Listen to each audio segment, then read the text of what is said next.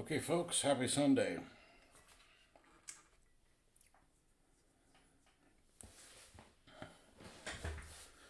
This is exactly where we left off. I brought some Tommies out here to take pictures next to two wrecks. The Humber and the 222. So they, of course, have not been sealed. I've not been able to spray, clear coat. I don't think it'll make a big difference on these, but that I haven't done it. But we're going to set them off to the side because we got a pile of stuff just waiting to do. I could have done it yesterday, but I had other plans. I had other plans to consume my entire day. And I'm exhausted because of it too.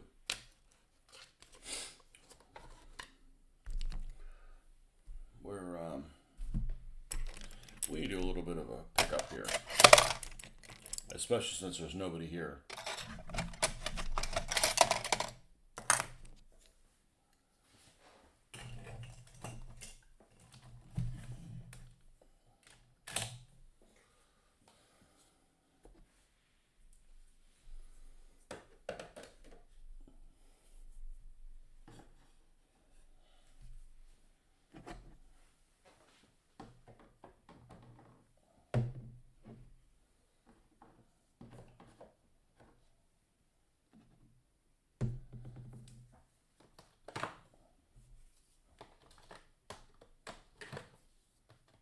And then we'll figure out what exactly it is that we're going to do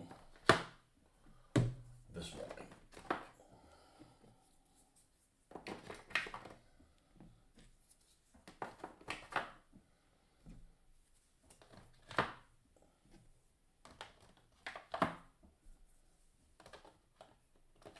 Okay. Everything is now put away.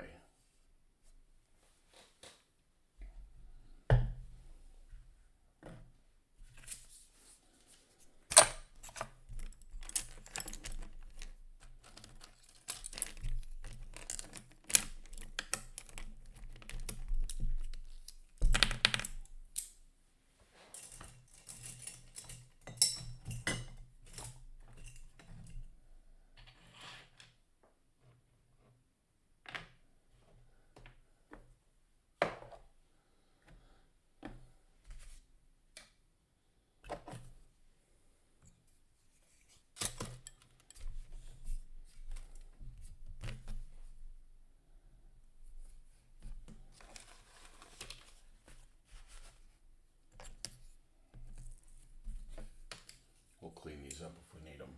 The tire's still hanging out over here. Ridiculous.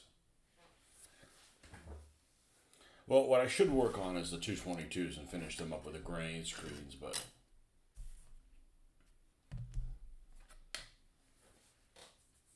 what a pain in the butt those things are.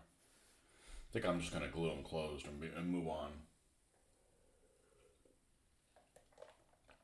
I tried looking at some figures of what they look like in there, and it's super cramped. Super, super cramped in there.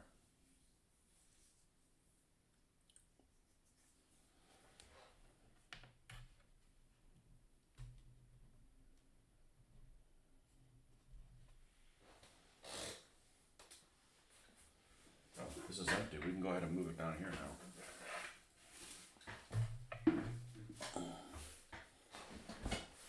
Yeah, I think what we'll do today is we're going to pick up the garage. I thought I would have had a chance to do some of that yesterday.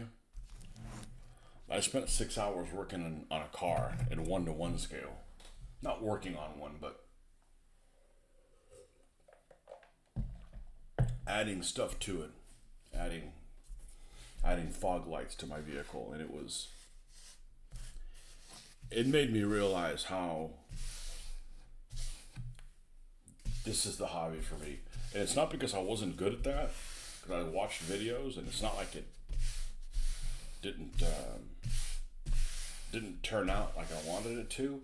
It's just you had to fight shit every step of the way. You'd come across some clip or some nut that just wouldn't budge. As a matter of fact, one of the things that I got in new, it had this button on the back. It was a horn. On the back of the horn was about this big. One of them anyways. And it had this Sika 1/2 inch nut on there with these 3 prongs that were, they were a little narrower than this, but they were each about this thick, stacked, like a triple decker sandwich on the back of this horn, and there was a nut on top of it. And you needed to take these 3 things off so that you could mount this directly on this other bracket. And it took every bit of strength that I had to do it, and I had to call the wife in to hold this thing. You couldn't get the damn thing off, and just everything was like that. Like you'd take 1 step forward and it was another step back, and 2 steps forward and 3 steps back, and then 4 forward, and it was just like, and it was a little frustrating because like I'm tired. I'm like physically like tired after that. I'm like ready. When I was done, like, I'm ready to go to work. I'm ready to go to work, like, so I could have some time off, like. And I had a hard stop. Like I wanted to get this done before I had something that I needed to go to last night that I didn't want to go to, but I had to go to it, and I had to stop about 4:30. So I started at 11, and I'm like, okay, I'm like, what a pain in the ass. And there's just some stuff on vehicles you can't reach. I needed to put in it's just very, very, very difficult.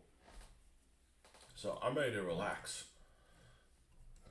So I'm looking forward to picking up the garage a little bit. Is this the one we want to use? Or is this one's a little too large?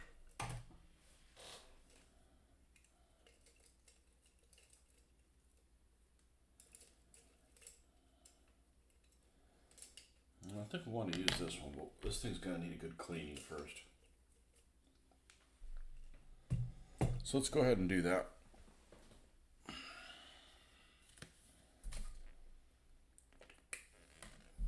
One squirt of hand sanitizer. Oh, now I find a roll of toilet paper. A toilet paper? No, paper towels down here. Well, that is a reasonable place for it.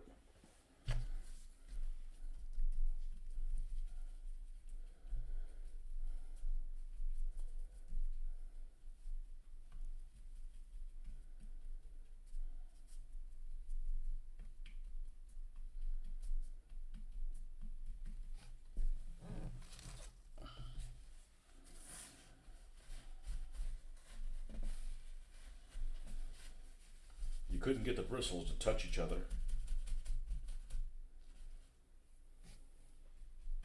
because of paint in between them, and this takes it right off.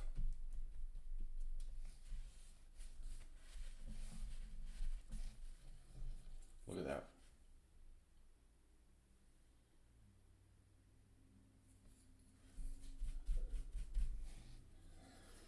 Now, if you're going to use it, you got to neutralize it with water. Look at that. Now, it won't reshape bristles. I mean, they're fucked. Once bristles go sideways, you're screwed. But, for a dry brush, it allows all of these bristles to sit up next to each other. What happens with a dry brush is, other than you're going over it and damaging the brush, so to speak, you're also, by the time you're done with the process, you've got so much built up paint on here that the bristles aren't touching. Instead of being like this, they're messes things up. I bet we could still get another one out of that. Let's see, what other dry brush could we use?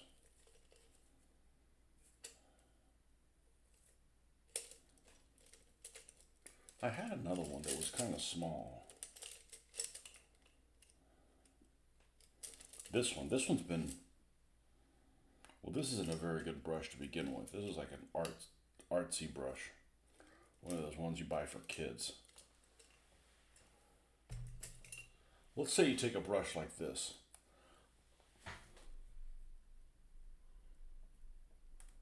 I mean, it's freaking hard. Completely. It's basically useless. Can't do it for anything with it.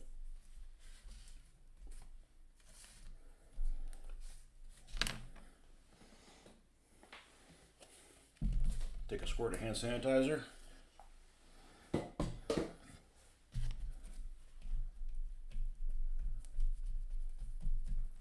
It's like pale sand was used here.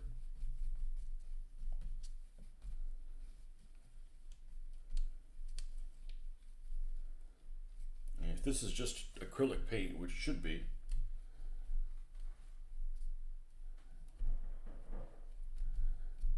no problem. Sounds like somebody back there, but it's the hand sanitizer. It's the ice maker.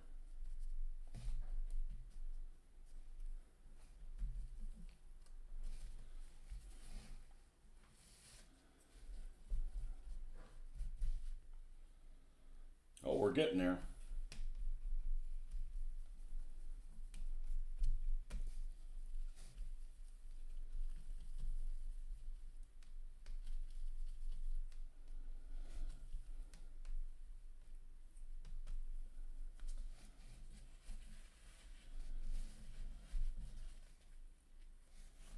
Yep. This is probably the worst brush I have.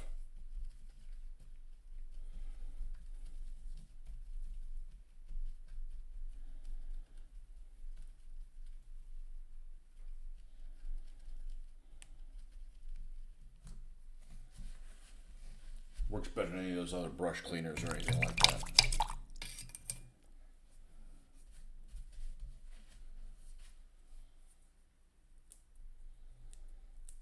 Still got a little bit on there.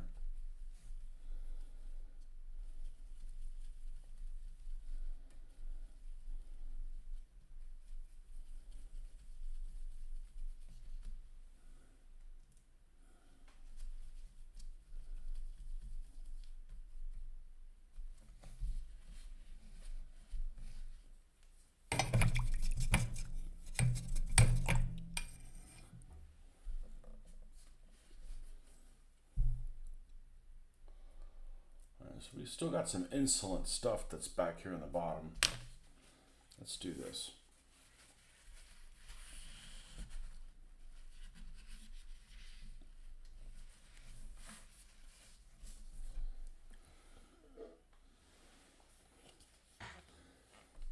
Good morning, Marcus. I love this hobby. I'm ready to freaking relax. You weren't on here, but I spent about 6 hours working on my own personal vehicle. Which was fun, actually. It felt like I was out there an hour and a half. So I just had to fight everything along the way. I had to fight nuts that wouldn't turn when you wanted them to, or that was really the biggest problem. The weather was damn near perfect for it. Had to paint stuff with Rust-Oleum. I wanted to put some horns on my car, and they come like molded red, and like there's nothing red on my car. Like they were like this color. I'm like, nope. So we had to go to Lowe's and get some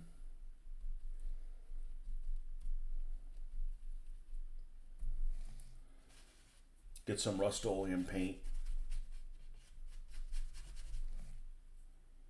There we go. We got them almost all out. I got to figure out what I'm gonna do. I think I'm gonna put the grenade screens on the 222s. As little as it just sounds like I'm something else I have to fight, but I'm exhausted. I'm ready to go to work tomorrow.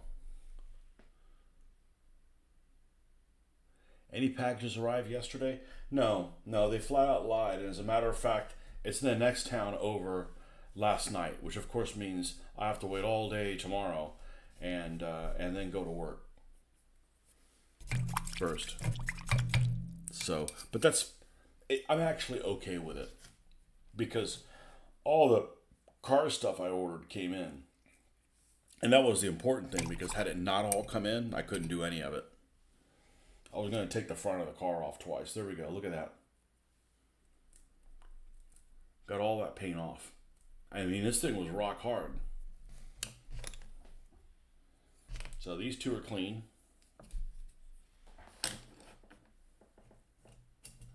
Fuck it, we're on a roll.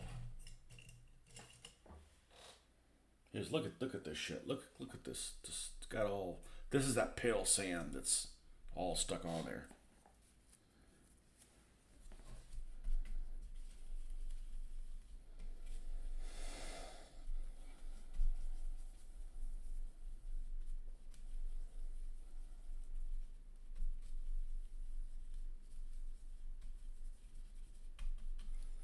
Good morning, the woman lair. A woman's lair. What are you laying? Brick or something?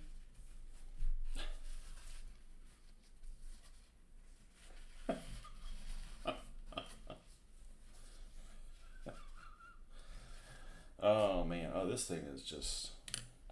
This thing has been violated.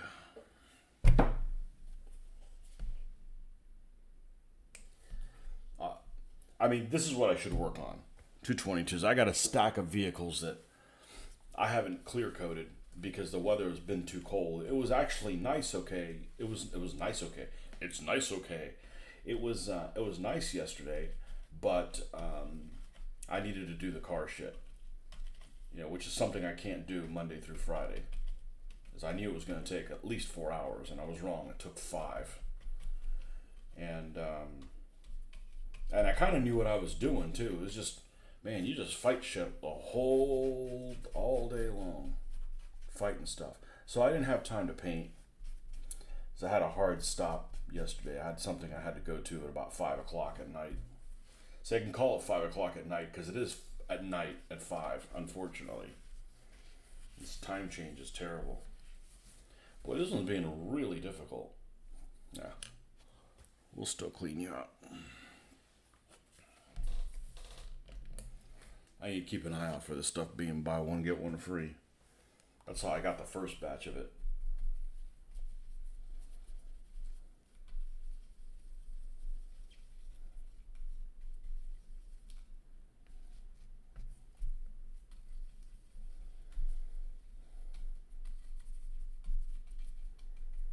I know, we'll start on the 222s. If they give me too much trouble, then we'll switch to figures.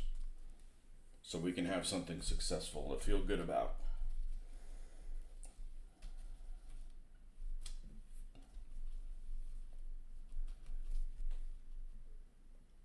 Not laying much of anything at the moment since you acquired the flu.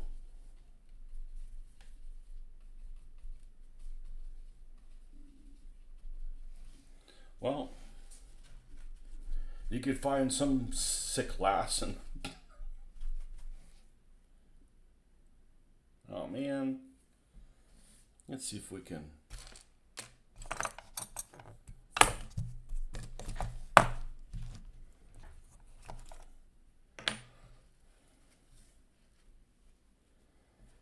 I've managed to stay healthy pretty much all year. I think the only thing I got this year was that cough that happened earlier this year that wouldn't go away.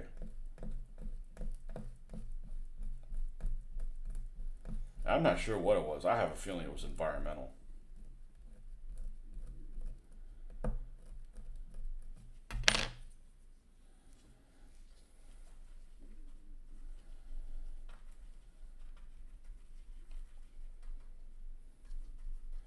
It must have been caused by your airbrush. It's awfully coincidental that you get an airbrush and you get sick.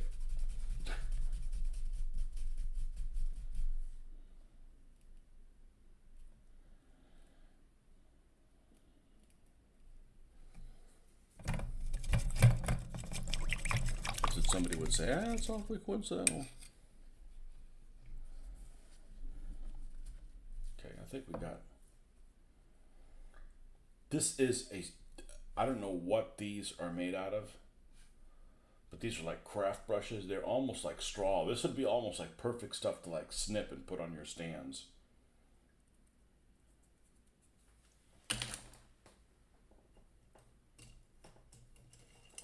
same thing with this one.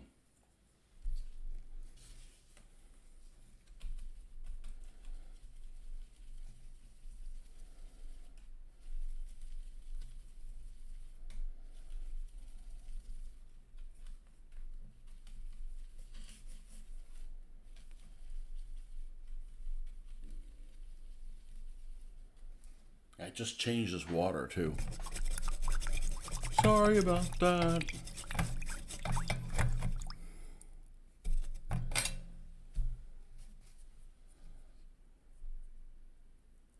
Well, that worked pretty well. Let's do that again.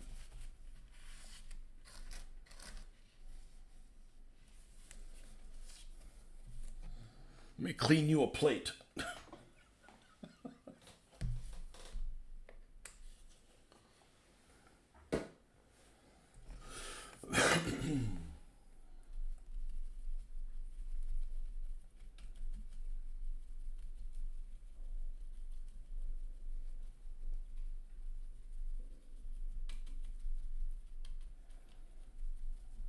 So if I want a similar color on, yeah, see all the paints off of this thing, it just looks really weird, like it's made of straw. But that's actually the brush itself.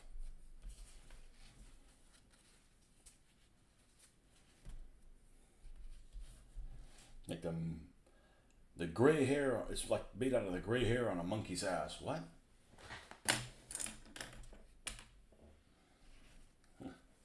That definitely sounds like an import item.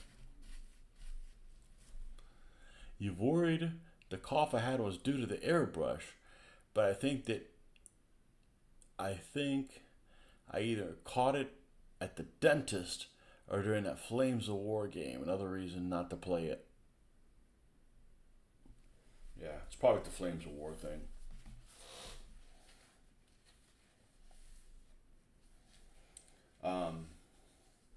Every time I went to conventions, I'd take like Emergen-C, which is like a vitamin C booster, and that keeps me from getting. You know, I'm not worried about COVID or anything like that. I'm actually never worried about COVID. I just don't want a cold that so I won't be 100%. And these people don't, and I'm not afraid of germs on people. I'm afraid of germs on people that are dirty. And gamers are fucking dirty, you know? You know how it is. Not everybody.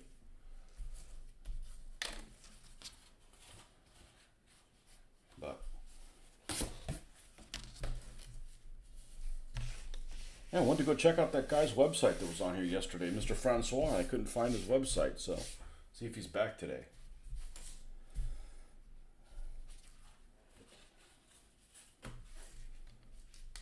I mean, unless he's the one that made that video game called Foxhole.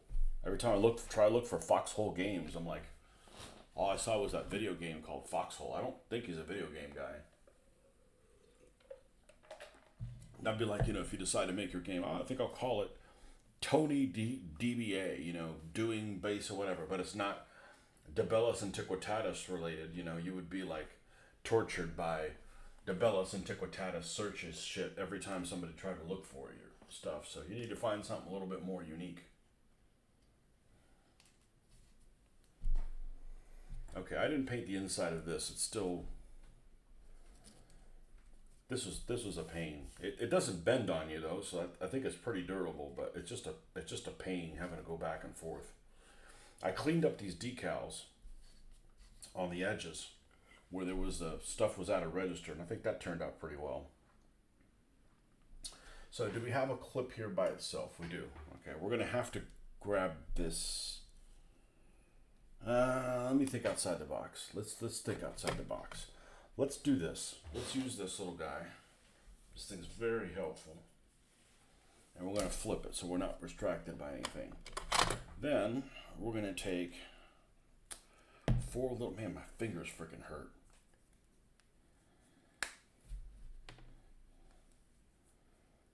I'm ready for a gentle hobby today. I didn't do anything crazy. I went and installed fog lights on my car that didn't come with any. It's like had the most basic version of this car, and I'm like, man, I want fog lights. So I bought them, and I'm like, I don't mind doing it myself. It's freaking empowering, and there's lots of videos out there of like people showing folks how to do things. I didn't buy any ching chang chung parts. I bought like the legitimate OEM, whatever the hell it stands for, original specified manufacturer. I don't know what but yeah, you encounter some plug and it wouldn't budge. You encounter something else and it wasn't the mounting that it said that it showed on the video in the video. It was not the mounting, the plug. It was I outsmarted it though because it got done, but really the biggest problem with it was that I had a hard stop. So I was like constantly stressed out about was I going to finish in time. I had the whole front of the car taken off, which is it's just a facade, anyways.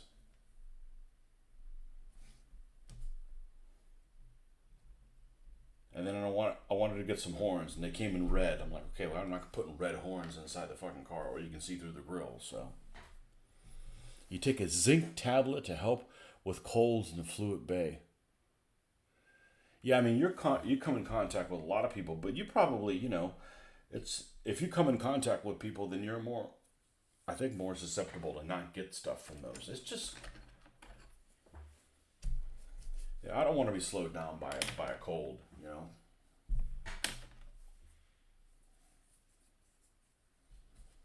You got stuff to do. All right. Let's try this again.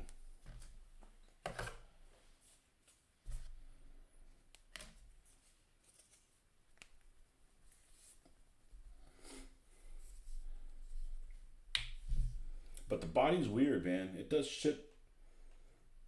It's advanced as shit. Oh, you take all this extra medicine. Oh, cool. Now we're used to that. Now it doesn't work as well. Oh, wait a second. There's weird shit like that.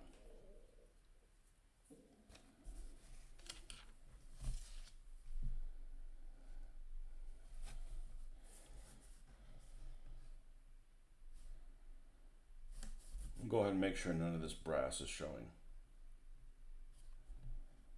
I really wish this would.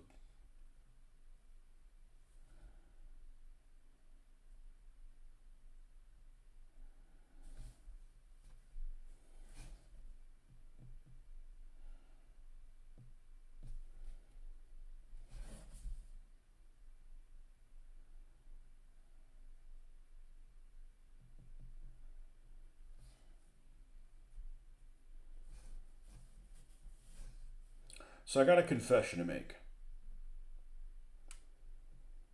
Let me know what I should do. So I ordered my first thing from AliExpress, and it looked like these good figures, and they were really inexpensive. And I get them, and they're knockoffs. They're knockoffs of AB figures, and they actually look pretty decent. Well, because the AB figures look pretty decent. They're resin. Should I not use them? Should I use them with a caveat that, hey, these are pirated figures and you probably shouldn't get them? Or what should I do? I don't want to lie to people. Hey, these are AB figures, and they're not. They look pretty damn decent.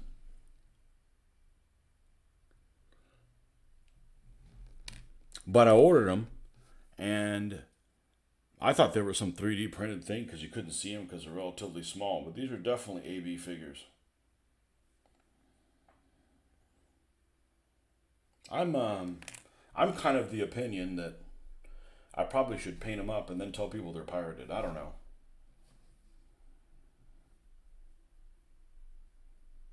But I didn't pirate them. I bought them legitimately through AliExpress. I bought them legitimately, illegitimately.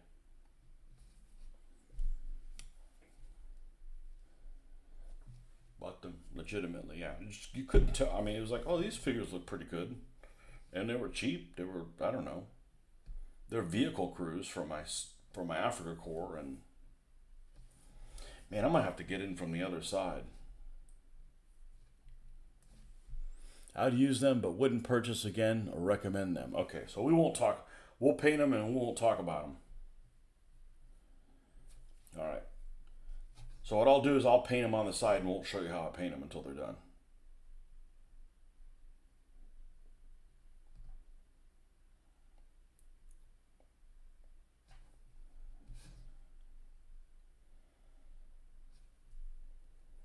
Yeah, I don't know how people get away with doing shit like that.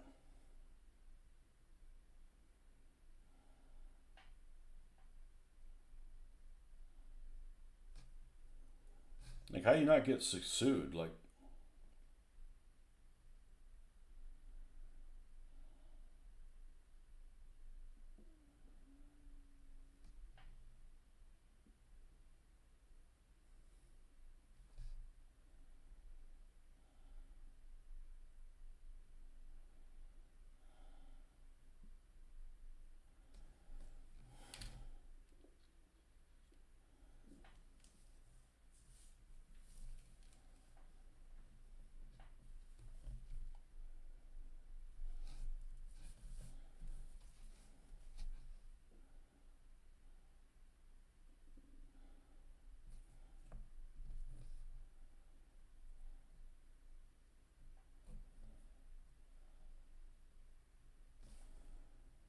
okay, I think we got enough of the black covering this thing that when that dries, I think I gotta. I should do it exactly the same process that I do with other things. Paint it Panzer Gray first, and then do those. You know, if I want it to look similar, it need to follow a similar process.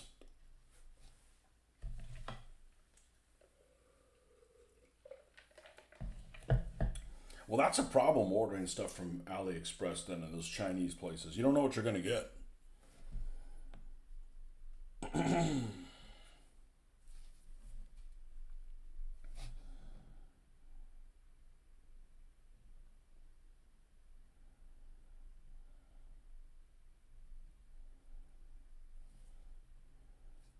Oh, anyways, we'll have some Africa Corps tank crewmen. We're just not allowed to talk about where they came from. I email AB and send them the seller's info. At least AB can try to launch some action. That's actually a good idea. I'll do that.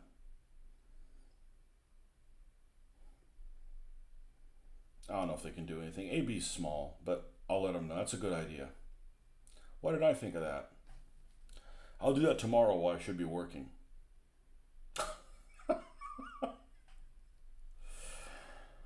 No, I gotta do that today. I won't have any time. This week is gonna be a mofo.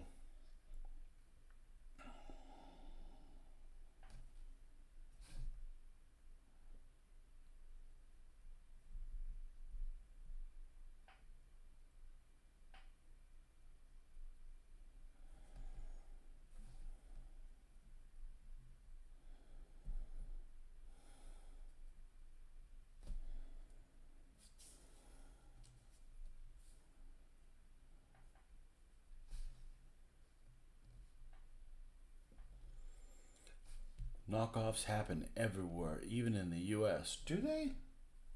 There's no money to be made off that thing. Trust me, that's why I bought them. There's no money to be made. Honestly, you know why I bought them? Because there was no shipping. I hate paying for shipping. Oh well.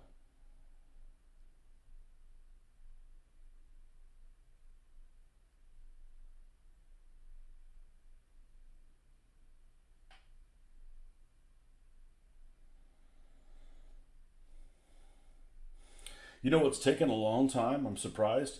Is the decals. The decals have taken. I don't need them right now, but I'm surprised how long it's taken Alaran and District to send this stuff out to me. I've gotten things faster from the other stuff that's on order. It's actually a blessing because it didn't distract me from working on the car stuff yesterday. But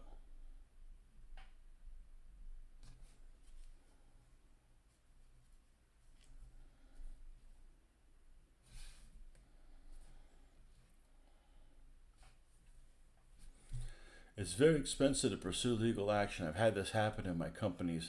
I've lived it.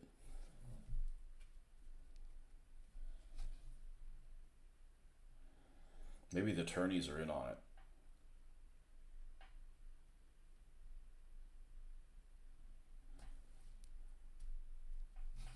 Your companies? You have more than one company? Other concerns, what metal? They're not. They're made of resin. No, they're resin.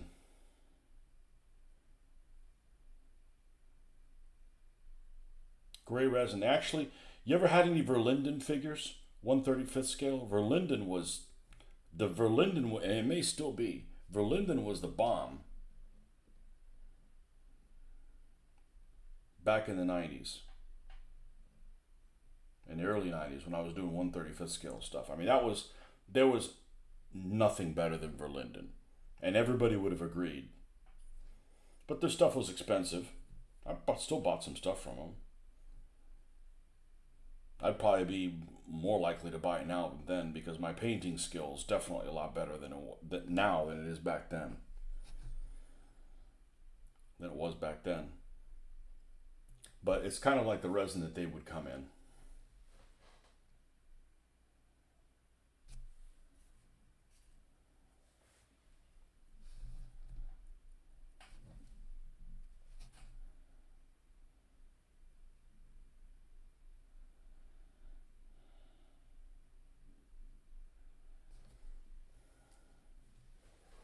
This is what I should work on. Whether or not I want it to be what I'm working on. And I think I'm going to glue these with white glue. Only because it's forgiving. I don't know how it's going to work out, but I'm not a fan of photo etch not because of the durability. Actually, I think they're very durable. I can manipulate them. If I bend them, I can bend them back. It's just, they're hard to, where do you hold them while you paint them? And then how the hell do you glue them on the tiny surfaces that they have? Because Verlinden, I mean not Verlinden, I got Verlinden on the mind. The brass, this is almost to scale of the piece, which means it's really, really small.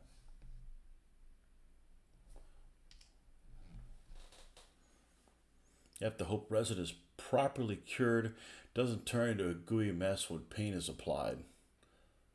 Yeah, you never know.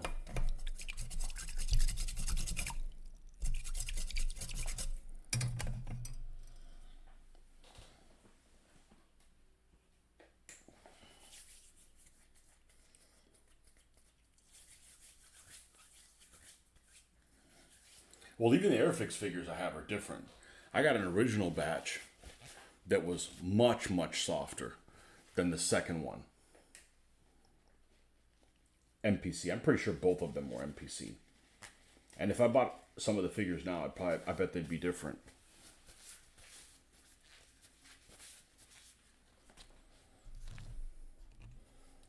Yeah, they're all like on a resin sprue. And they had some cleanup, but not a lot.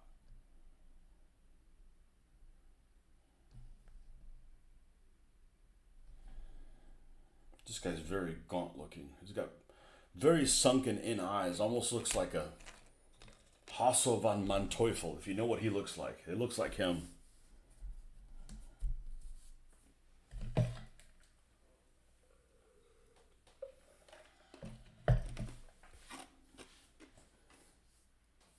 Okay, so if we're going to follow the same strategy, I'm actually not going to use the same Panzer Gray. Well, we're going to cover over it. We're going to use the Vallejo one because it's right here. But let's get, I believe it's called German Gray. And I'm not going to paint the inside of this thing. So let's see if we can, let's see how we're going to try doing this.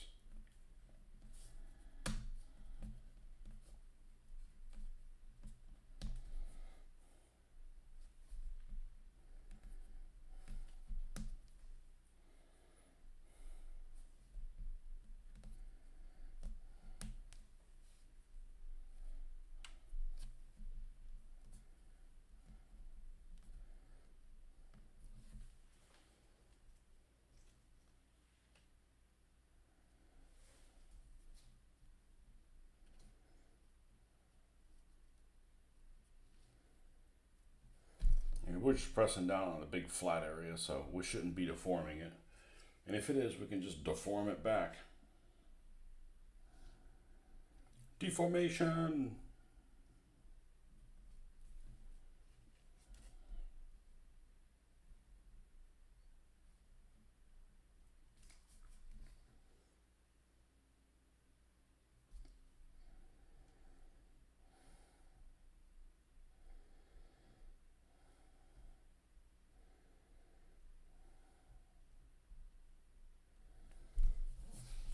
But yeah, I had to use Rust-Oleum spray paint. That was fun.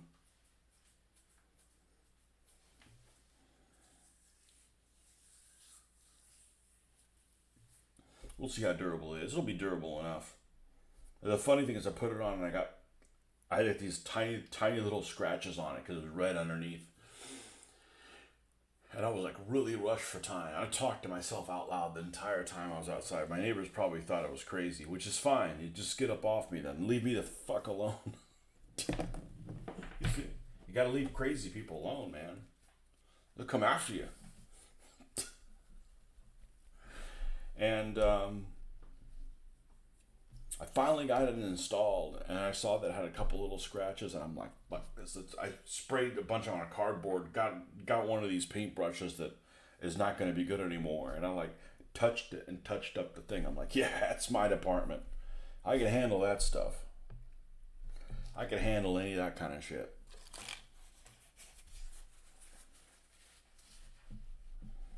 Oh, this thing is Le Clog.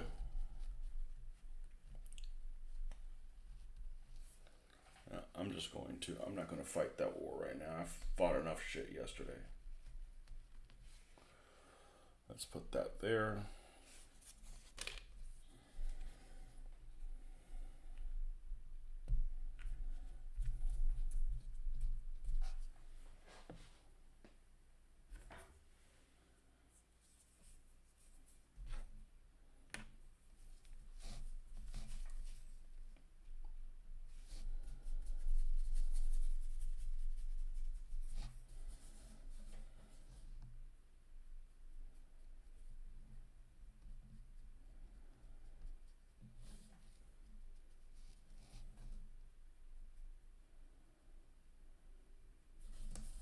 So I'm actually okay that the 3D stuff isn't here yet.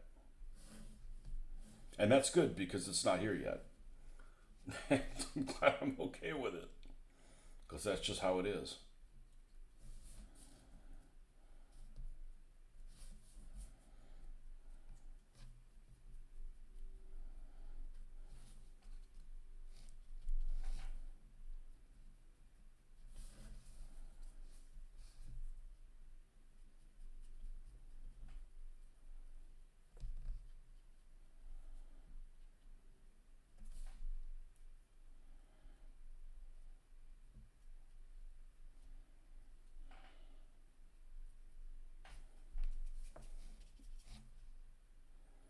Now, with any luck,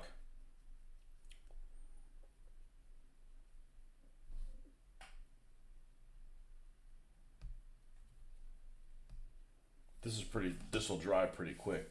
And I should be able to move from one color to another color to another color.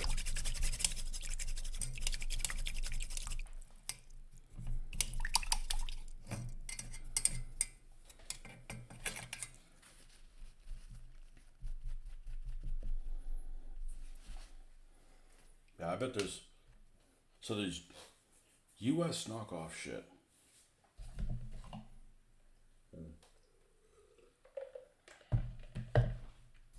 Must be some expensive stuff. I don't know. It takes a lot of effort to do that shit, I think.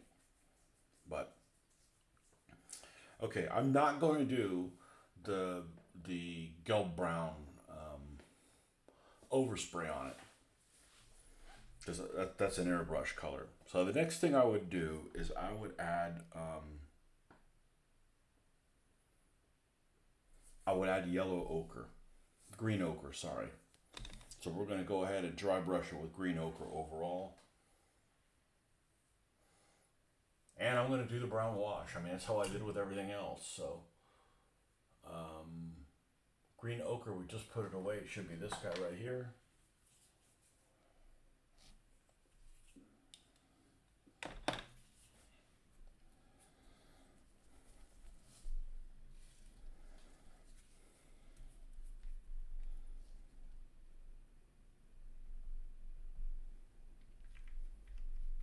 I actually bought one product for the car that I was amazed at the quality of it.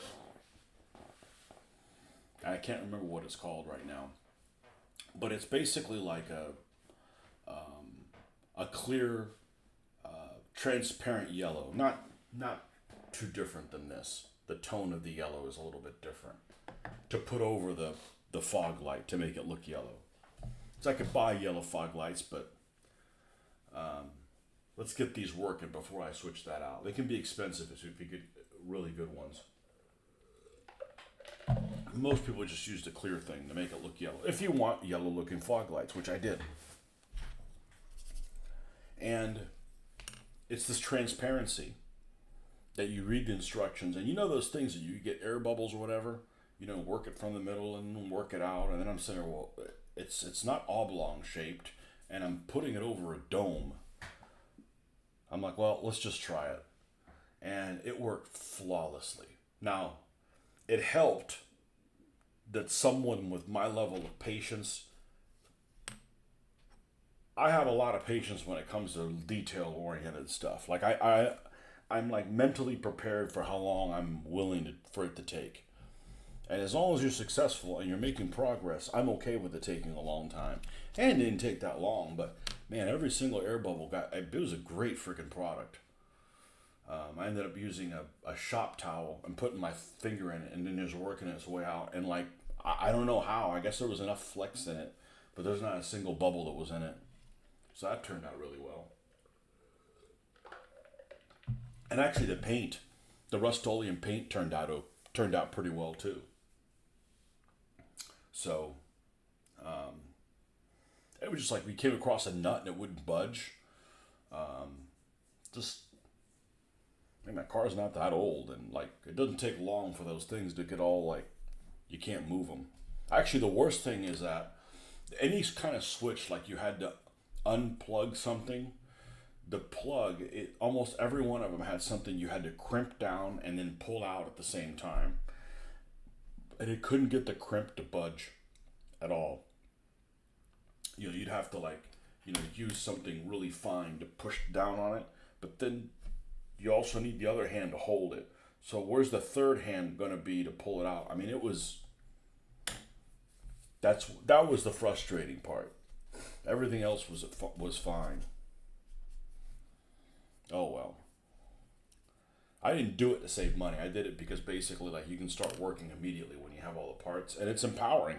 There's videos of people doing it online. I know they're dumber than me, or some of them have got to be dumber than I am. Oh, you think you're so great, huh? Why don't you paint some of these figures? Oh, that's impossible. That's right. Stand aside.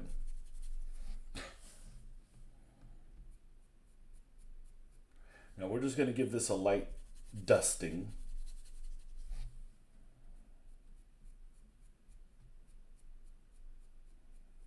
Actually, I may not do the brown wash. We'll just see how it turns out. Well, this is looking pretty damn good.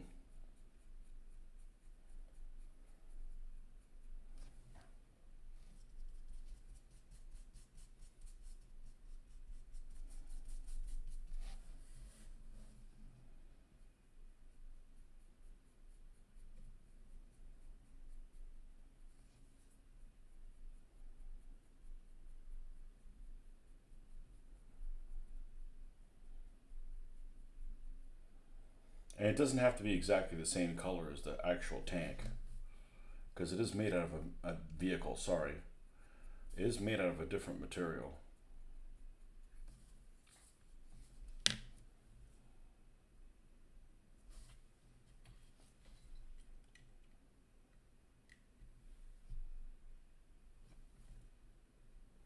I'm not going to brown wash it. It's just going to clog those little holes.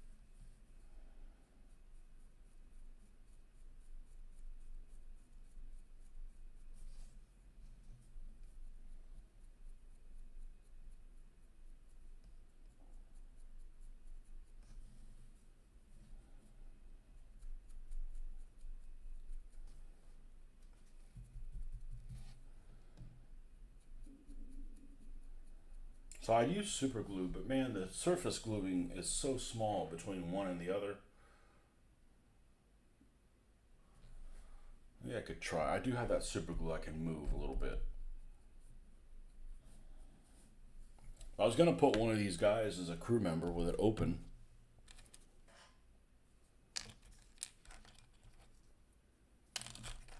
Where'd that little guy go? Nope.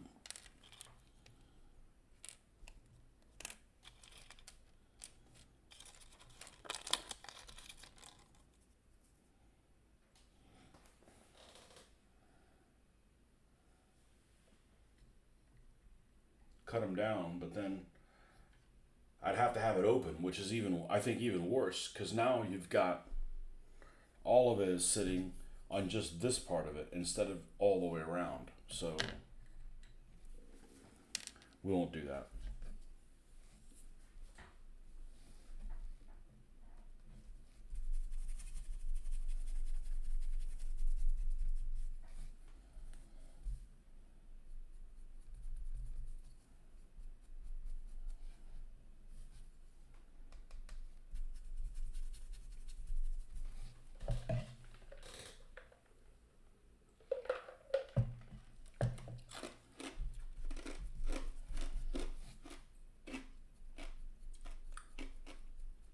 Or maybe the figures aren't pirated. Maybe they're built under a license.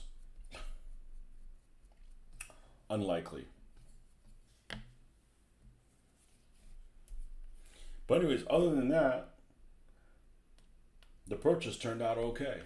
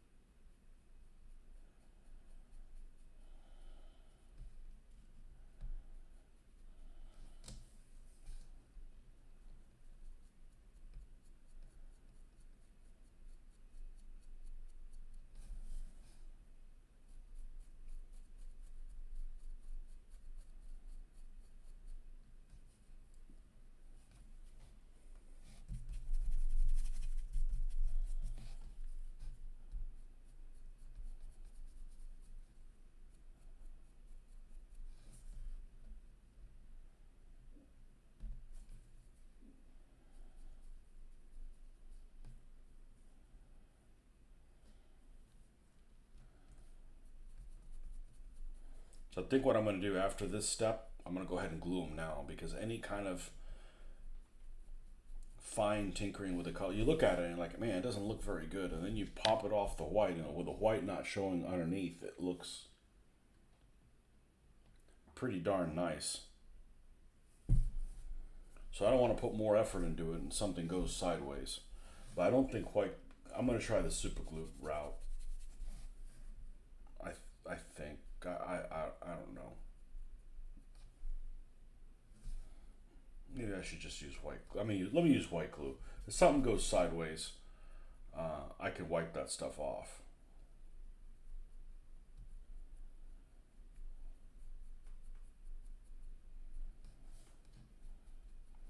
But these wrecked vehicles, I tell you what, they are. I think I am going to build those damaged vehicles up at some point, and because it's kind of nice to have an objective there that's not a vehicle, some cover to hide behind. But we're not going to do that now. We're staying on the desert.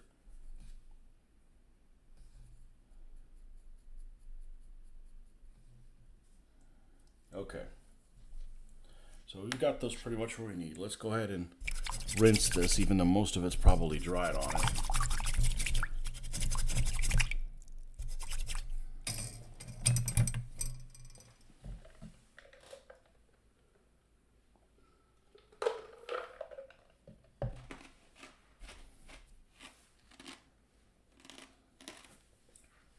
Let's go grab the white glue.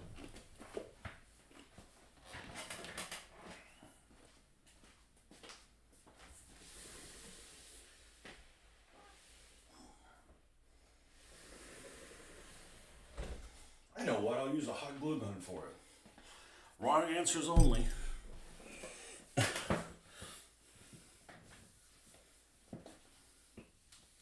So, on a separate topic,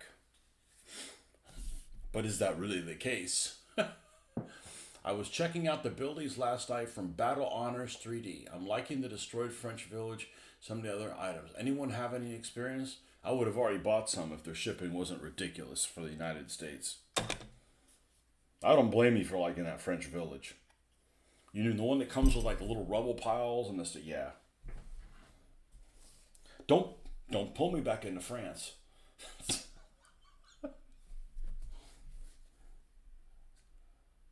I know exactly which one you're talking about. No, what I like is that Italian village with the church and everything. It even has the. You know, the thing is if I wanted to do that, I got no problem buying it. Like, I've I've been really happy with the way my vehicles, well, yes, my vehicles, but the buildings turned out. Like, I didn't want to buy that. I'm like, man, what if I don't know how to do buildings? Like, well, I'm not worried about that anymore. That thing's expensive, but it's also like 2 foot by 2 foot. But I know exactly which village you're talking about. It runs about $100 or something like that. Maybe a little bit more. It still seems like a really good deal. Sorry, thinking that.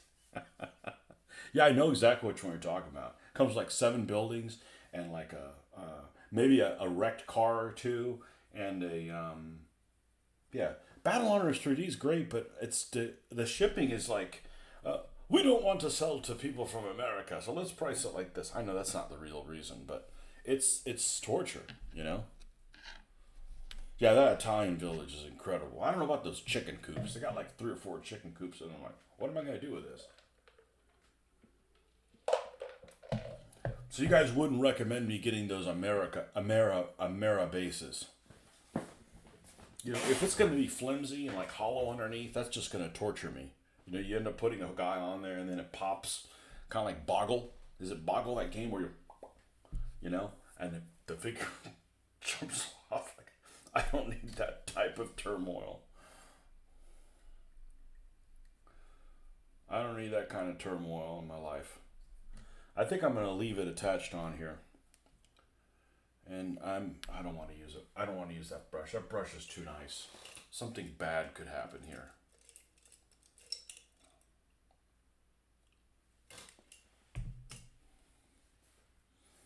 Yeah, everything good is in the UK.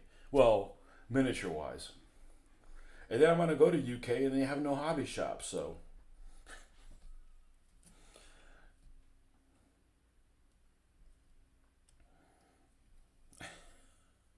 I got no way to bring things back anyways.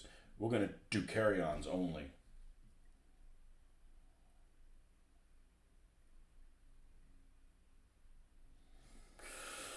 All right. Let's see how this goes.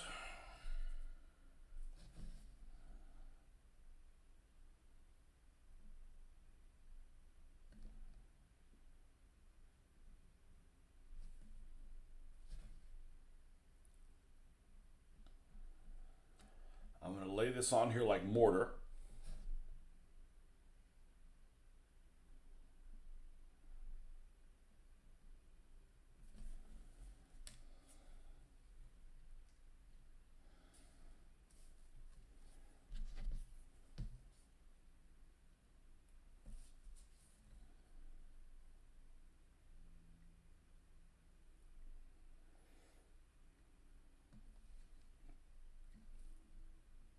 Now it doesn't fit. Why don't you fit now? All right, we'll use the other one.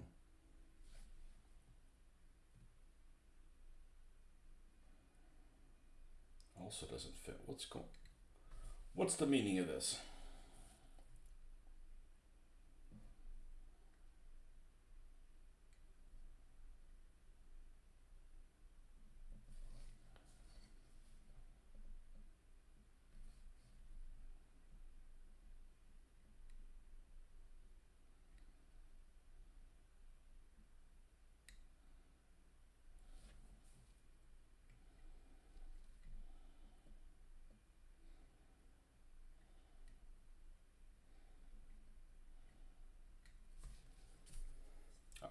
I think this will work.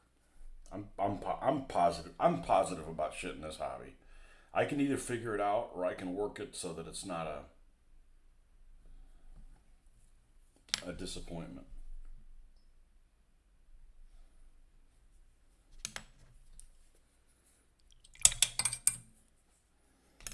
Yeah, that Italian village is like a wet dream. I think it's just that's freaking amazing. I saw it a couple of years ago, and I'm like, oh my gosh.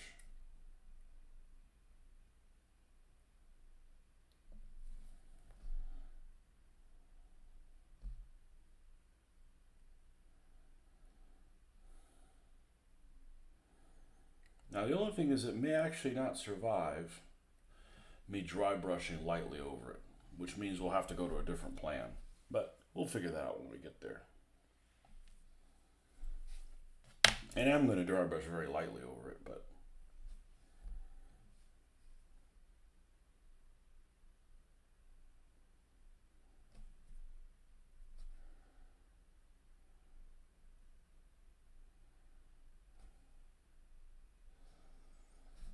hot glue gun would probably work the best.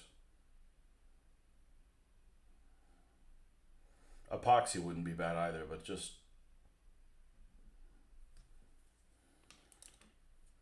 epoxy would work a lot better if there was like a switch you could put on it. You know, as soon as you get it in a place, all right, cure now.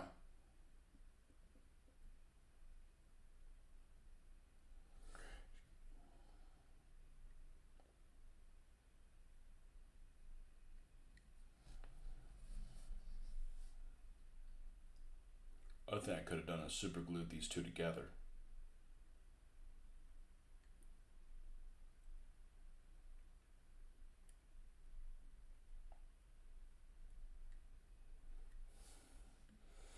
I wonder how dissimilar these things were to a screen door that was banging.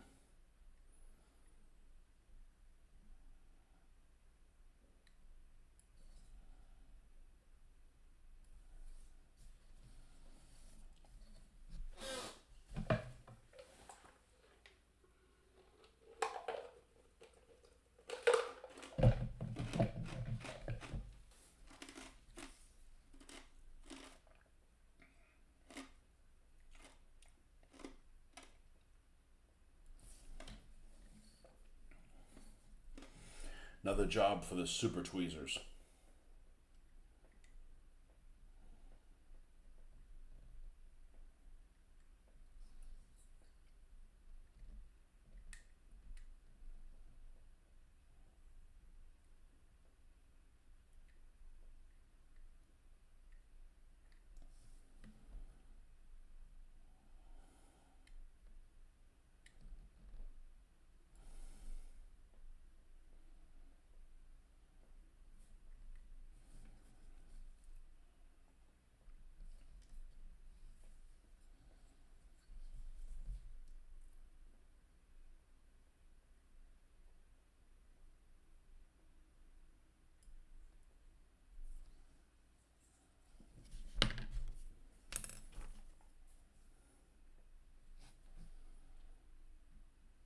I actually don't. I actually don't mind doing this so far,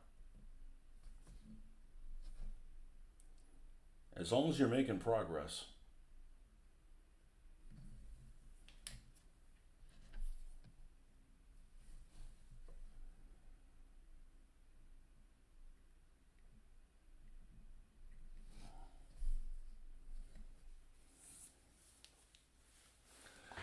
You need some basic buildings for Europe, North Africa, and Russia. The Patrick miniatures prints I bought for Stalingrad, pretty good, but Battle Honors looks better, at least on the web. Yeah, the Patrick has some pattern. I'm tempted to get some of those wooden buildings from China for some Russian buildings, but we're not going to go there. I don't know if you're wrong where I mentioned this, but I think when I leave the desert, I'm probably going to go to Russia and snow in the snow.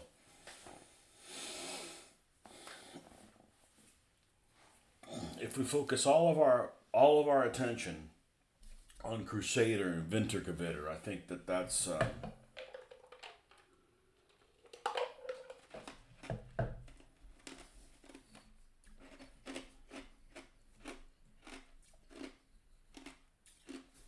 now it isn't perfect.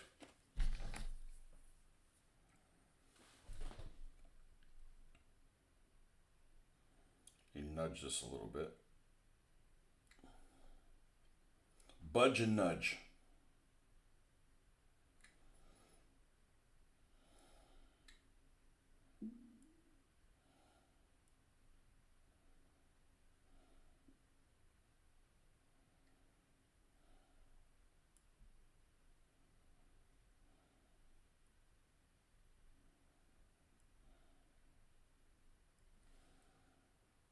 That's pretty good. That's pretty darn good.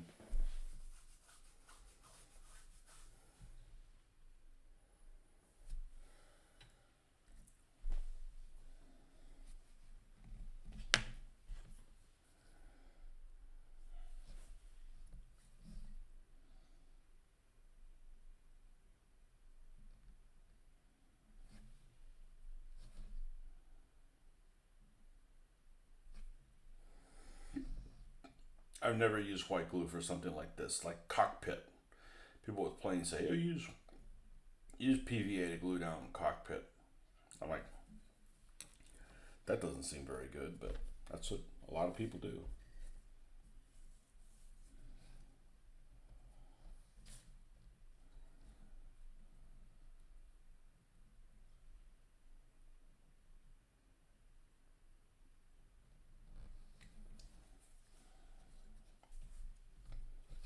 I'd hate to do this left-handed though.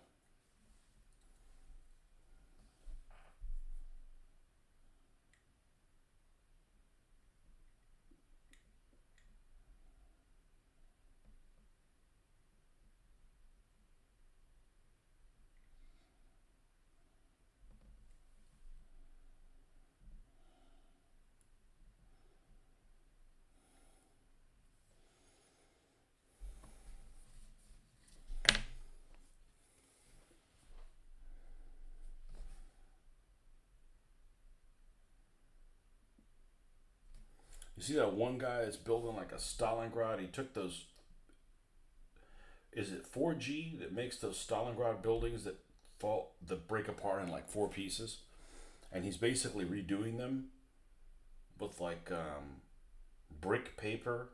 Like freaking great. I'm not a Stalingrad fan, but they look freaking great.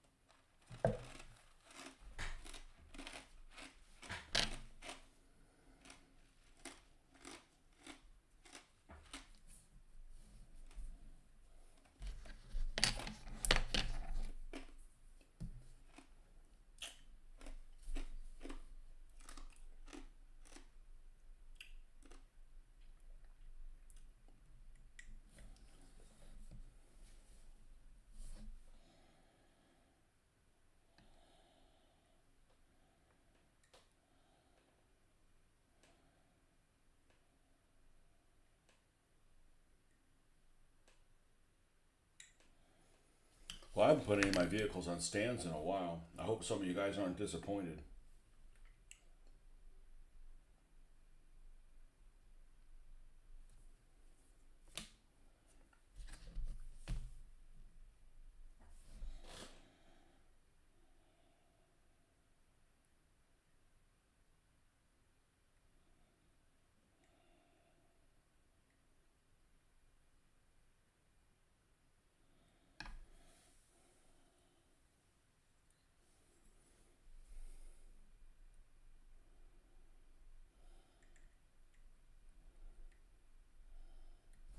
What's going on here?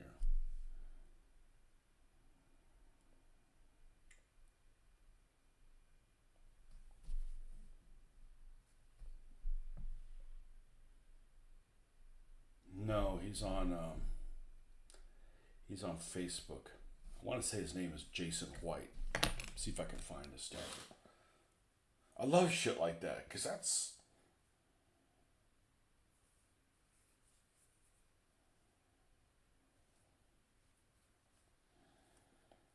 the kind of stuff. That's why I do this. That's why I post stuff online. Keep me going. Maybe inspire other people.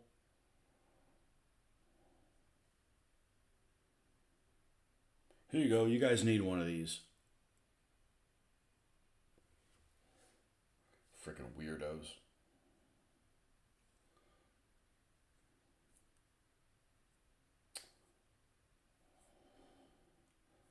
Let's see if I can find it. I believe it's on the 172nd or 176 or 20 millimeter game group. I believe it's on here.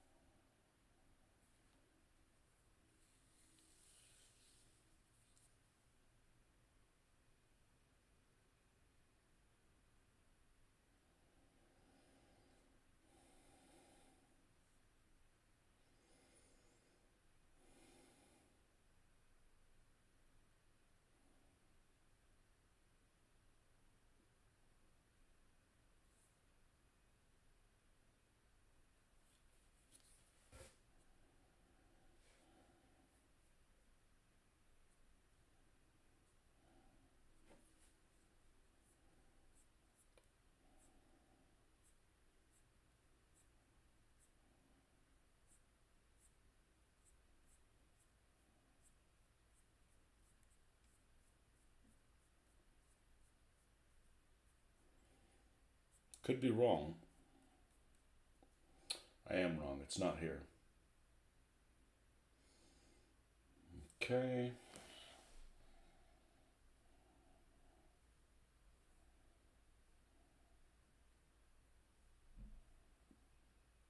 I'll find it here in a moment.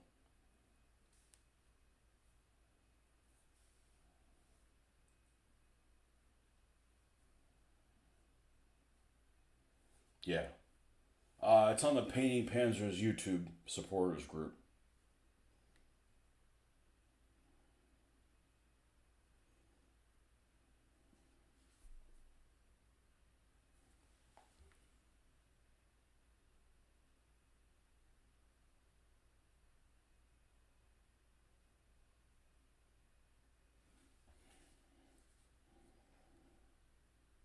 Yeah, and they're the 4G ones. I'm definitely a fan of loose rubble. I'm sold on that. I know it sounds like a pain in the ass, and it is, but it looks correct. Instead of trying to have something that works all the time, just remove the rubble and put it back in.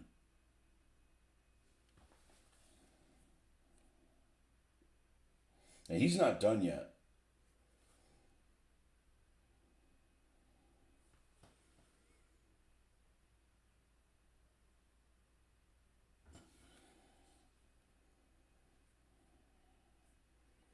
And here's a good shot of the paper stuff.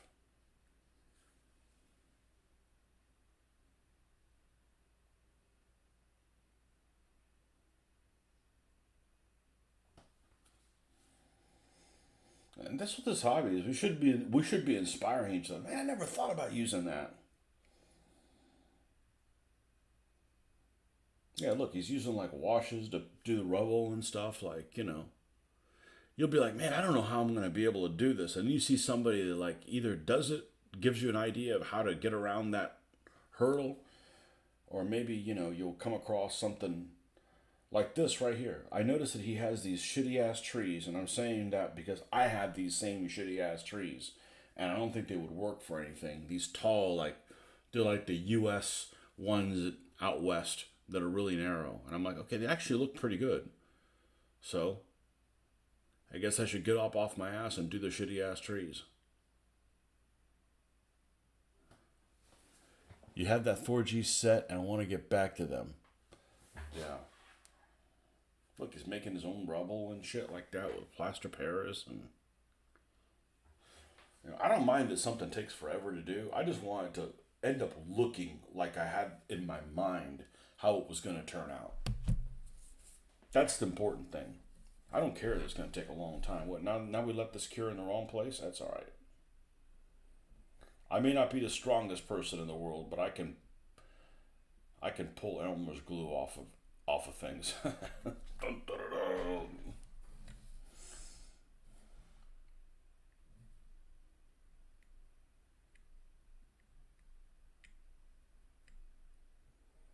I mean, that's why I post things on there. That's why I go and look on there. Like somebody may have like solved something. You've been like, I don't know how this is kicking my at my ass, and then somebody's already solved it. Instead of us all trying to invent the wheel at the same time. And sometimes you see things that you don't like. You're like, well, I won't do it that way. That doesn't look very good. You know, but you keep your mouth shut about stuff like that. Not like, hey, you don't do a very good job of that. Did you fail kindergarten? You're like, and there's lots of people that are like that, and I have zero tolerance for them. Like, I don't come here to share my stuff to be ridiculed. And I don't do that. There's lots of things I don't like on the internet. I don't feel like I need to comment on it. There's this one guy I was looking at this post. The guy is just flat out freaking nasty.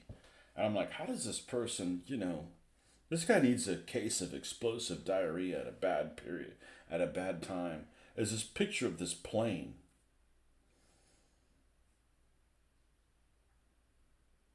So I don't get into back and forth with people. Somebody causes too much trouble, I'll just like block them. Like I'll never see them again. Like, sorry dude, you're dead to me. It's just not worth it. You know? How do I search my activity? Let's see. I should have saved this, but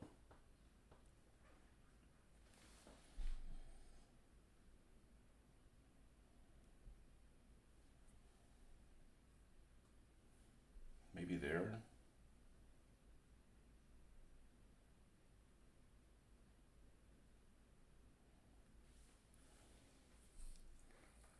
I could probably do it if I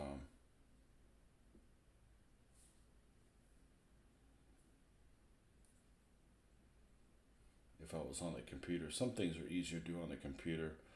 Archive activity log. Here we go.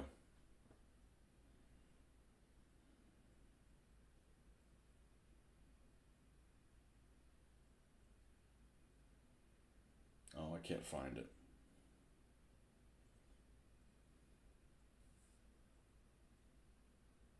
Oh well.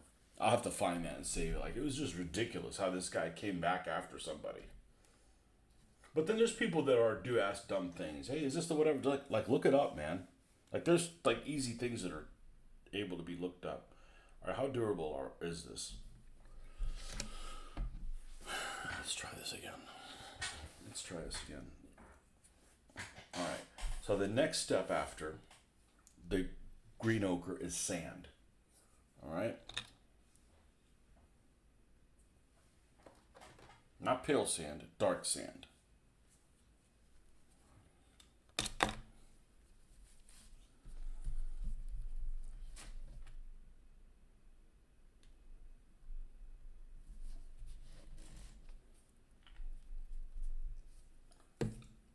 I mean, there's no point alienating people that already do a very niche hobby.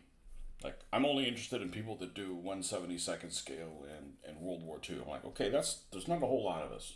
Certainly not on this side of the pond. No, we need something finer than this. This is going to put too much PSI on it. Let's see. Let's go in and do this. Let's go and do this. A little bit here.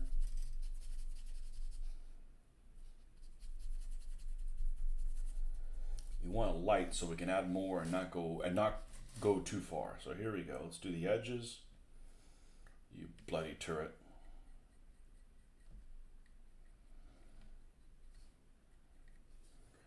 I think we're gonna get the color where we want it to be.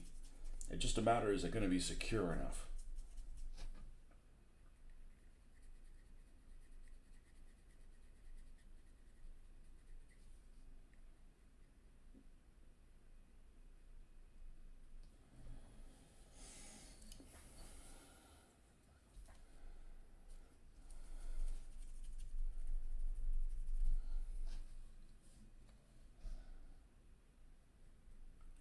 I get 4G mixed up with Sarissa.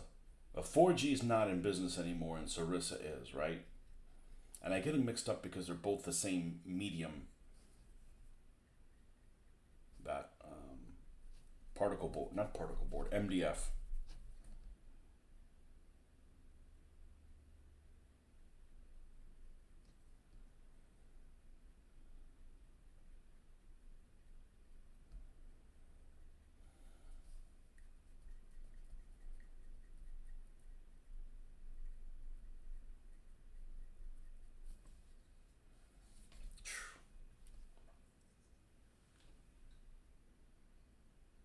we got pale sand to go over as well.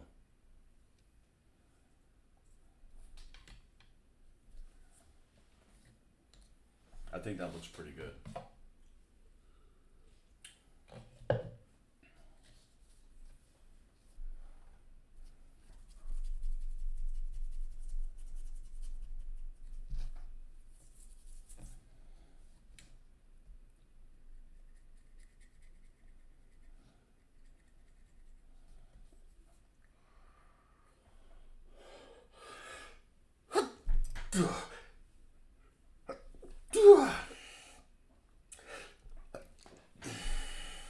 And we still need to do drippings on that thing.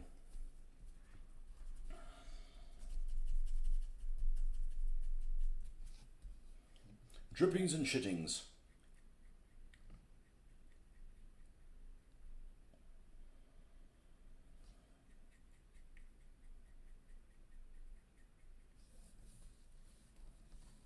Somebody posted this picture of this hobby store. I might be on I Love Scale Models. I'm a member of so many groups. I'm not that many, but enough that I forget what it is. There's this legitimate huge hobby store somewhere in Connecticut. And I went to one that was pretty good on my travels when I was up in New York last time. And it was a relatively small store. They did have some 1/72nd scale stuff, but I had to run out of there because they smoked inside the store. And it was a store that had carpet. So like that's gonna stay in there forever.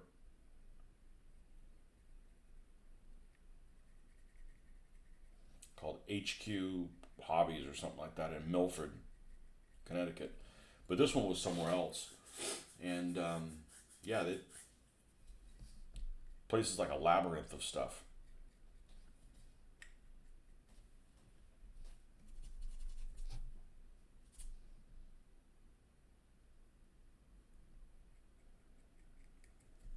Going a little heavier on there here to cover up some of that.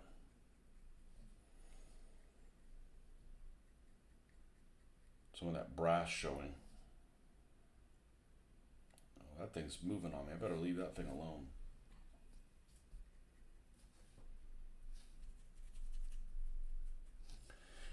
You have Sarissa product, but mostly through their contributions to Ilari sets. Correct. 4G is out, but you can still find some of their things. Sarissa still in business, actually have some nice kits. Are they equivalent, like quality wise? Like, so in other words, let's say I wanted to get one of their sets. Is it, and they both make a similar product. Do you think that the 4G is better? By the way, the little Russian houses I was talking about, they're not destroyed though. That's the only thing. You're gonna do houses in Russia, they're probably gonna be destroyed, like with scorched earth and shit,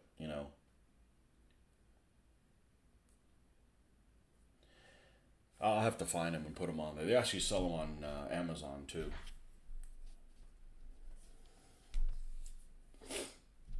I just don't know how good they are, and it's some randomly named thing.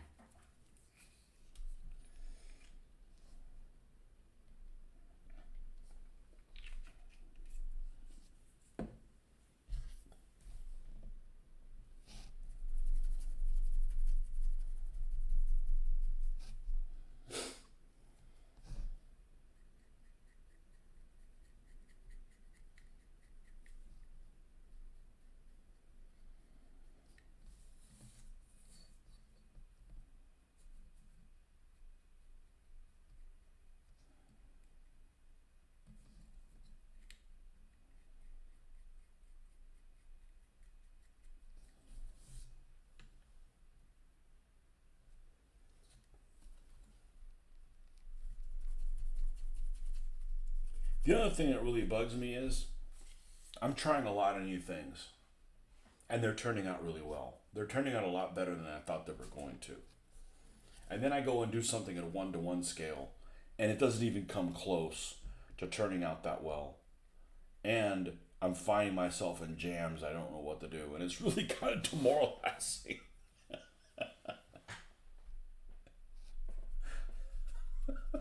It's really demoralizing. You know, it's like Stephen Hawking. He's always like the smartest person in the world. Can't wipe his own ass. You know, it gets out of his comfort zone. You know, and it's like this. I'm looking at this. I'm like, frick, this is amazing. You know, when I was first priming these things, it was looking like shit. I mean, the paint was like covering up the holes and stuff like that. I'm like, this is never gonna go well. But you just gotta stick with it. Don't let this thing win. And now I'm like almost like, well, I said I didn't want to build another dragon kit, but I kind of want to just to kick its ass again. Like, man, this is a pain in the ass. Well, screw you, you're going down too. I don't know. It's just some empowering stuff.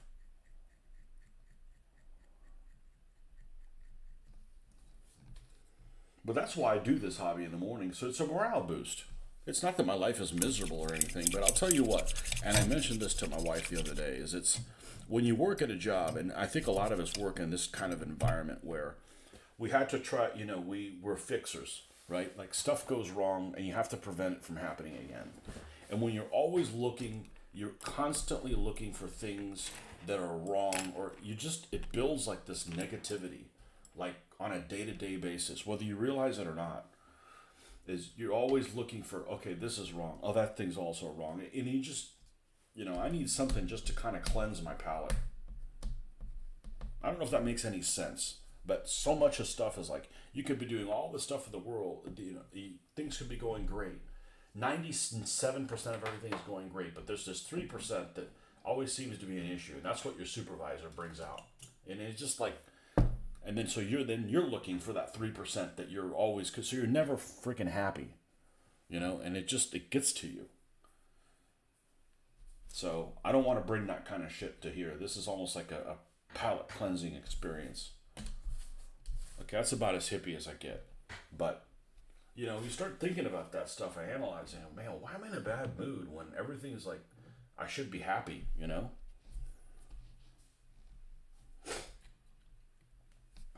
Oh, you didn't paint any Nazis this morning, that's why. They're equal. Sarissa models go together really well. I would buy their kits. Toxic negativity. No, it's just, and it's not like super negative, but it's just like,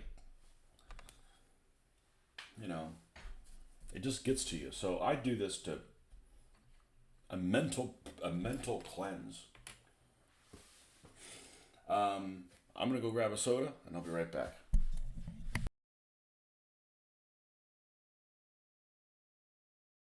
Oh, before I do that, let's take a picture of this, because I know you guys can't see this, and the picture doesn't look that good, as always. World's shittiest picture taker, not the world's shittiest picture taker, but and then we're gonna hot glue gun this thing. We're gonna hot glue gun this thing in.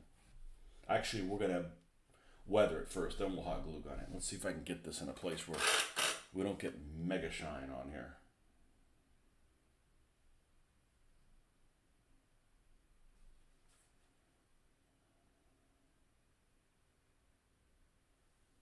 Look at that. It's exactly how I wanted it to turn out.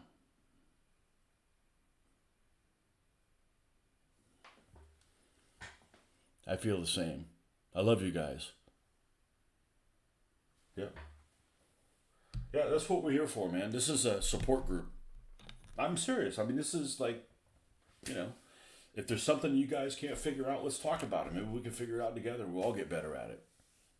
I'll be right back.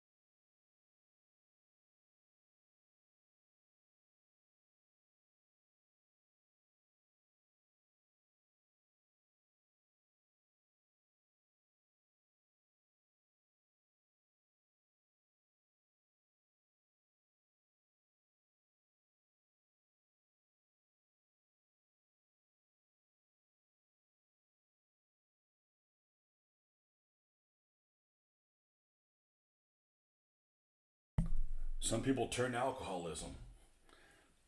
They don't need that shit. Not that I'm opposed to drinking, but it doesn't solve anything. That doesn't solve anything.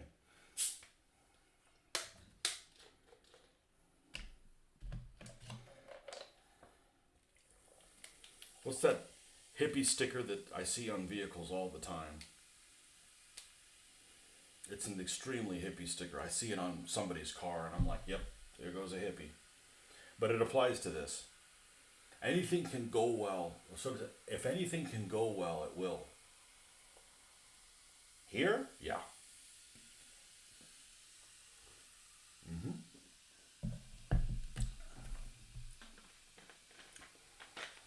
Together we will conquer.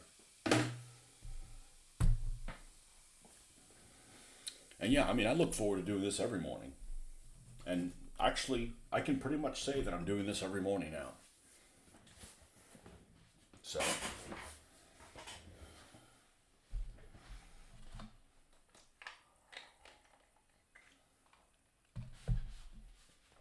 Evenings just don't work. Especially with my daughter being here. Well, we tried watching a movie last night. Or they did. I tried watching it. They watched it. I crashed at like 9. I'm like, I can't do this anymore. We started watching a movie at like 8. I'm like, I can't take it anymore. So. Okay. So we have a little bit of pale sand that we need to do on this because I don't want to put any extra pressure when I put the hot glue gun on here. I think that's what I need to do to get this thing secure. And now the question is, am I going to be able to rotate this? Yes, we're going to move it by this little nub. And I'm actually not going to replace this with an antenna. I'm going to leave it as a nub because that allows me to rotate this as need be.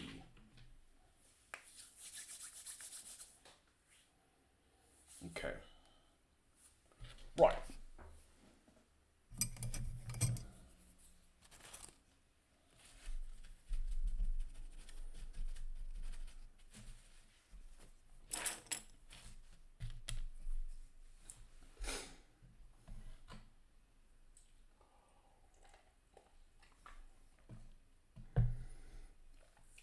So the question is, what vehicle's next? Well, it should be the Marmon Harrington, but the Jokers aren't here.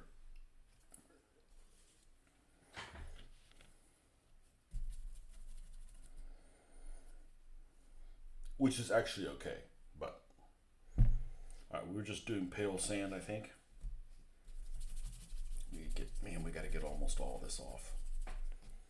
I may actually redo the tires on the 25 pounder and make them a little bit less weathered.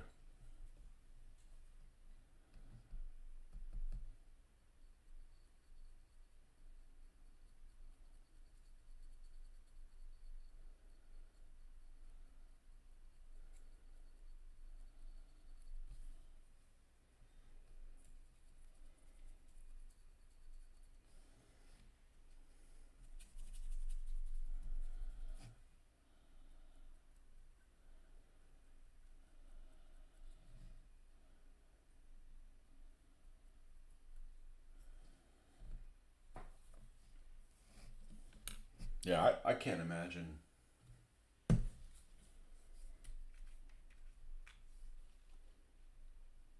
I got nothing against drinking.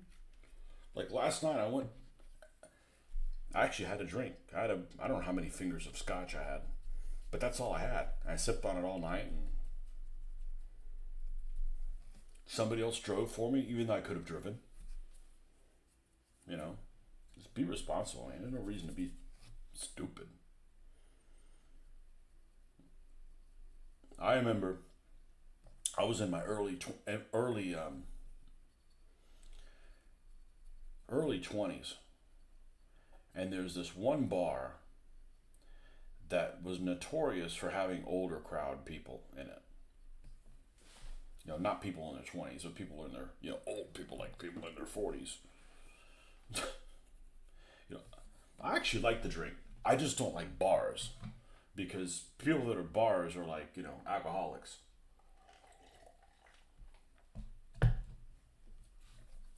So we're going by this place. This guy stumbles out of this particular place.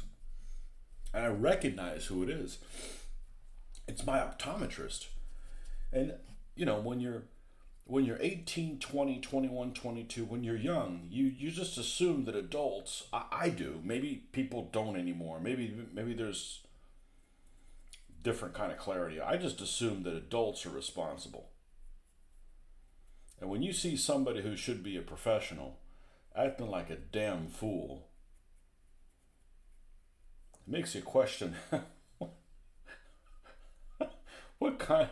Your reality is not the real world.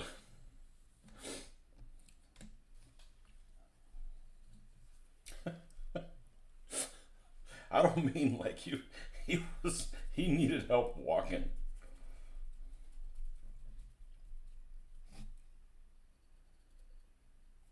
And alcohol has always been part of our culture. Like it's not an important part, but like I mean, if you're having Thanksgiving dinner or whatever, everybody has wine. You don't get trashed. Even the kids. A sip or two doesn't kill anybody. It keeps you from abusing it later on. It's just part of our culture. It's just another appetizer. It's not to get trashed. It's just another appetizer.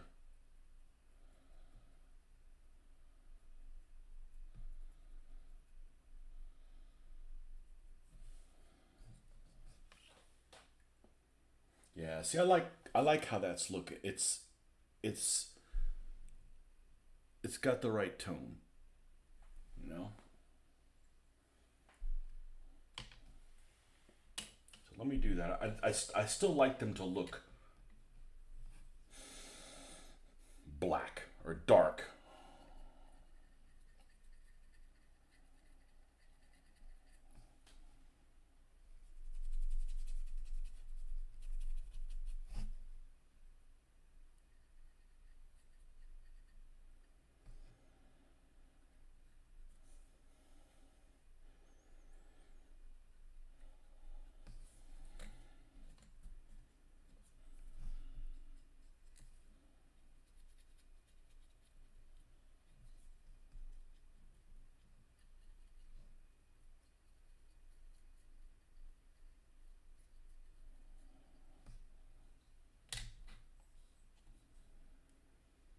And the first thing when you go back to doing plastic models, man, you need to be light on your touch. I mean, I'm used to it now, but man, it was like whoa. Actually, I fumbled that white metal universal carrier because it's so damn heavy. And the other day, my wife goes, "Man, that's really heavy." She was moving my stuff around or something, looking at stuff I was doing. I said, "Yeah, it's a problem. It can be a problem." Now let's fire up the hot glue gun, and hopefully we don't fuck this up. And I'm gonna put like a big goopy turd in there and then push it into it. That is what the intent is. Goopy turd.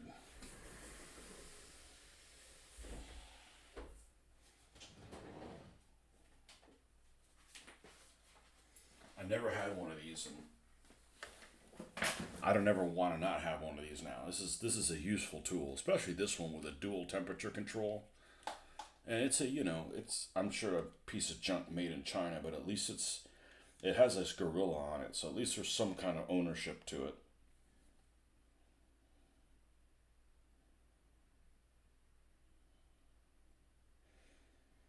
Warning: glue gun nozzle and glue will burn flesh. Avoid contact.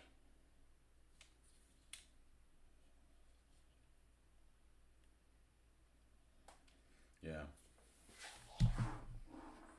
Yeah, the wheels stand out more that way. I've done the same with a strong tone wash followed by a very, very, very light dry brush to knock the shine off.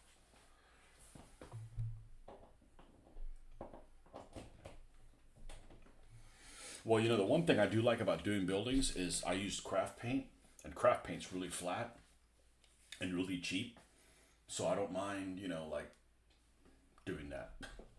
I do need to do the French cafe. Remember that French cafe that I bought? I haven't done anything with it. Not yet. That's not in North Africa.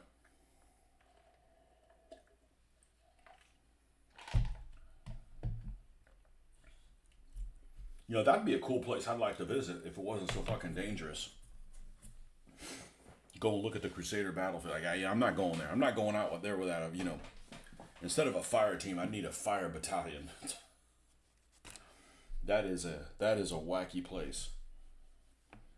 It's not like you're going to Turkey or something like that. You're going to a place where there's like no man's land.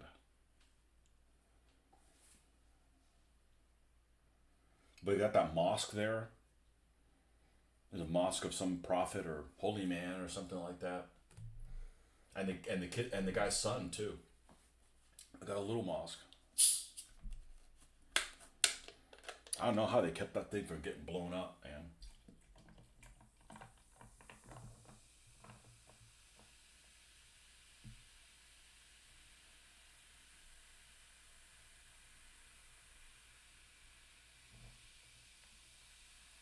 So the wrecks turned out really well, enough that I may be tempted to build some wrecked planes, and I'd put them on a stand, probably.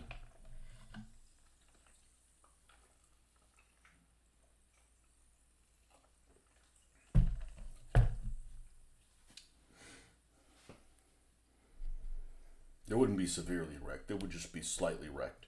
Severely wrecked would cause be too much work. Now, what am I going to scoop this with? I think the back of this is probably a good thing to try it on. The problem is this only attaches, the attachment point from the wheel to this is this rod. There's basically a rod sticking out like this, and the wheel also has a rod, and that's the problem. That's why it's a weak point. There's these two other things above it that actually don't touch the wheel. They're almost like protectors for the springs or something like that. I'll put a big glob that covers all that between those 2 points at the top, 2 at the bottom, and then the one rod in the middle. Should be able to give me enough of a purchase on all those things that I can put the other piece up against it and it'll hold it in place. And it's, hot glue gun's got some flex to it, so that's the theory of it. We'll see what we do with it. Yeah, Libya's not on my hit list. I could visit Spanish North Africa. That's pretty. It's not called Spanish North Africa anymore. Jesus, get out of. It isn't 1974 anymore.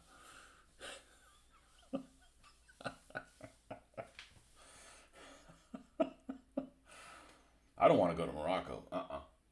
No. No. I mean, I'd be okay, but my girls aren't going to Morocco. That's not cool. And that's a pretty civilized place compared to some of the other ones. Yeah, Libya.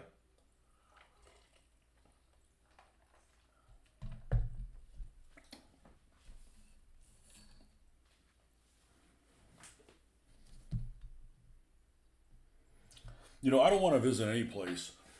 There's a lot of these places where severe hardship has happened to the population for whatever reason. But it's not my fault. And I don't feel like I need to go there and like suffer the consequences of the bad shit that happened to them. So like if there's anything that falls in that category, I'm not going there. And I'm not Jesus. I'm not paying for somebody else's sins. Like, white people have been screwing us for this many years. Oh, we're going to take it out on you. I'm like, no, you're not. I'm not going to go to that country.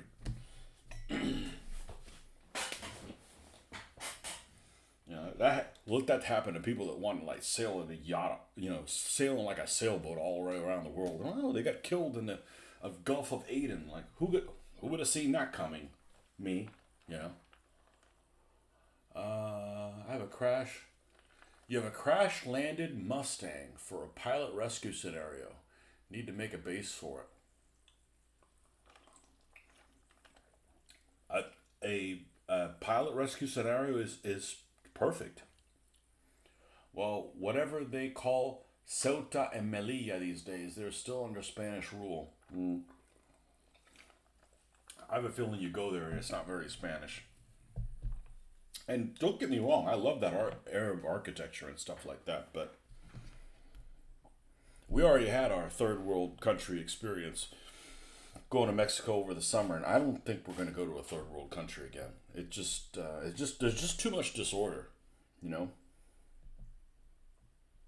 There's just too much disorder. And like I said, so there's legitimate reasons why some of this stuff happens, but don't blame me for it. All right. This is getting kind of thickish.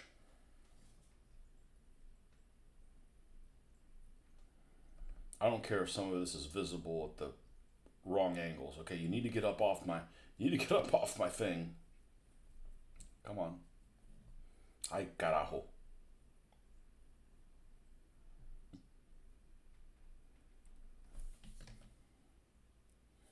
Let's try this again.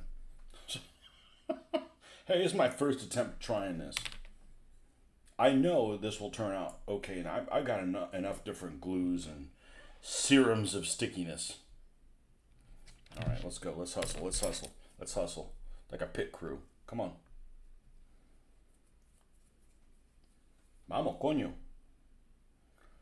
You get really angry. I start cussing in Spanish.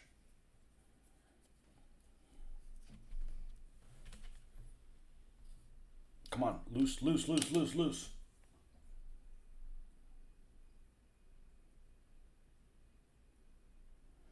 Let's make sure it's the correct depth in. Now hurry, put it in the freezer. Okay, and it does damn near touch the back of it. It's a weird.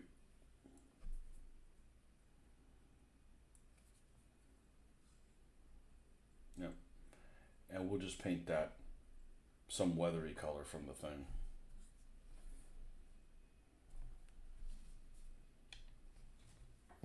Unplug.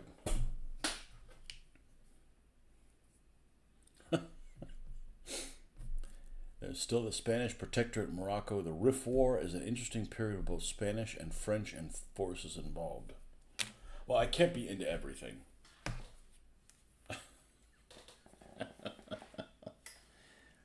Do they got the Spanish Foreign Legion with those shirts that are 2 sizes too small?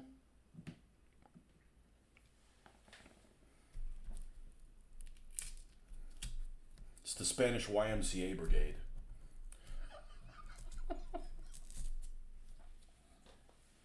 Philly Spaniard.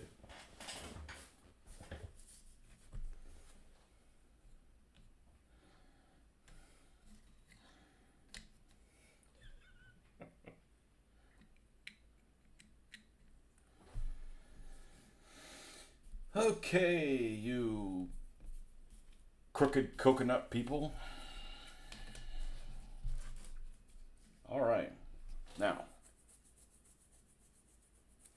we need to dust up the decals, and then we go to drippings.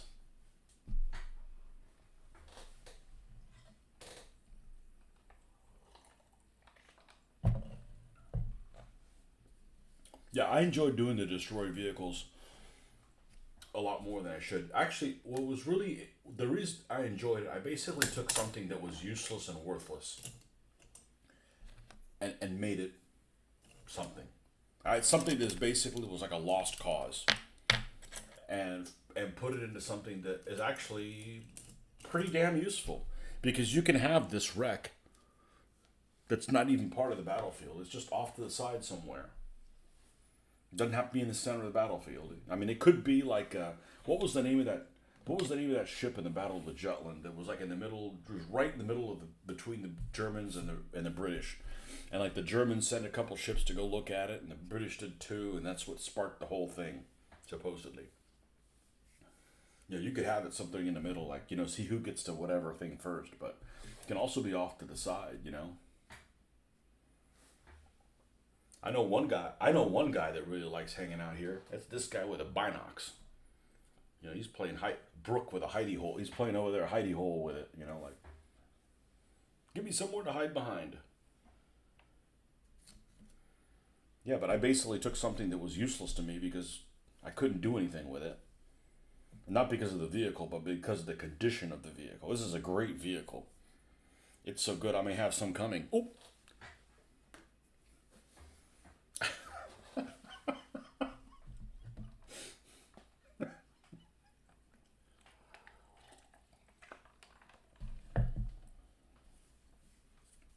I can keep my mouth shut about it. It's like, I don't really want to keep shit from you guys. The only reason I wouldn't tell you what's coming is because then when it doesn't come in, then I have to explain why it didn't come in. And if I tell you something's going to happen and that doesn't happen, I can guarantee you the first person pissed off is this guy. Because I don't want to lead people astray. That's not my style. There's lots of other people in this world that love doing shit like that. I've seen some airplane wrecks with the ground skid marks and bent propellers that look excellent. Well, it would just be German wrecks on that aircraft. It was a German and Italians, I guess. I guess it would be Italians as well. But it's the shipping that kills everything because it'd be like, okay, let me see whose unloved airplane I can go and make a wreck out of it. You know, and I'm sure there's stuff on eBay, but the minimum shipping on anything is like $12. I'm like, do I really want to throw $12 at something like that? And I don't want it. Just doesn't want to be any plane. So we're looking for like it would be like 109Es, 109Fs, ME 110s, JU 87s, and then the Italian flavored things, whatever they are. I don't remember what they are right now. Something like a G55 or G50. I can't remember which ones they are.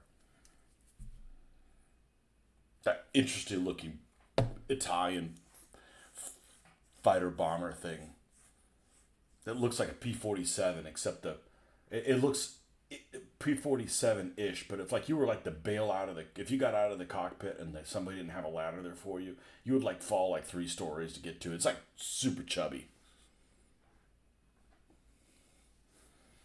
Super, super chubby. I think it's a G50. Brescia, I think. I learned everything I know about Italian World War II aircraft from playing that Europa game that was in North Africa. I played it one time and learned everything I knew from it. G50. G50 Brescia.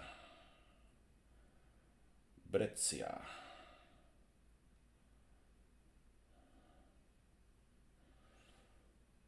Yeah, this thing. I think is a cool friggin' plane. Oh, it's running with a 110. Man, a 110 looks really nice sometimes. I forget about that aircraft, but yeah, there's the Brescia. It's a cool looking plane. They weren't very good, but yeah, they're chubby. They're almost like and they have that hump, like a tiger shark. You ever seen a tiger shark? They come in slender, and then there's a part in the middle that goes like, oh, I guess I can fit inside of there. A sand tiger shark.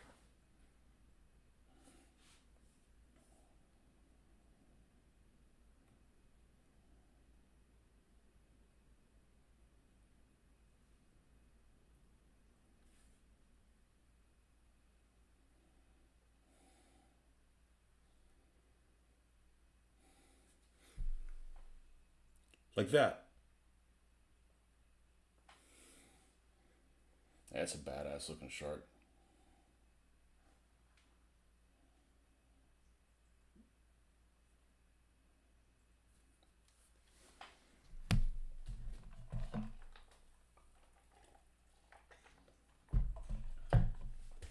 I was thinking the other day, I should get back to doing some Gaslands, but at the same time, I'm better off playing a dinosaur game that I can make it however I want than play something that's published that has these huge loopholes that you have to deal with over and over and over again.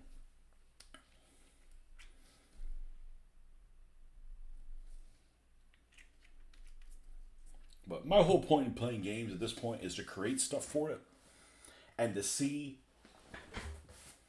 ironic and unlikely outcomes happen every step of the way. Just like we did that one battle. And it was just one vehicle versus one vehicle.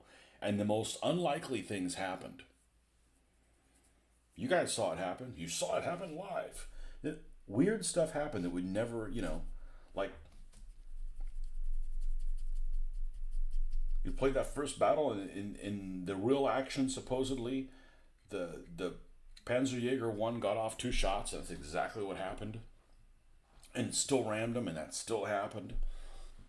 Or that loader on the BT-7, they got killed every time. It's just those kind of interesting narratives of what drives me. Now, storytelling. Storytelling with a die roll.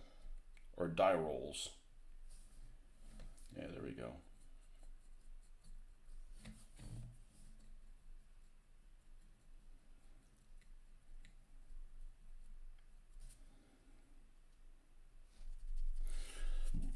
Narratives of interest. Whoop. Uh-uh. Not on my watch, pal.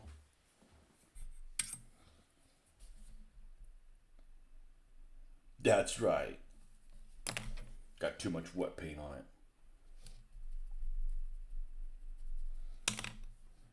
Hey, keep it down over there.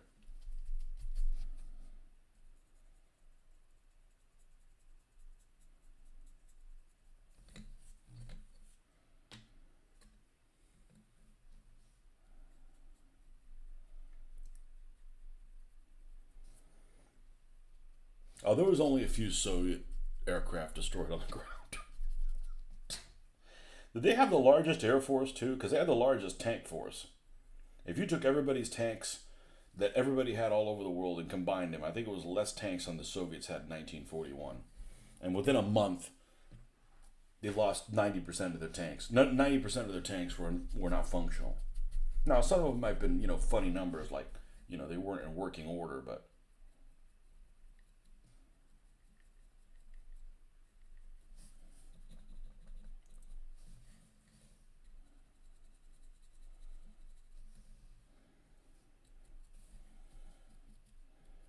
all right, let's get some drippings on here. So, the dripping sisters are, because there's three of them, strong tone, light tone, nope, soft tone. And I also had one that's got like something brown. It's worthless, light brown or something. It's too red. Might be good for those fantasy people, fantasy folks.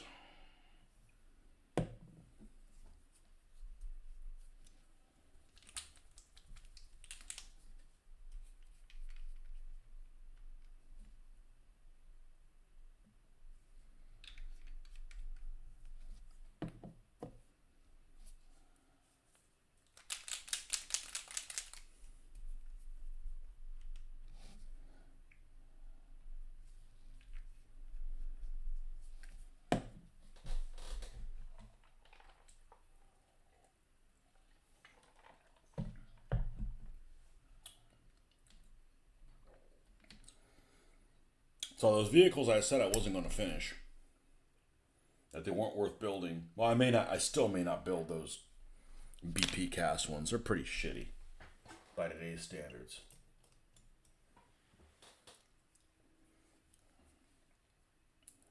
But the other ones, I might build them as destroyed vehicles because they're nice to have as little objectives or stuff to hide behind.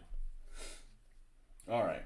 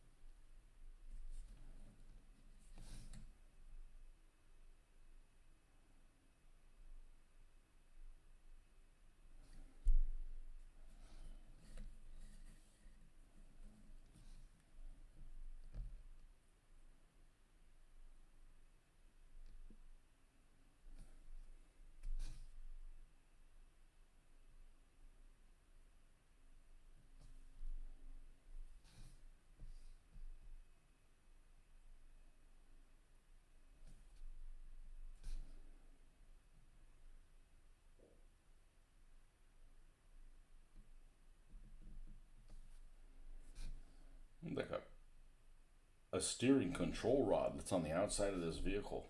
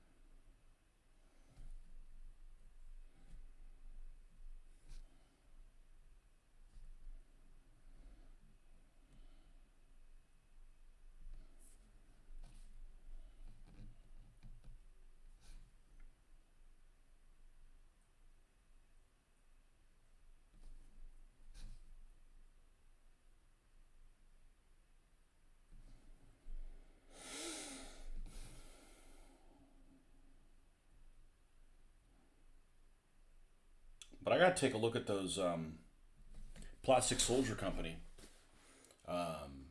armored cars and see what it is that they're missing. I don't remember with the extra holes. I don't have any tires. Is that what it is?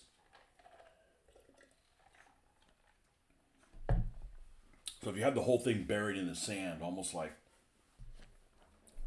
this thing got lost, you could probably do one of those too as well.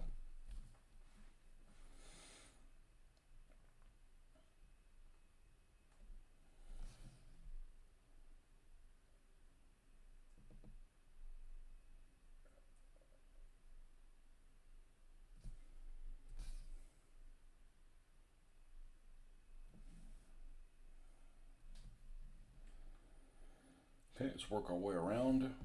Oh, and we still have these license plates to do. What's wrong with me?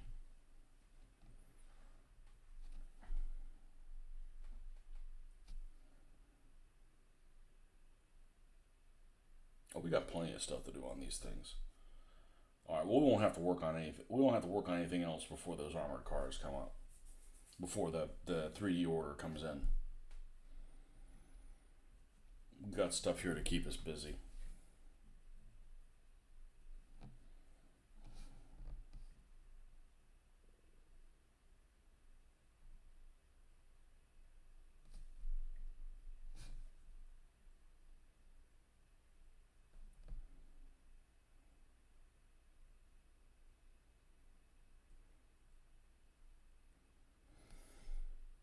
So if I wanted to do like some Alamein German vehicles, like a long barreled four, what I'd probably do is I would do everything exactly the same that I did with these guys.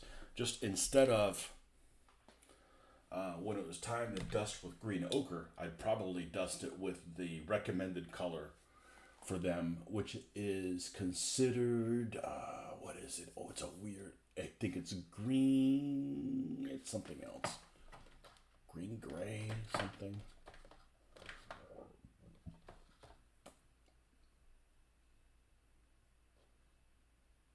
I don't remember what it is. It's a different color. I'd probably do that. So they look slightly different, but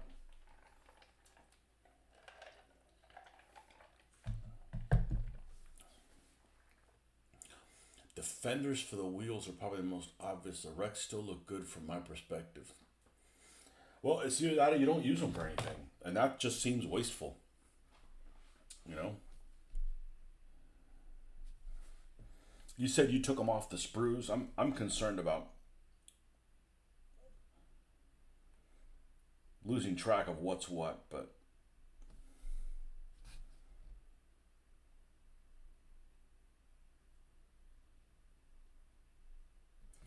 I don't think I'll focus on that too much. I need to give that kind of similar treatment to stuff in the garage so I can like find stuff. Like when I need a screwdriver, I can find it all in one place.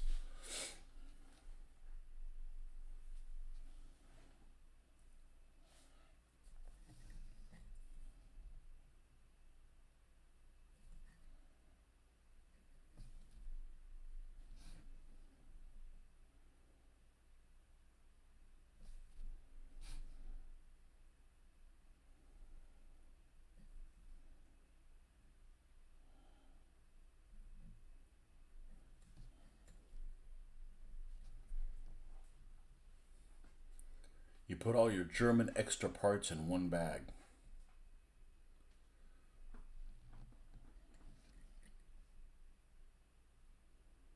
Yeah, I don't want to throw anything away, but at the same time, having too many things, just more isn't better. And next thing you know, your life is taken over by stuff.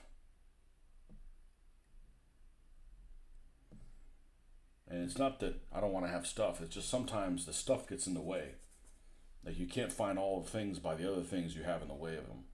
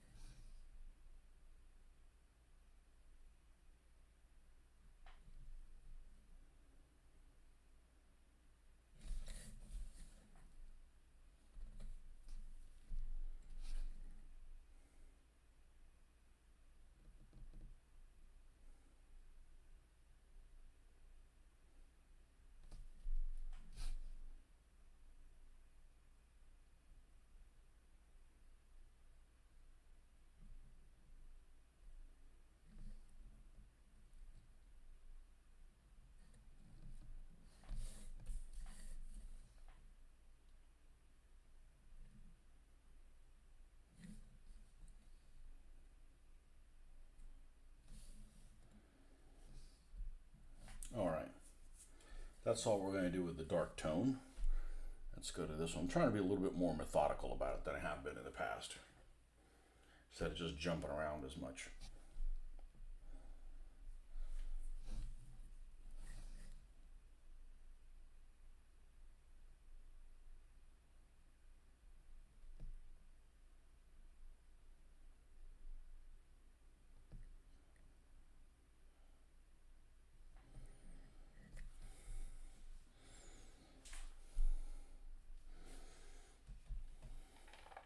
Yeah, the armored car sets and the martyr sets in particular are just have so much extra stuff.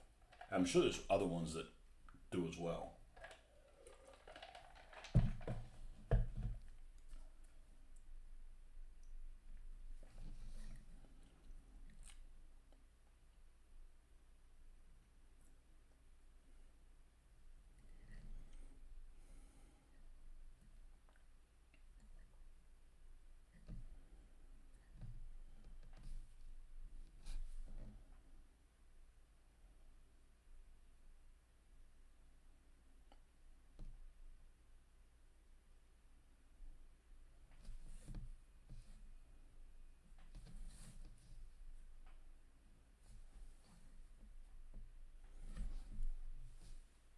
Dog walking time. All right, man. You too. Hopefully your dog doesn't poop. That way you don't have to clean up after it. May your dog be constipated that you're walking.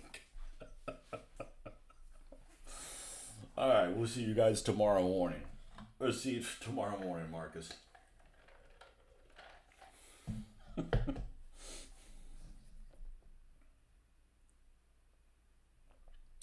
So what do you do if you're walking a dog and it has diarrhea? You supposed to clean that up too? Ah,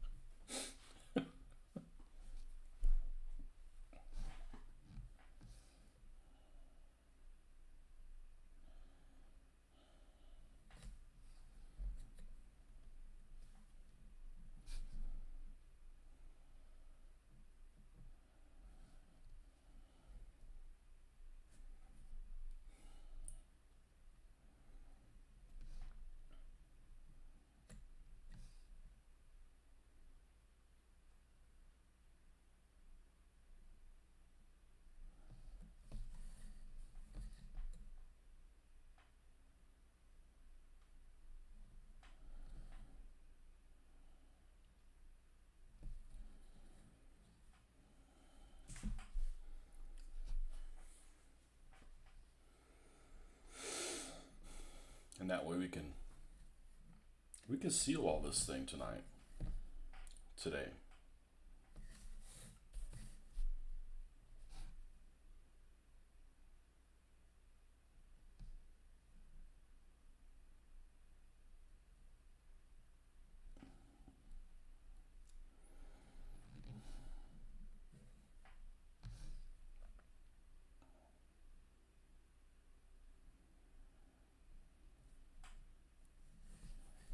When I was a kid, nobody cleaned up after their dog, but they also didn't let the dog take a shit in the middle of the road, So I don't know what happened. A lot of sorry people that don't take care of their animals, I guess. We had a guy in the other neighborhood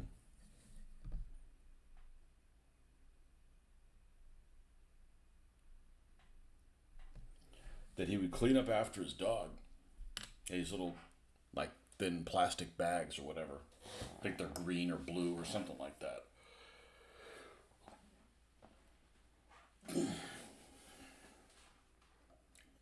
And he'd go for a walk with his dog. And under the mailboxes, there was like this concrete pad under the mailboxes. He would just leave them there. So like,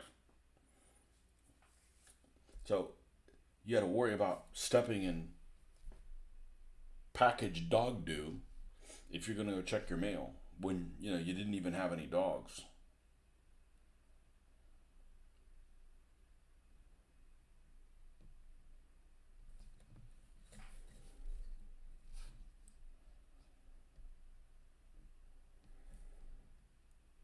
So the people decided to write a note on the mailboxes. If you walk your dog, and make sure you take your stuff with you. So then what he would do is he would go and he'd take the doggy bag, the doggy treat, and put it in people's garbage cans. So now you have people that don't have dogs have now a garbage can that smells like dog shit.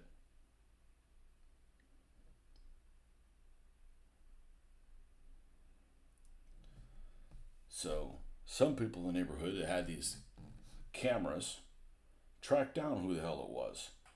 And when they found out who it was, they took they took this garbage bag of dog and threw it at his front door. But it's not his fault. He was from Russia. That's how they do it there.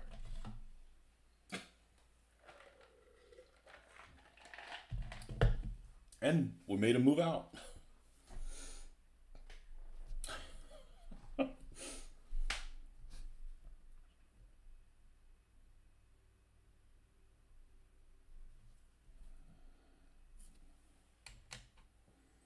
Okay, that's, I think, enough of. That's enough of that one. Which is the one that's got the hot glue gun? That's a good sign. When you can't figure out which one's the one that's damaged, it means it's probably doing okay.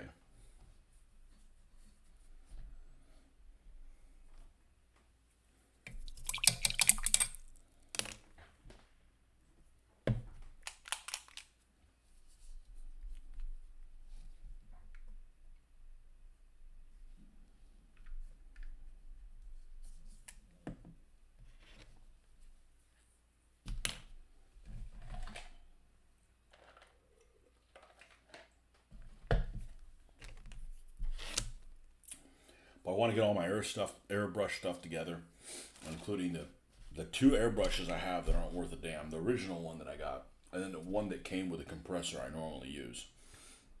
There's a compressor I use with a tank, came with a free, insert, no additional cost airbrush. And I tried using it about 6 months ago. It is complete and utter garbage. It is complete and utter garbage. That particular airbrush. Well, at least it's not a siphon airbrush. Alright, I gotta use the little boy's room. I'll be right back.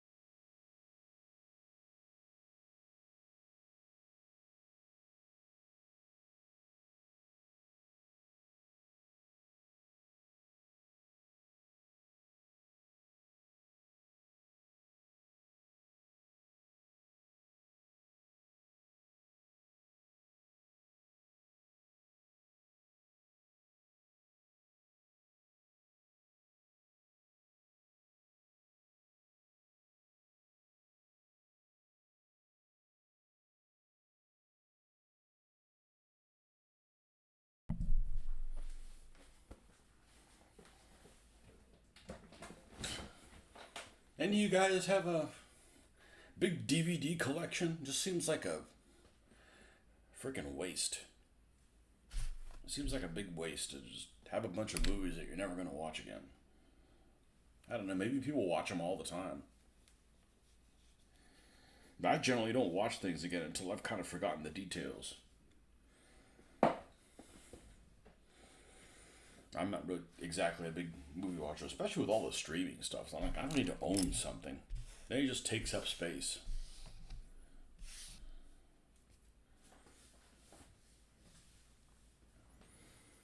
I got one, two, three, four, five, maybe only five movies of my own.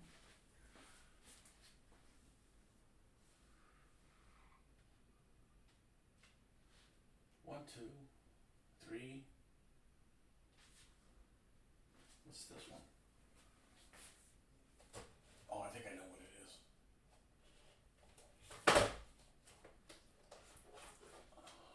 Yep.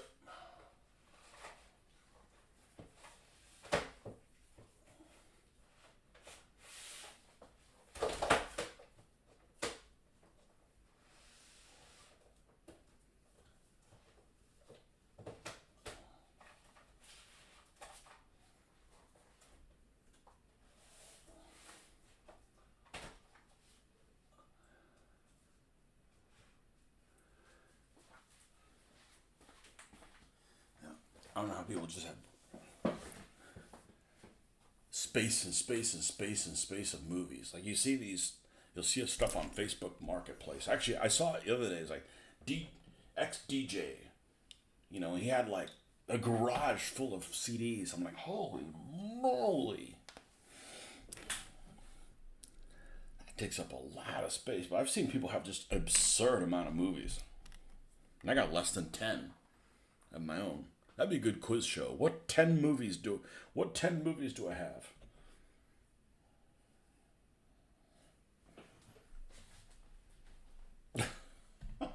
I can tell you I haven't gotten one in. I think the last thing I bought was probably 15 years ago. Probably.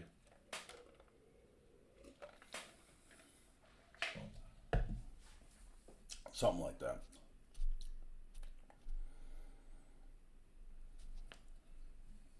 But I don't like rewatching stuff if I don't remember. If I remember the details, it's just like a waste. I can't have it playing while I'm doing this, so I basically have to be watching it. So I don't really want to just set it up like as a distraction.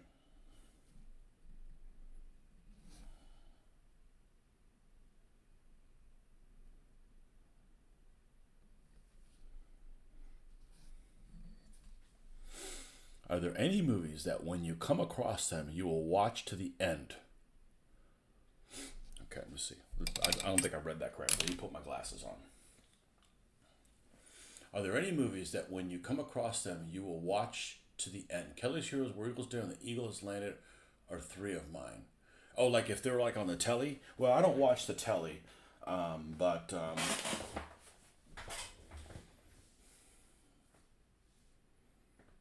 The Eagle Has Landed is a great movie. Where Eagles Dare, I don't think I've seen the whole thing.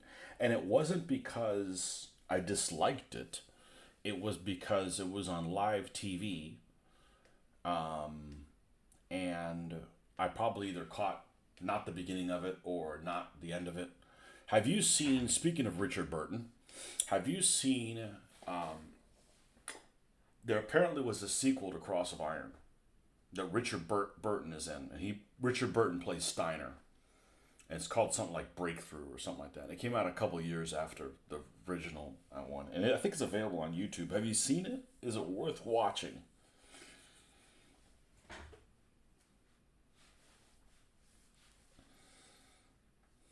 Kelly's Heroes. See, and I saw Kelly's Heroes at a friend of mine's house whose dad was a huge fan of Kelly's Heroes. And that was probably around 1990 when I saw it. I haven't seen it since, and I didn't like it. I didn't like it, but I would give it another shot. You know, I like the whole cast except for the German guy with the funny lips. So it's not a cast issue. The theme song can go suck rocks. That's, you know, you could fail a drug test listening to the theme song. But I would give it another shot because, like I said, I like all the actors.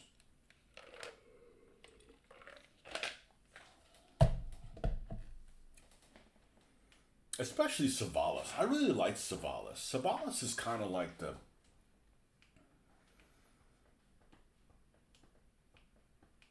He's kind of like the Rock of the 70s. I like Savalas.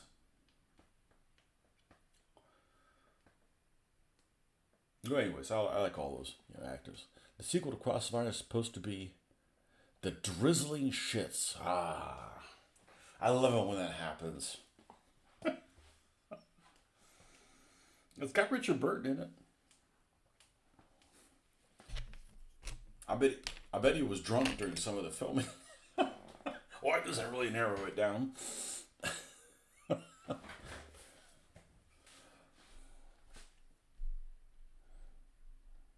All right, so here's the quiz show. What movies do I own? I have 1, 2. You'll never guess one. Not because it's not something that I wouldn't have. None of these are movies that you wouldn't expect me to have. I have 2 miniseries. You should be able to guess those right off the bat. And 1, 2, 3, 4, 5 other movies that I own on DVD. I haven't bought one in like 15 years. Because there's no reason to. And as time goes on, there's even less of a reason to. And I'll give you a hint, Cross of Iron is not one of them. And they're not all World War II movies. As a matter of fact, 1, 2, only 3 of them are during World War II.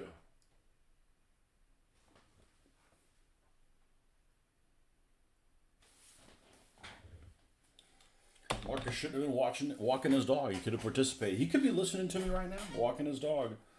Look out, there's a taxi in front of you. You know.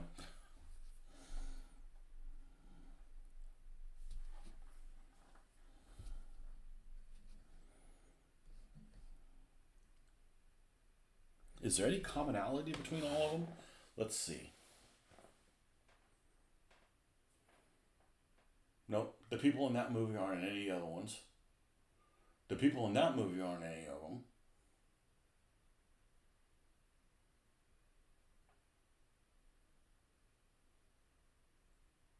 I don't think any of them share any of the actors. That's really kind of surprising. Yeah, that's really kind of surprising. And it's also surprising that one of them is not Raiders of the Lost Ark, which would be my favorite movie. I mean, somebody would say, "What's your favorite movie?" It's that one. Not because, I don't know, there's just something classic about it. That's my Kelly's Heroes. Surprisingly, never heard of Breakthrough. The cast looks impressive, but full of actors at the end of their careers. Apart from Christoph Waltz. I don't like Christoph Waltz. I don't. I don't dislike him as a person. Only one actor reprises his original role. I bet it's a German guy. Yeah, I don't know what to make of Christoph Waltz. I mean, I don't think he's, you know.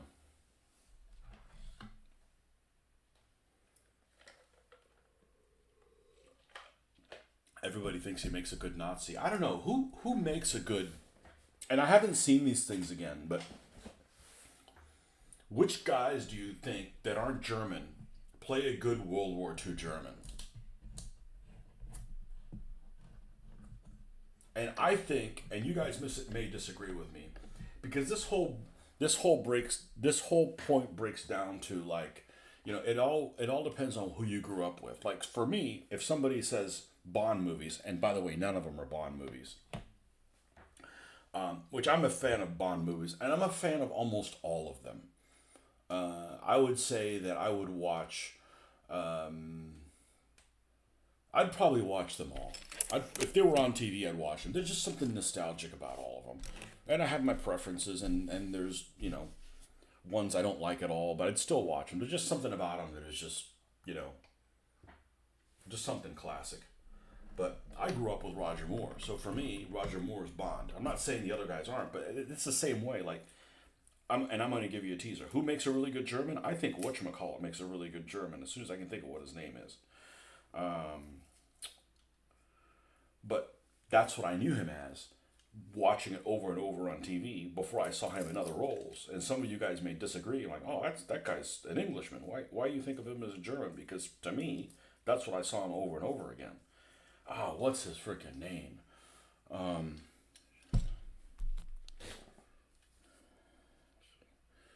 But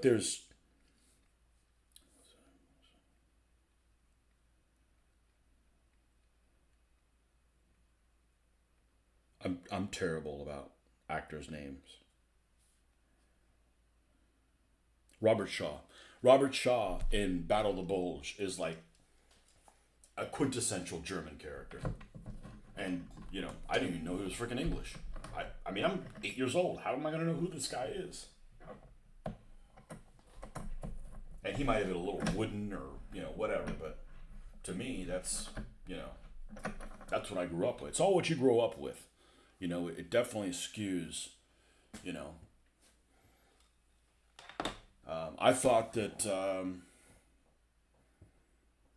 I thought that Robert Duvall in Eagle Has Landed is very, very. I thought it was a good cast. I thought it was a good cast in that. Um,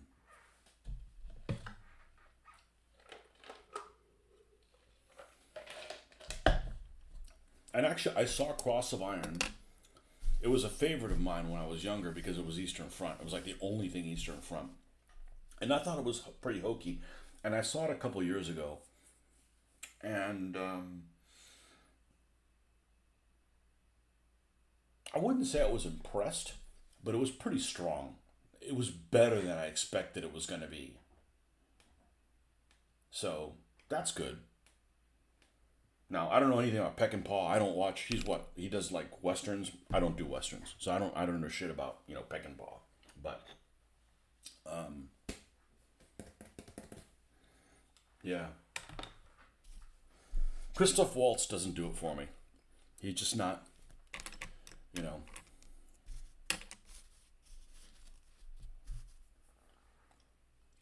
just doesn't seem believable. The other guy that didn't do it for me, and this is actually a movie that's on my watch again list. This is a movie I should actually watch with my daughter. Is Das Boot. I don't like Prucknow. He doesn't he just doesn't do anything for me. He played a quintessential Russian in Russia. Was he really Russian though? I can't remember if Red Grant was Russian. Um, I know that most people would agree that he's probably the best henchman of the whole series. I don't disagree with that. Um, when we watch those movies in order, I should have taken notes because I would definitely would consider myself a Bond fan. Like I can't quote things or I don't watch things 12 times, but I would definitely would consider myself a Bond fan. And like I said, I'd watch all of them, and some suck compared to other ones. But we watched them in order. I was expecting Doctor No to be super boring, and it was less boring than I remember it. So it was okay. Um, but From Russia with Love was just too slow. It was just really, really, really slow. And I didn't like the girl. She wasn't believable as a Russian. Or wait, was she Italian? No, it was an Italian actress. I just it didn't sell it for me. I mean, I didn't say she was unattractive. I'm just like, she just something there just didn't. Um, but I think it was a good plot.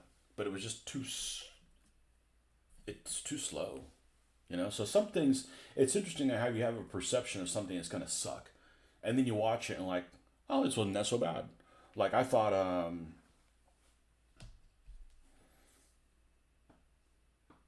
what was the one that, what was the one that we watched? Oh, the one with the one-off guy, the Australian guy. I thought it was going to be terrible. And it wasn't terrible. I still didn't like it. Um, so,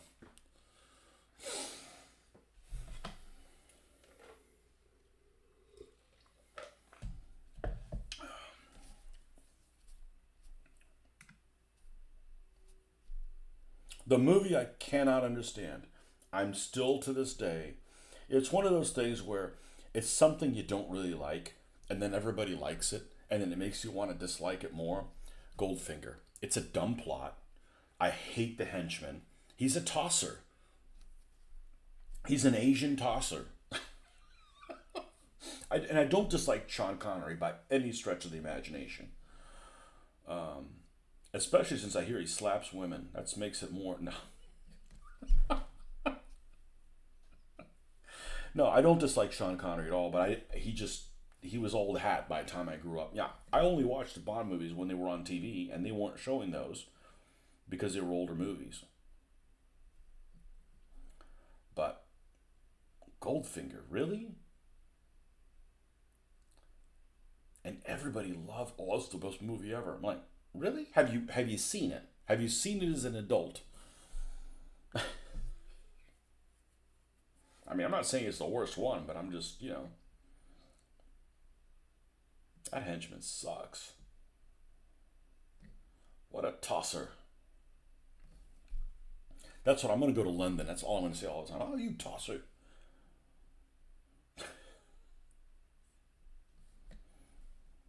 What's worse though, if you call somebody a tosser or a wanker? What's the hierarchy thing there?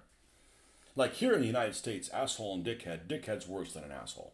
Asshole, like I'm an asshole. I'm not a dickhead.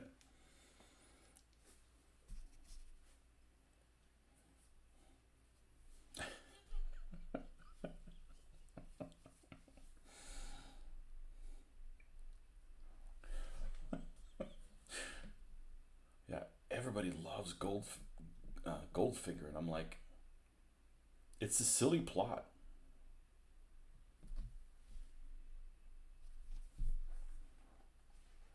And the guy did. I mean, what's his face didn't even speak English. He was dubbed. And so he said, "Oh, it was the first one that had all the gadgets." Okay, but there's ones that have better gadgets. Tosser, I know, but if you call somebody one, which is like more like severe,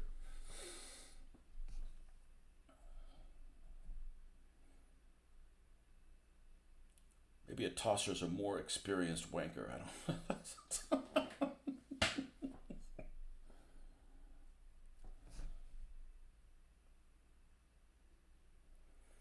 And I still, and we stopped watching the Bond movies. I still am missing one. I'm missing Solace.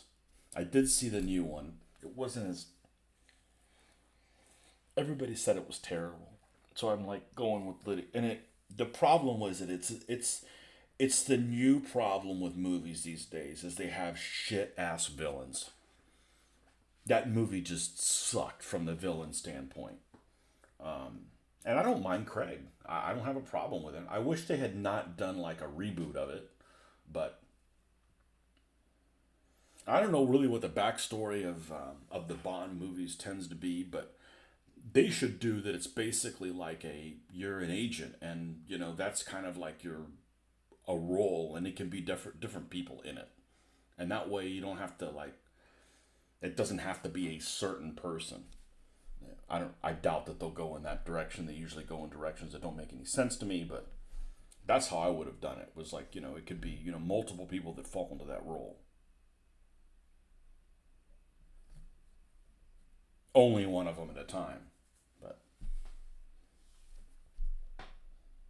yeah, I don't think I've seen Quantum of Qualis. No, I've not seen that one.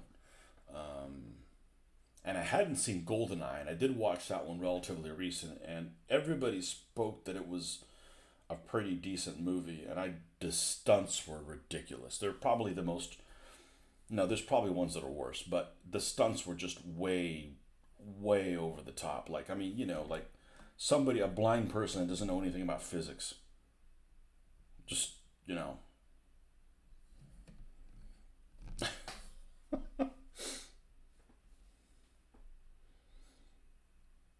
Tosser Ware. Probably down the technique. Tosser is an amateur.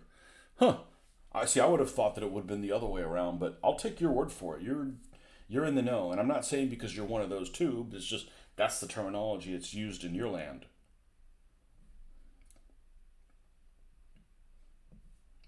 Bloody, bloody wanker.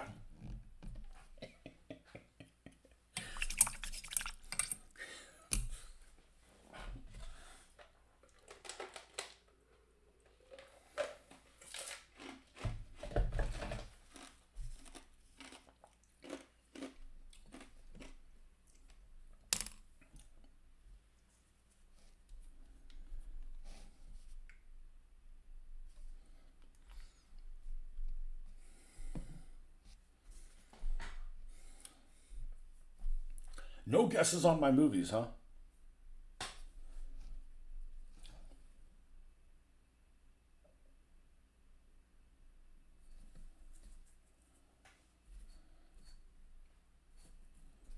It's not likely somebody would get them right. Should get the two miniseries correct, though. I would think.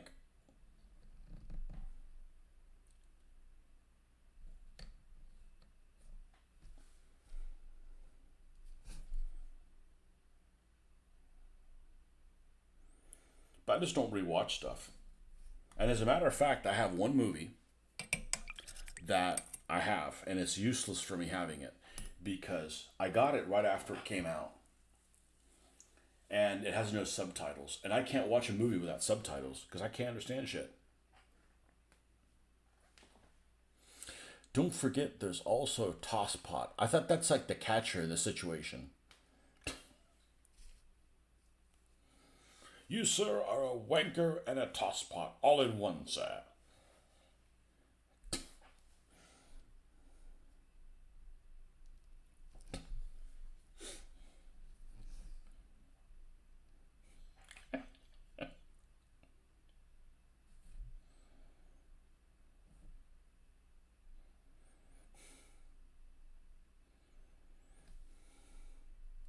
I tried watching Force 10 from Navarone about 3 years ago and couldn't take it anymore.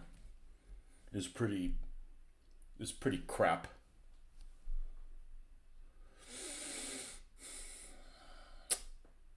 Only one of those is correct.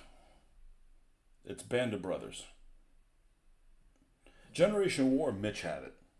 And there's no reason there's no reason to buy DVDs anymore. Like I can just go on there and and get it. Now Generation War is good. Although every time I watch it, and I've seen it 3 times, I catch stuff that makes it not as good as I thought. First it was like, oh, there's a Panzerfaust, so it shouldn't be. There's something else that was in it. But it's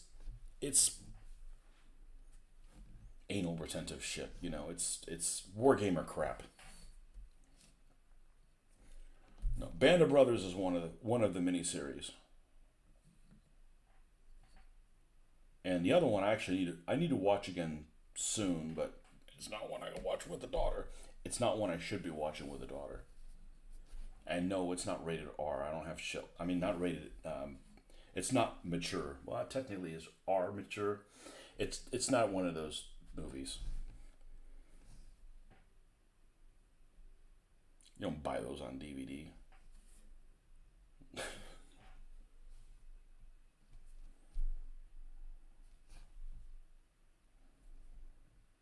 But there's no reason really to buy stuff again because it's like for me because like unless I forget it, I'm not gonna watch it again or forget the details or show it to somebody and feel like wanting to see it again.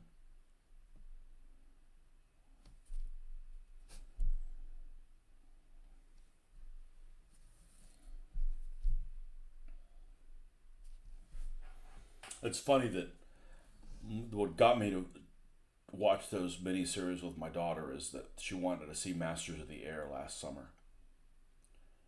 And we watched that, and when I realized how much better it could have been, like, let's watch the other ones. So we ended up watching The Pacific next. And The Pacific just blows Masters of the Air away. And it was significantly different than I remembered it. And in a better way. It was better than I remember it being. And then, of course, Band of Brothers is just, it blows everything else away. Just like, it's not even close. And not because of the subject matter, but how it's done.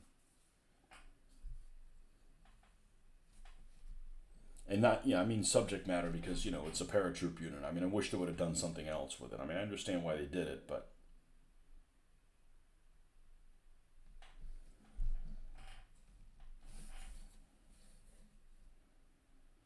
But she's fair game to watch stuff like that.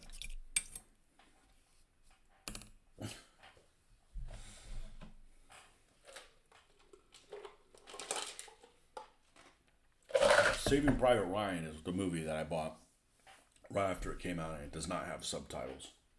And I couldn't do anything with it. I mean, I tried to watch it again, like, I can't watch it. I can't understand stuff.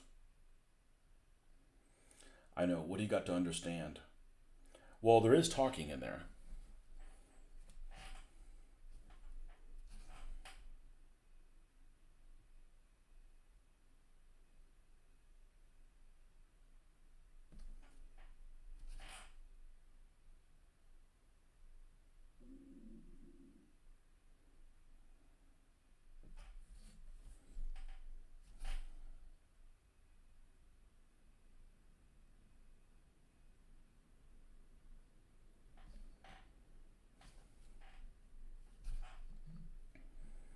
And then I decided the other day, well, let me go ahead and watch that Rogue Heroes that I started watching. We lost interest in. It's not available anymore for us. So we'll have to catch it next time it's around.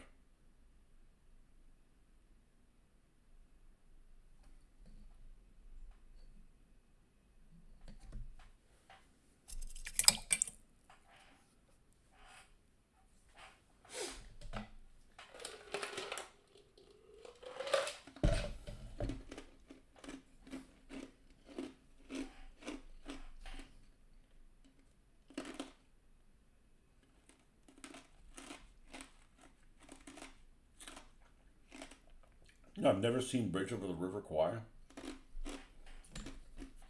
I tried to watch it, but I was too young. And, it's got no tanks and stuff, so why would I have watched it?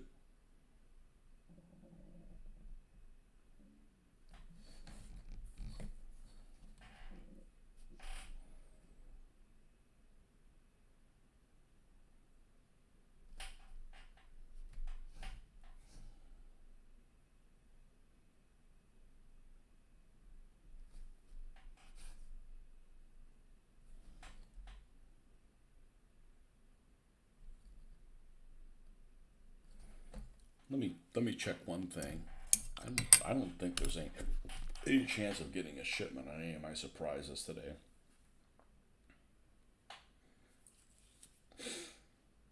I'm actually okay not.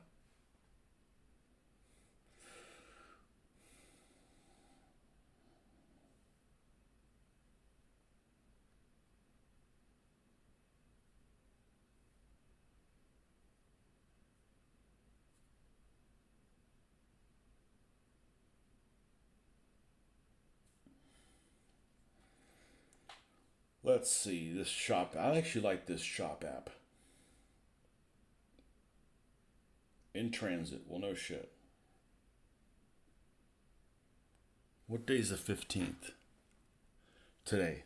So it's in the next town over.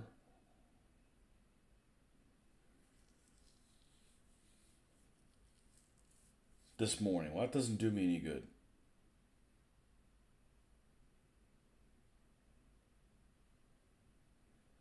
Boy, these guys fucked around a lot. It's the U.S. Postal Service. You can thank them with, it arrived at the regional facility at 3:14. Then it arrived at this the same facility at 3:33. Then it departed the regional one at 6:04. Then it departed it again at 6:25. I'm like, will you stop scanning it and just deliver it? Well, if they deliver, then I've got to make a video for it. So maybe it's okay. It's not delivered.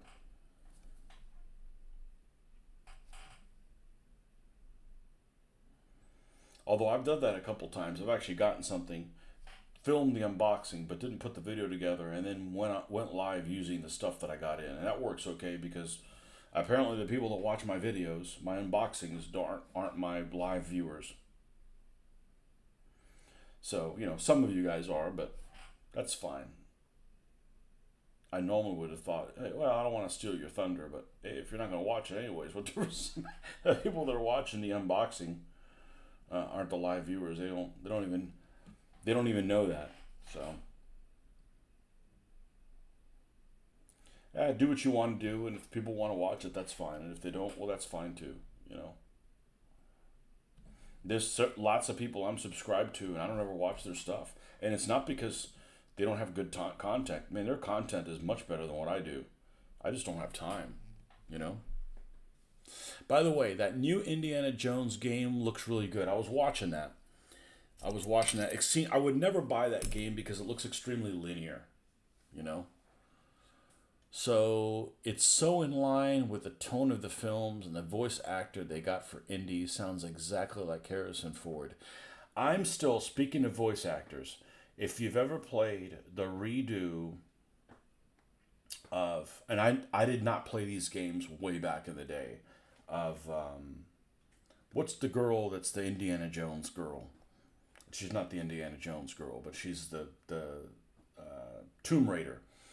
The relaunch of the Tomb Raider, the voice actor girl that they got, and the girl with the little dots, who happens to be British and extremely cute. Why couldn't they got her for the freaking movie? So I don't watch a movie. I don't like that Alicia, whatever her name is, Dickland or whatever. She didn't do anything for me. But that girl that did the voiceover stuff, I think she did it in 2 of the video games. I played the first one, the one that's on the Japanese island. That's a great looking game.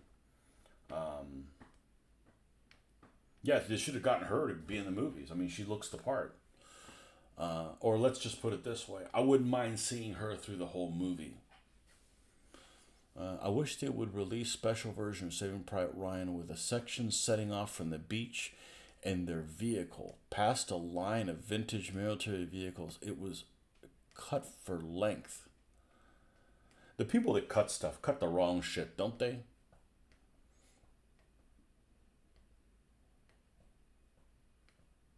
The game actually is open world levels. I think there's 3 with a few more linear set pieces between them. 3 world levels. Yeah. I got high expectations when I spend $70 on something, though.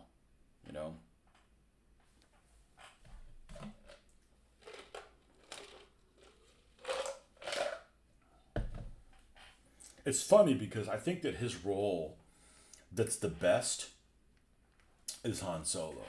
But the Indiana Jones world is much better than the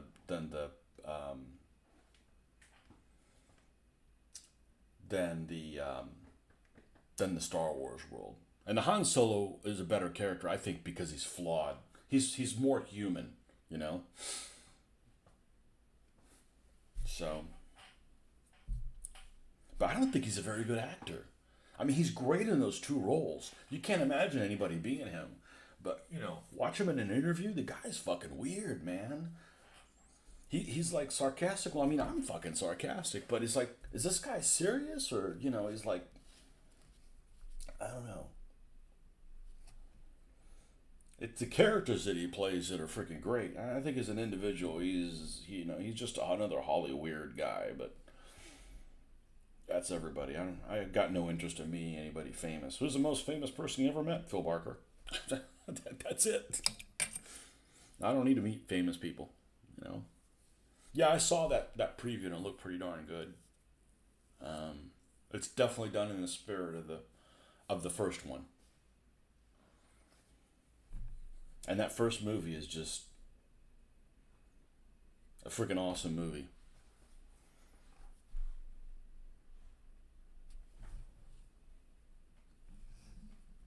Except for that Panzerfaust, or was it? No, it was an RPG. It was an RPG. Yeah, except for the RPG. Yeah, yeah, the Afro Core hadn't been invented yet. Yeah, yeah, I get it. But I don't know if anybody had noticed this, but the second movie takes place before the first one. At least in the credits, it takes place because this is in 1935.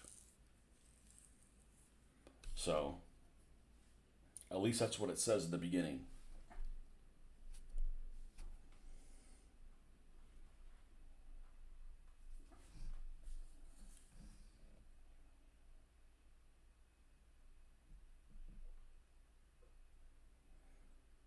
And the third movie is done in the same spirit.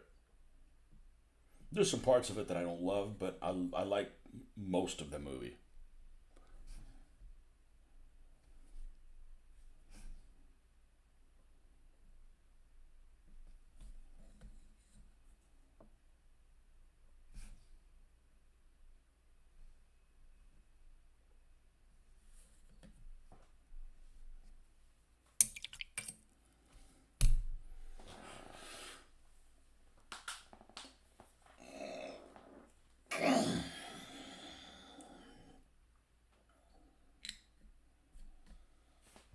All right, we need more rusty drippings. You prefer one and three? Of course.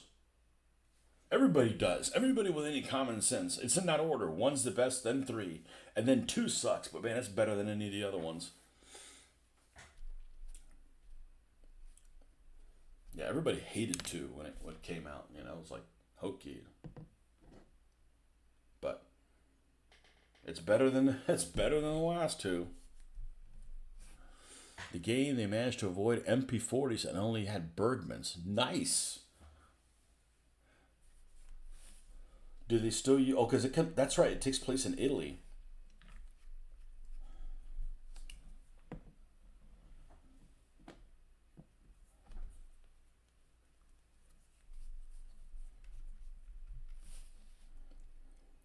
Finally, an Indiana Jones game with some fascists in it. The Italians. The Germans weren't fascists. They were much worse.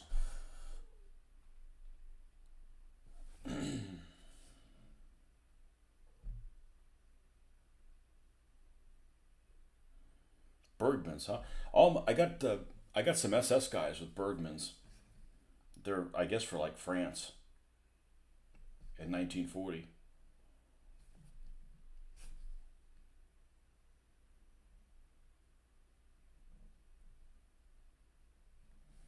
At least they don't have MP41s.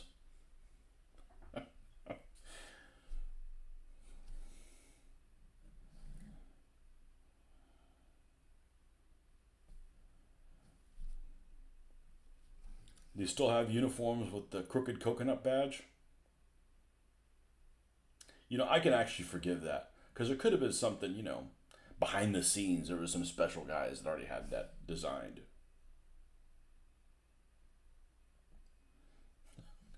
The crooked coconut.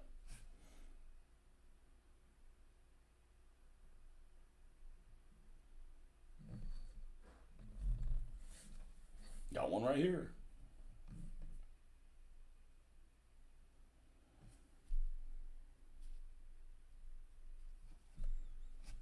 Funnily enough, they actually subtitle the random Italian soldiers in black shirts as fascists and the Germans as Nazis. Wow. Sounds like somebody was paying attention. Yeah, Nazis are much worse. Yeah, you wish the Germans were fascists and not Nazis.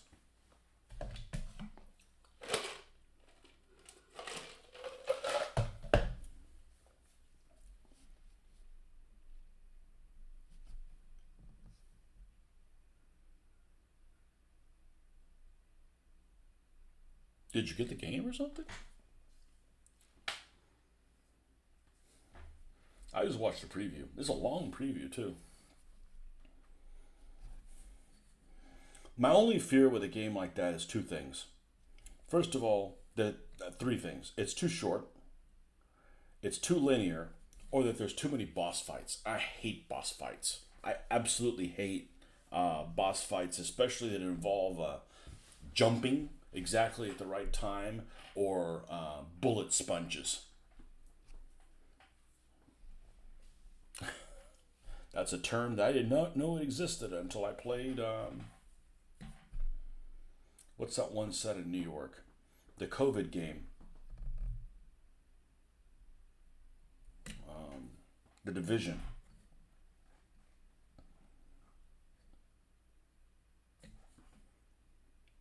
Which there's a lot about the Division I like. I played it a fair amount.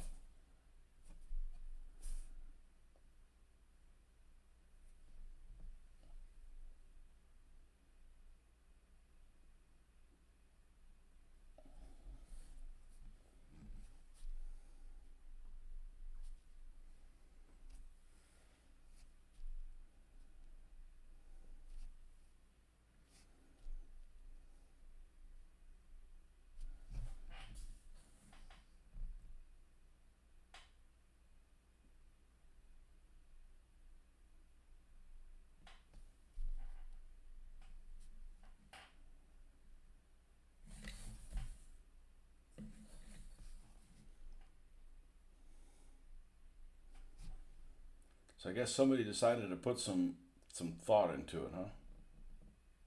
That's good.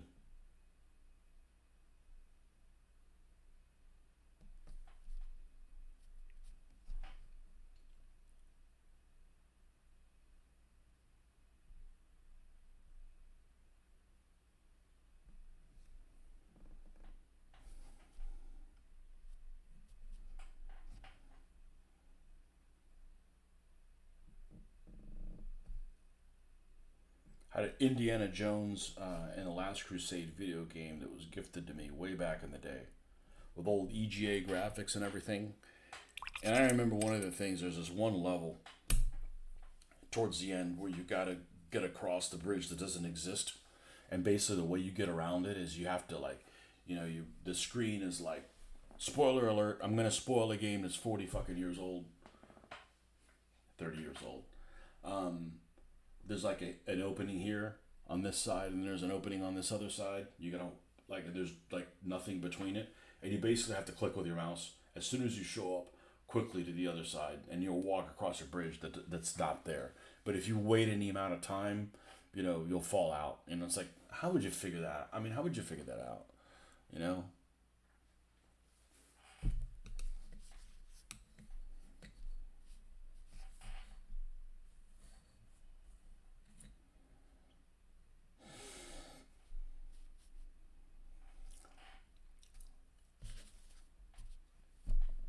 I got that song stuck in my head. Boom, boom, dun, dun, dun, boom, boom, dun, dun, dun, dun, dun, dun, dun, dun, dun, dun, dun, dun. Forever and ever and ever and ever and ever.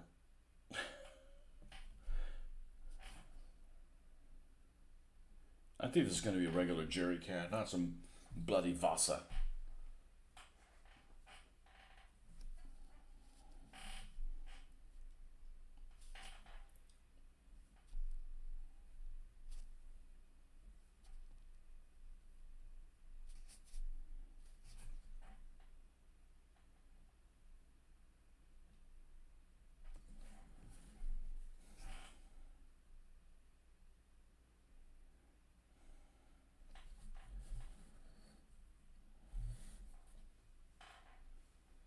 You have good news. I don't have to go in tomorrow. The playthrough I watched took 16-ish hours, including maybe two-thirds of the side quest, and there were very few boss fights.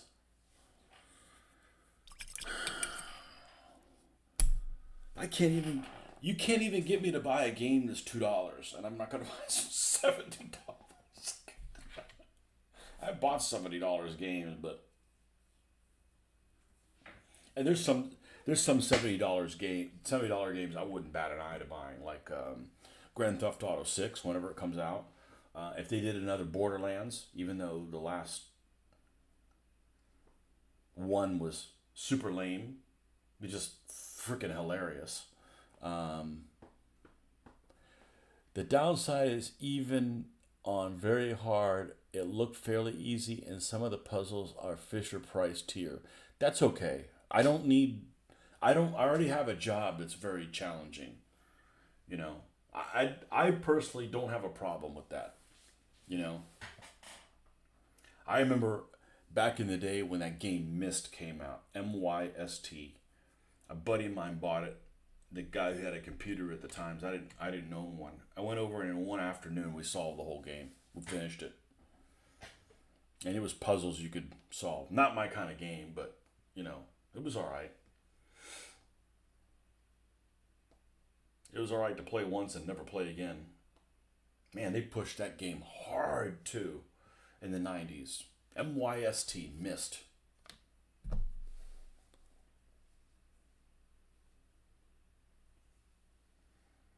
Yeah, I'm not one of those people. The game's too easy. Well, why don't you go get a job, asshole, and get out of your mom's basement? Yep. Yeah, if you buy a game like even a year after it came out, like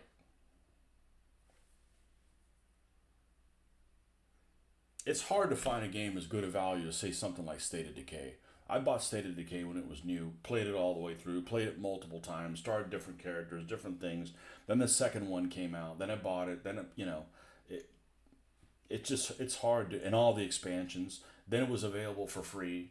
And I still had already bought it. It's rare that you come across a game that's now. They said State of Decay 3 was coming out at some point. I'm buying that right off the bat. Like I don't give a shit. That's like one of the you know and I don't even like zombie stuff. And it freaking game is great. Okay, so now my 3D printed thing arrived at the post office at 7:41, so an hour ago here. So they don't work on Sunday, but they do. And I don't need to have it. I just don't want to have to wait through the whole freaking day. There should be an option here. I'll be right there to pick it up.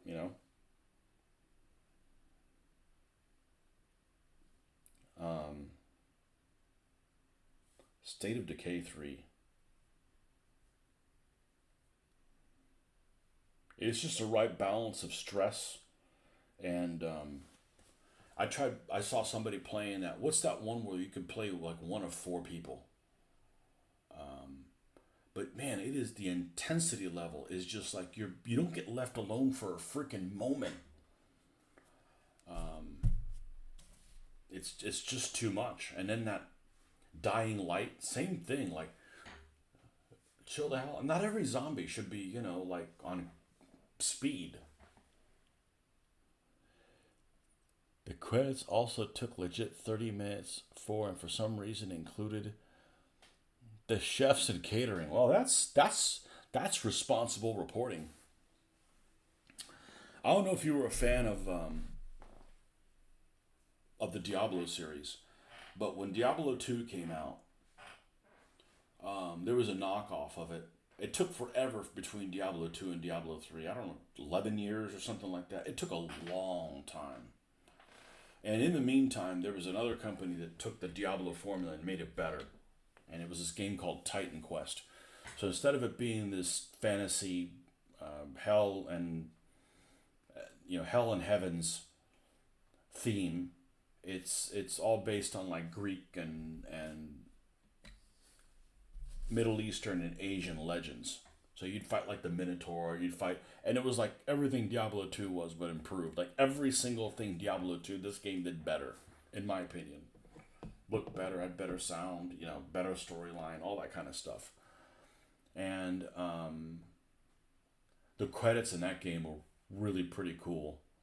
They had a couple of end boss guys you had to beat, and they were all named after some of the developers. It was like a game within the game kind of at the end. But, yeah. Left 4 Dead, yeah. Left 4 Dead is just... I saw somebody playing... This is cool. And I played a demo of it, and I'm like... I didn't even have time to like twitch an eye. It was like it was just ridiculous. Yeah, Left 4 Dead's way too fast. Like, man, just give me a second. It's like intense all of the time, constantly. Like,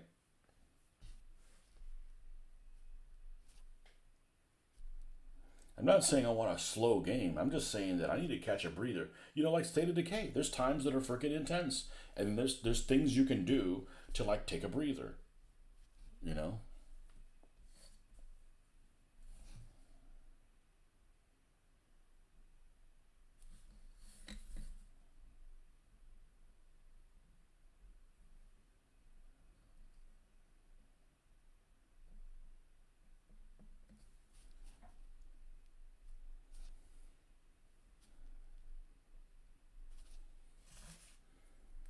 But those kind of games are fun. I don't think that they're.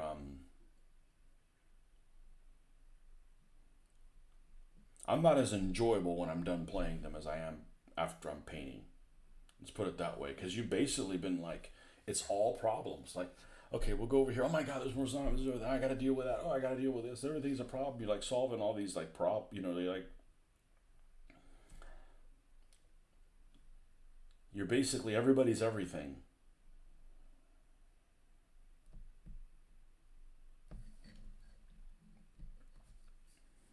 Man, this little bastard's looking good. Now I wish I had the heavy armored cars.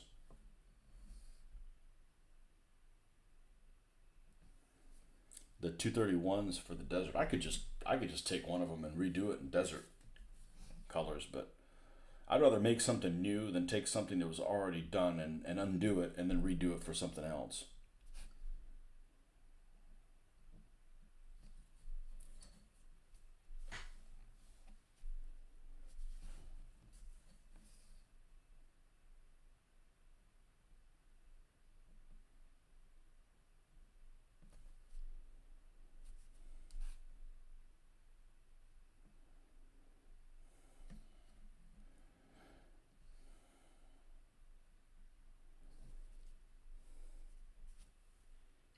This stuff actually thins with water really, really well.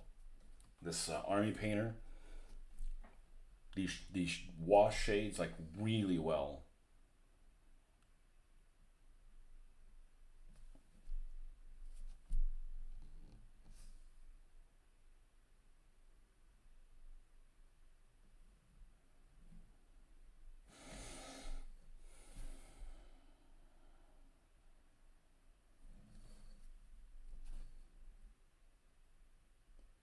This is super time consuming, but I don't know. There's just something.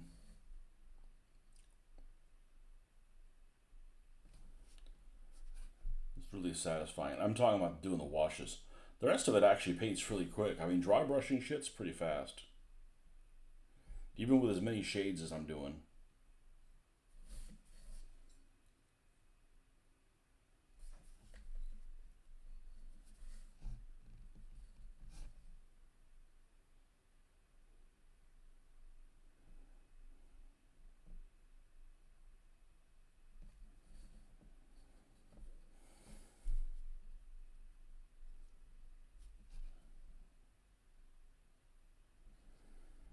But still, to this day, the worst game I've ever played would have to be um,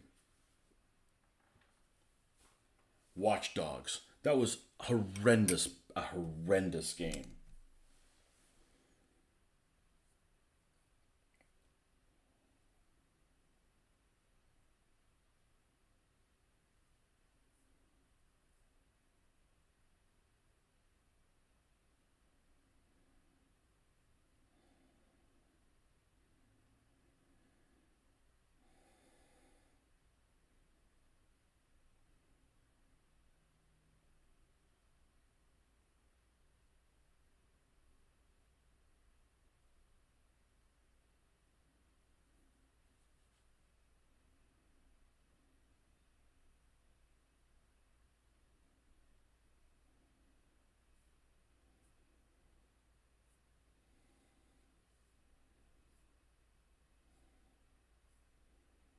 Yeah, who knows when it comes out. I'll be getting State of Decay, that's for sure. I mean, assuming I'm alive. You said you were going to get it.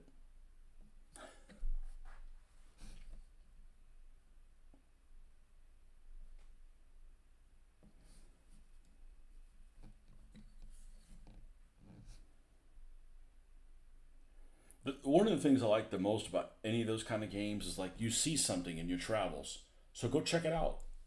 You know, it's like my ADD. Like you're traveling, I'm like, oh, we're going over to the. Oh, what's that? You know, squirrel. Go out and check it out. That squirrel may eat you, but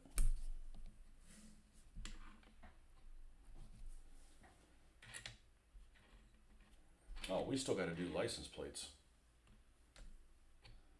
Well, I'm not going to do decals because the problem is the decal on the license plate is completely straight across the top, and there's actually a little notch there, so I have to cut that notch off. I just assume painting it white and do the little scribble scrabble that I like to do.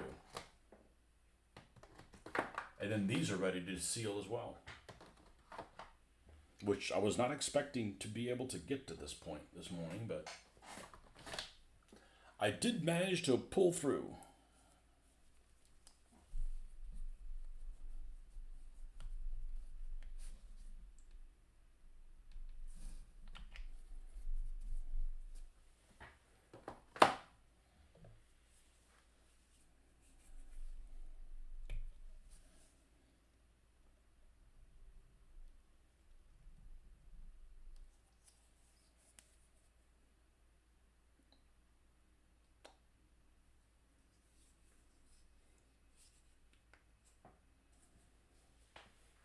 Oh, one thing I forgot to ask you, Brits, about. What's the thing you hate the most about your country? Oh, snap.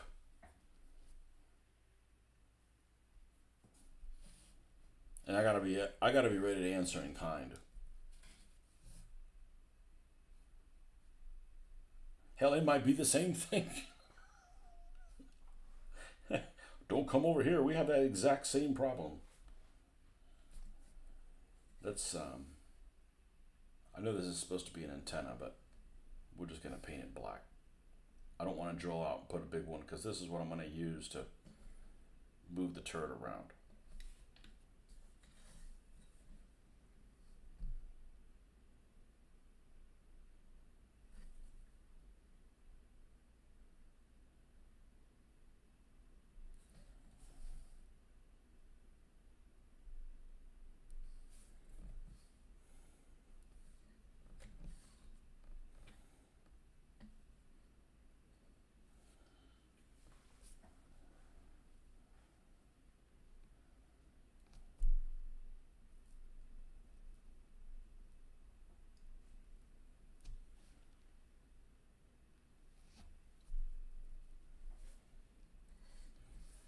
Unfortunately, it's not going to be driving on the wrong side of the road. That is really what it should be.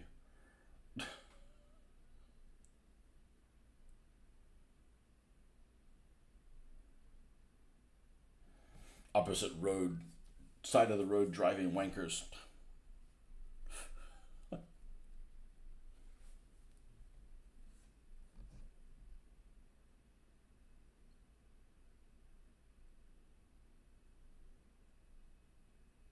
Ooh, hold on a second. I just thought about something.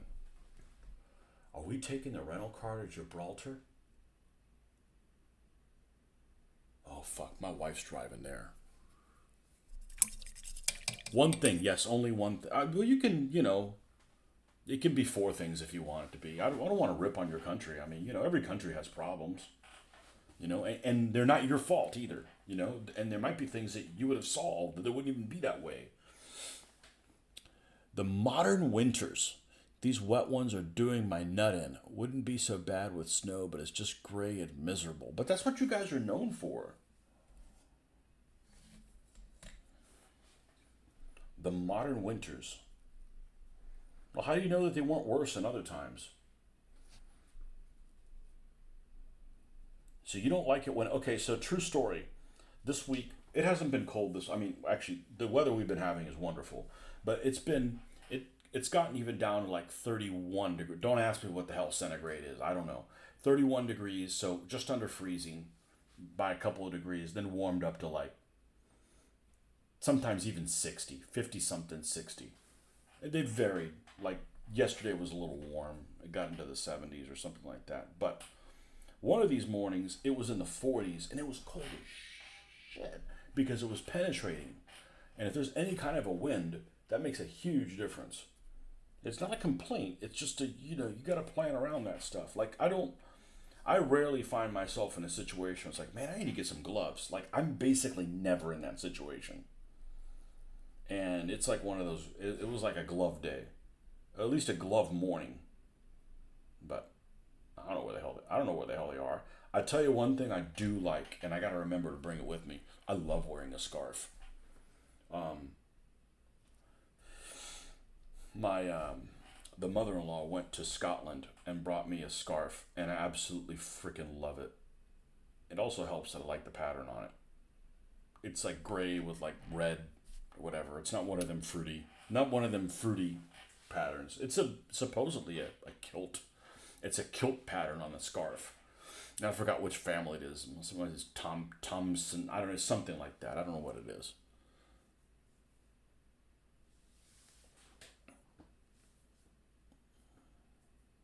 Gibraltar drives on the same side as Spain. See, they civilized themselves. Okay, well then we're saved.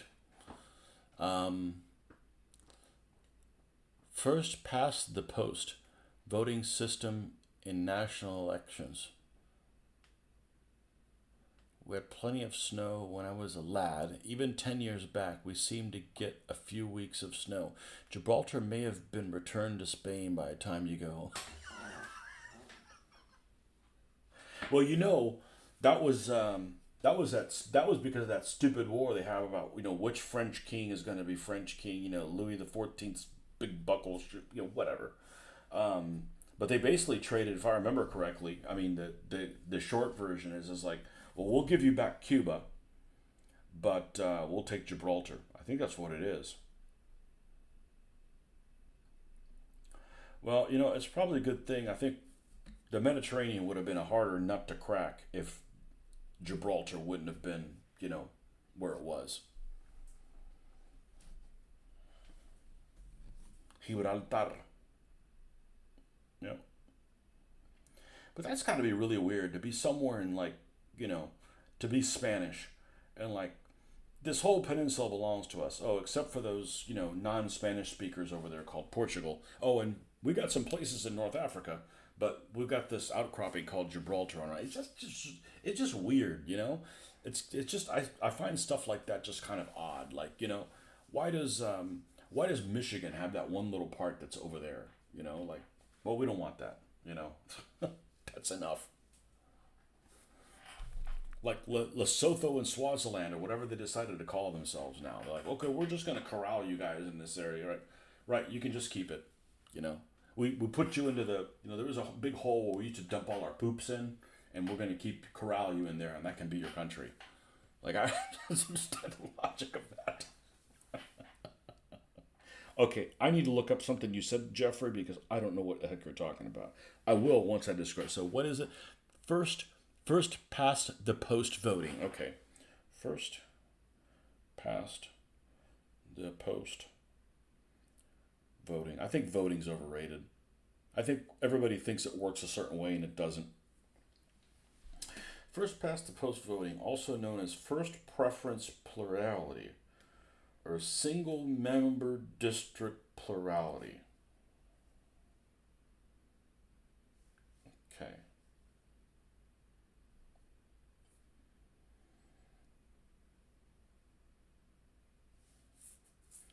Is the single winner voting rule. Okay. Voters typically mark one candidate as their favorite, and the candidate with the largest numbers of first preference marks is elected, regardless of whether they have over half of the votes. The name first past the post is a reference to gambling on horse races. FPP is generally treated as a degenerate I need to start calling people that more. You degenerate. Variant of ranked voting, where voters rank the candidates but only the first preference matters. As a result, FPP is usually implemented with the choose one ballot where voters place a single bubble next to their favorite candidate. So you guys didn't used to have that. See, we've always had that. So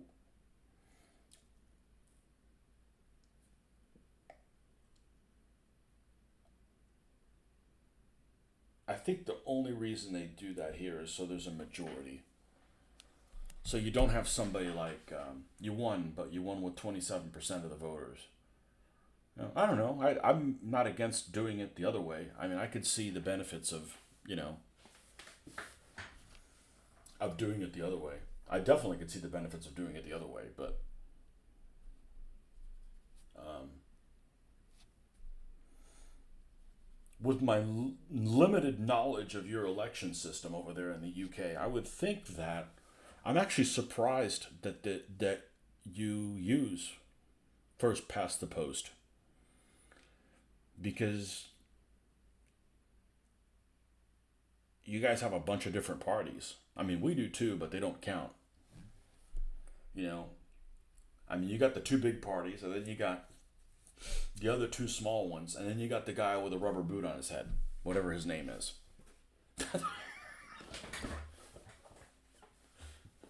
Vermin, whatever the Vermin guy is.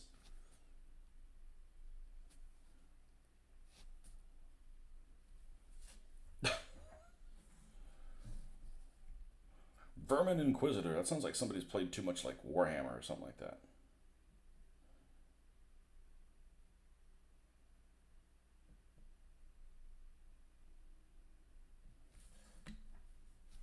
Proportional representation works for the Scottish Parliament. You have that buckethead guy too? Yeah, what's this guy's name? Inquisitor Vermin or something shit like that. I mean, guys, there's no way this guy's never done any drugs in his life. I'm telling you, drugs rot your fucking brain. I'm telling you. Vermin presidential candidate.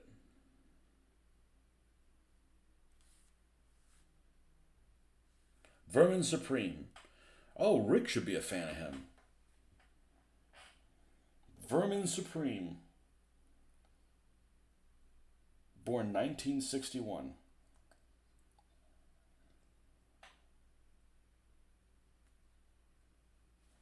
This ass clown.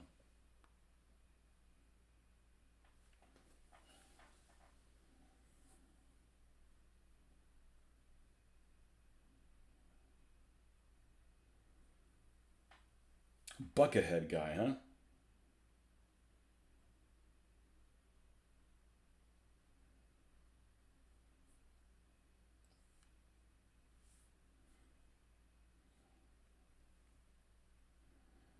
Buckethead UK. Lord Buckethead. Oh, he looks much cooler. And he at least serves in the House of Lords.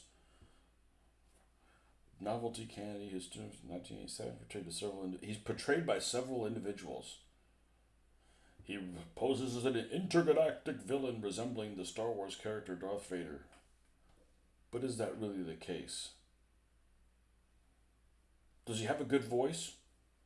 Does he speak in RP?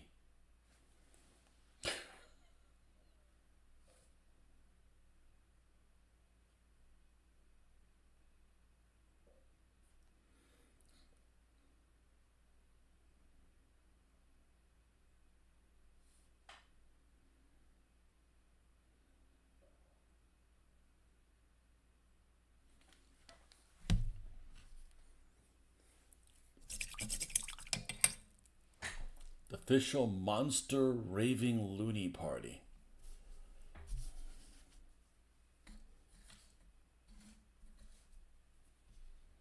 So I was watching a video the other day, Tick's video. It was a political video.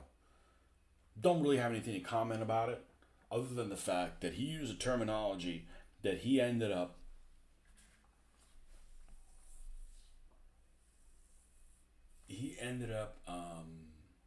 what do you call it, editing himself, and didn't say a phrase, and he muttered over the phrase something to the point of,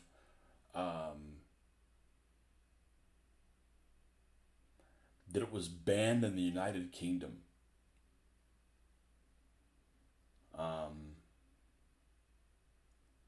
And I'm wondering if that's the case. I looked it up and it didn't seem to think. It may have been like he wanted to ban it so he didn't get into somebody complain about his channel, but it wasn't.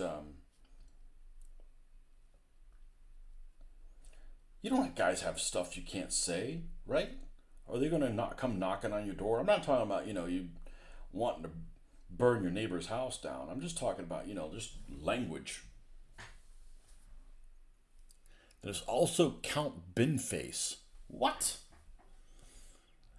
The centrist liberal Democrats got 12% of the votes and 71 seats. The far right Reform Party got 15%, but only 5 seats. That math just made my head hurt. I don't like this idea of parties. And I don't like lobbyists.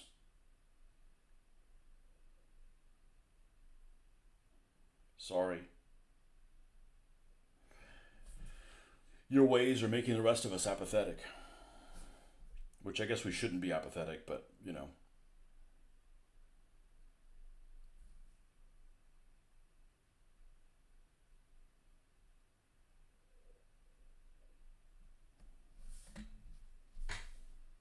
Count Binface. You guys, man, I'm gonna have to go out there. I got 2 days to straighten your country out.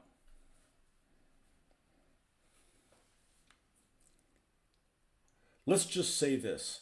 I hope that when I go there, I leave it better than I found it. Count Binface. I don't know about you guys. This peerage you guys have. Count Binface.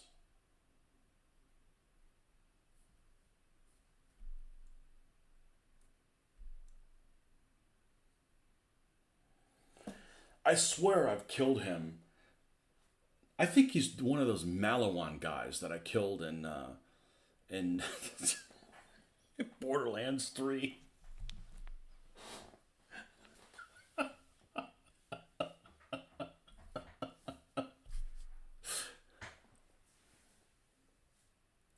I am talking about the Tix video with the Nazi guy responding to him.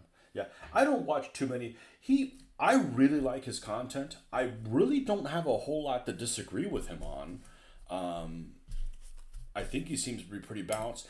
But man, he spends a lot of time responding to naysayers instead of just like saying, fuck these guys. Like I wouldn't, I know they're not really lords or counts. Come on, man. But it's just, peerage. He spends way too much effort engaging his detractors. And, some people just, it's not going to do any good. It's not like he can do all kinds of argument and make them change what they're doing. Because they're either deranged, some of these people, or they're legitimate trolls, You may not agree with what he has to say, but I think he's got some pretty strong arguments about why he thinks the way he does about stuff. I don't know. I don't have a problem with him. I don't get into his political stuff very much because that's not really my interest. I certainly have my views, but I think that there's so much corruption and people that'll say, "Oh yeah, I like the color yellow too," and then when they're in office, they pick pink. It's just there's just too much dishonesty. There's just too much dishonesty.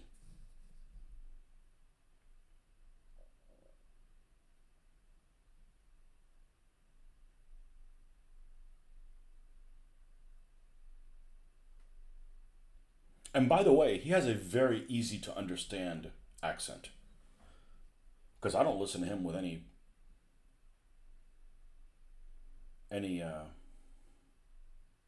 subtitles.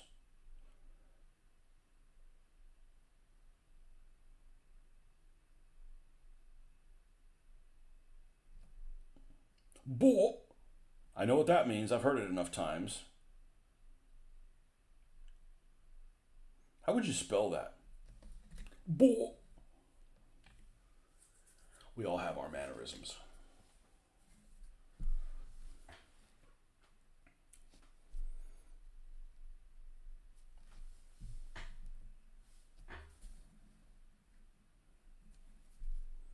Yeah, I saw that Nazi guy's response, and I'm like, holy shit. There's no way. This got to be a troll. There's no way that people think that way. There's no way that people think that way. In my world, people don't think that way. That's just impossible. But then, I live in a bubble that is obviously not true. Because for me, I grew up, the World War II was started by the Germans for, payback for losing the first one. And boy, that actually would have been a good reason, as opposed to what it really was. Um, Exterminating people. Come on. I want to exterminate these people. Why? They're different. They're like this. They look the same as you, dude. They're like the same. It's not like, oh, we're gonna hunt down people that have three horns and are green. I can get. I. Oh, they do that. That's really disturbing, man. That's just really. It's different. Like, yeah, I'm gonna hunt down. Uh, green people with three legs and they have four horns or something. I'm like, these people they're like the freaking same skin colors you do. Like they have it just doesn't make any. It's just insane. It's insane. It's insane. Absolutely insane.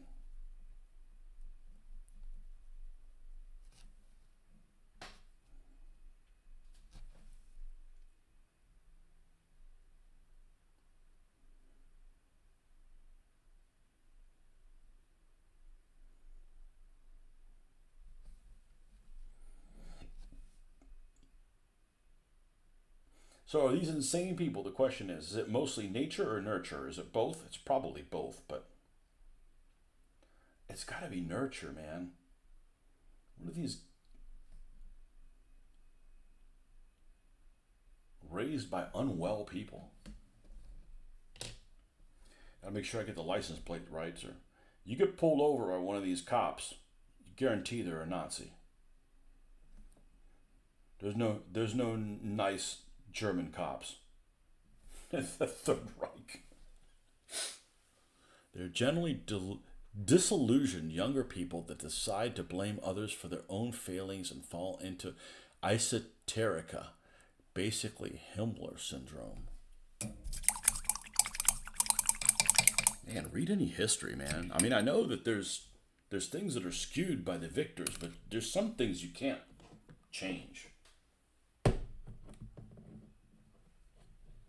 Okay. One of the big things that's skewed by the victors is, yeah, the Allies did war crimes too. They didn't ship people off to one way tickets in in trains, but war crimes happen. I mean, I'd probably be committed if I was in a war situation. I'd probably do a few. It just happens, bloodlust, whatever, But one Aussie guy was bitching. He lost his job and lived on his brother's couch for a year. And then when his brother told him to tidy up and get a job, he blamed it on an international Zionist conspiracy.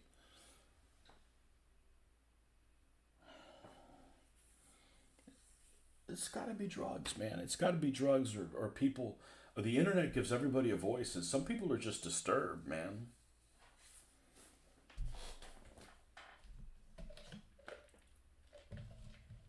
Crazy talk. I'll be right back.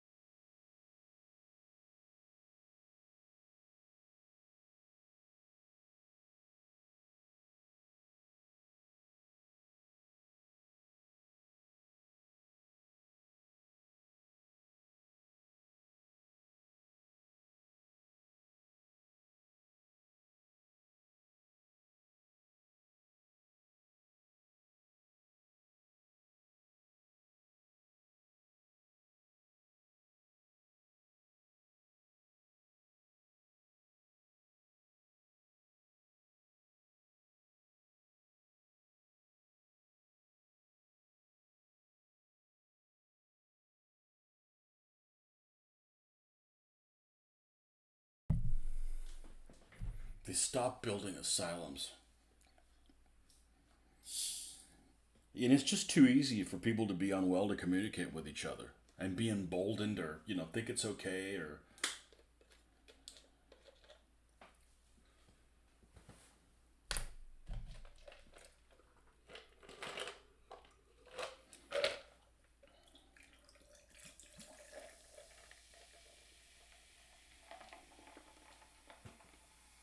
And there's some deranged people out there that are just like wound up by other people. I may have a visit by one of them soon. The stuff that he was writing after the election is like, wow, it must really suck to be you.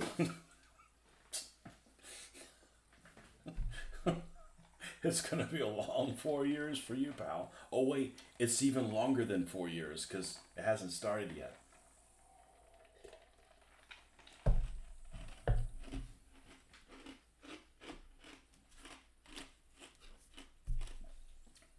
All right, let's take a look at these little buggers. Let's put it on the cardboard. They seem to look a little bit better. And it's still going to have a little bit of shine in places. Man, this worked really well. Well, I'm not going to... It's durable enough. And it's an easy enough fix.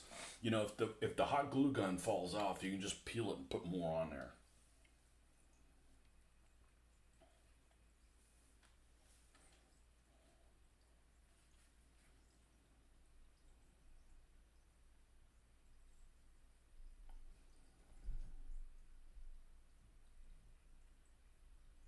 Yeah, there's a little bit of shine there that'll disappear.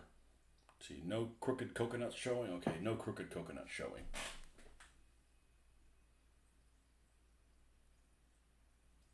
Now, before I forget, this is where we get crazy. Or as I like to call what I'm good at. You're good at crazy? No, I'm good at this. This is what I like to do. We got to name these two. What do you mean?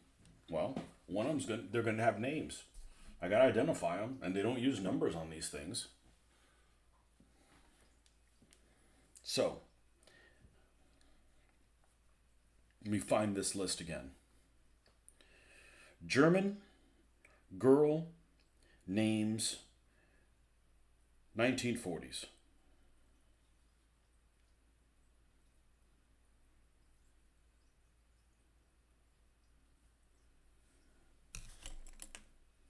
Bertha. It's not big enough to be a Bertha. Liesel. Yeah, I think I'm going to make one of them a Liesel.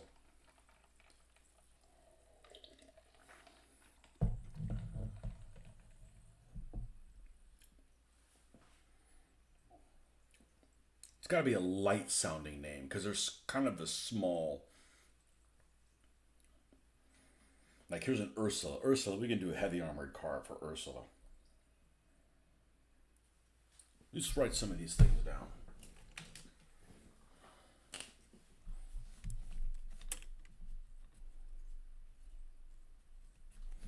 And we're going to paint him with German type Gertrude. It's too like, like.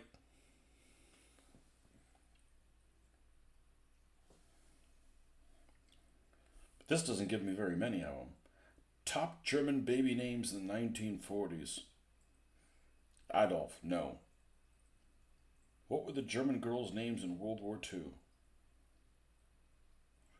Ingeborg. Just doesn't sound very attractive. Waltraud. I had a principal of my middle school / high school, private school, and she was a little girl in Germany. And that woman was awesome. I really, really liked her.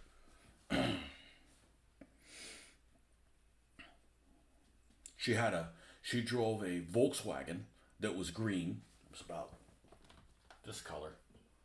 And it had the original type of Volkswagen. This would have been what? 86, something like that. When the Challenger blew up, it was 86. And she had this modification that was done to her, like to the hood, that the hood came out and was square. It wasn't a Volkswagen thing. It was a standard Beetle, but the hood on the front came out square, almost like a Cruella de Vil car. You know, it was interesting. Um, her name was Baldchild. I think we called her Wally. Nice lady.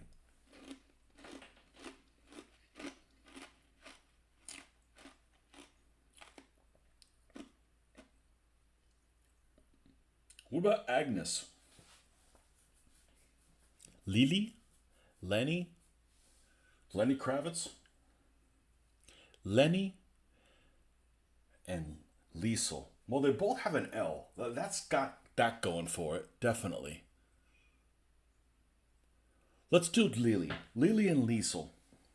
All right. So now what we're going to do is we're going to do Germanic font. This I did the same thing with the other thing. I could probably make it up myself, but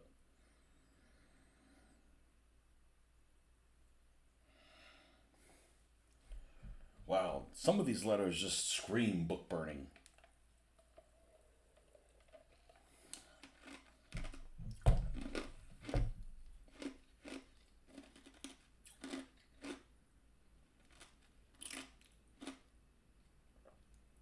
I like this one.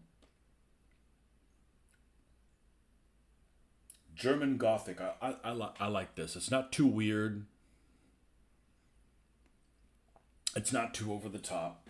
And we're going to put them up on this side underneath the driver's thing. And they'll be in white. And we will do them in light gray first. Like I said, this what I'm about to do, this is the kind of shit I like to do.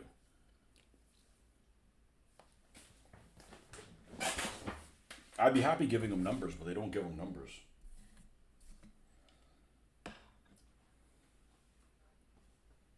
Lily, 1L. What's the L look like? Just straight. Okay, and the I has a little, and then there's a little dot on there. Ooh, that L is crazy. We'll have to cut some of that crazy down. It like comes all the way back up like a U. Yeah, we're not gonna do that. Okay. This one will be Lily. You do the easy thing first.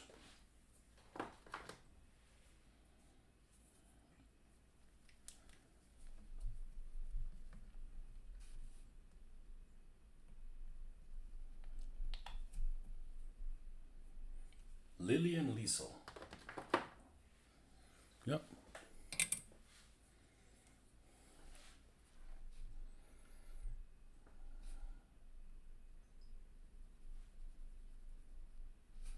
I'm just gonna use straight water. Even better than that.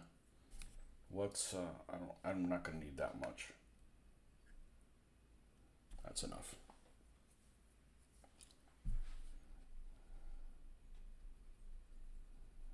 Lenny Kravitz. Yeah, I already know the jokes already. I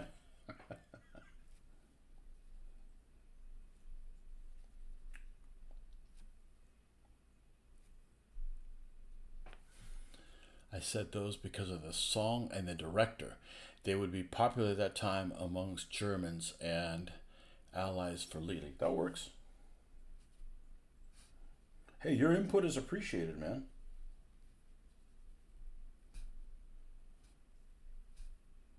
I'll mention you in the credits. Now, somewhere around the 23-minute mark. I don't want you being earlier than that. It'll go to your head.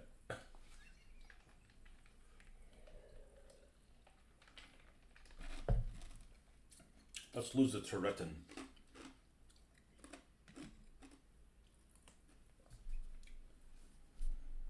All right.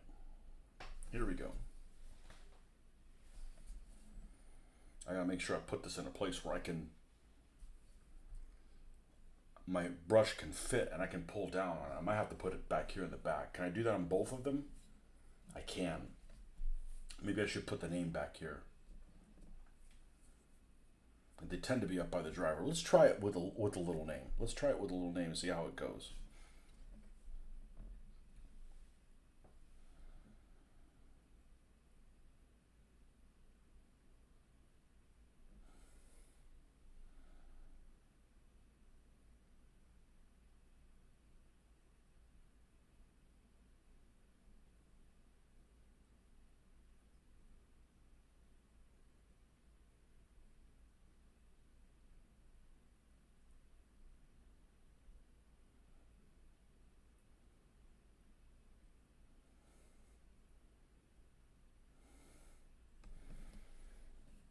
Well, the problem is it doesn't look very Germanic looking, but it'll just have to work. It's not exactly words that are not exactly letters that are very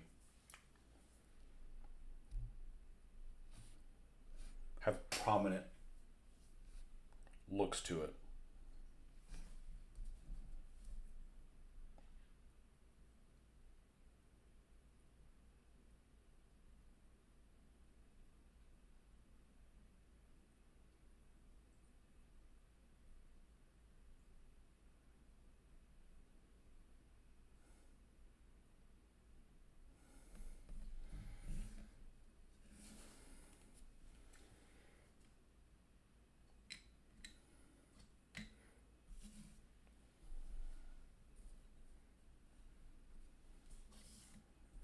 Can I fit me a Liesel there? Probably. It's the E that's going to look unique.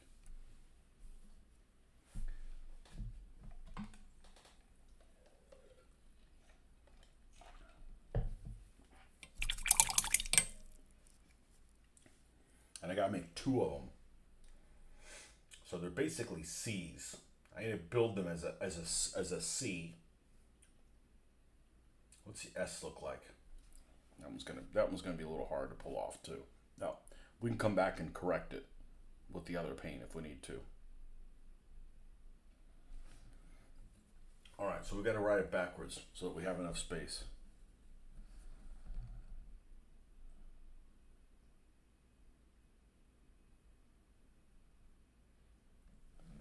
Here's the L.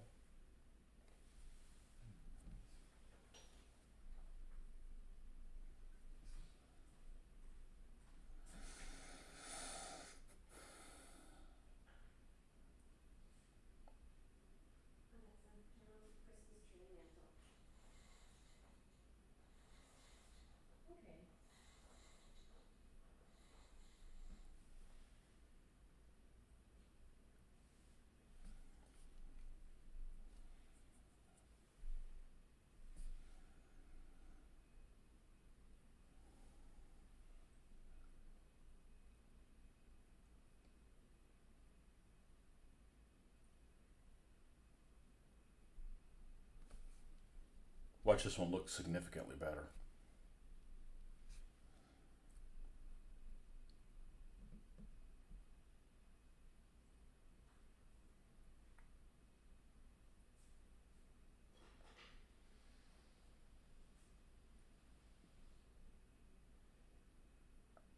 Well, it's tighter, and that might actually make it look better. Like the letters are more together. We can come back and fix the other one. It's only 4 freaking letters, and you only got to fix 3 of them. Liesel rhymes with diesel.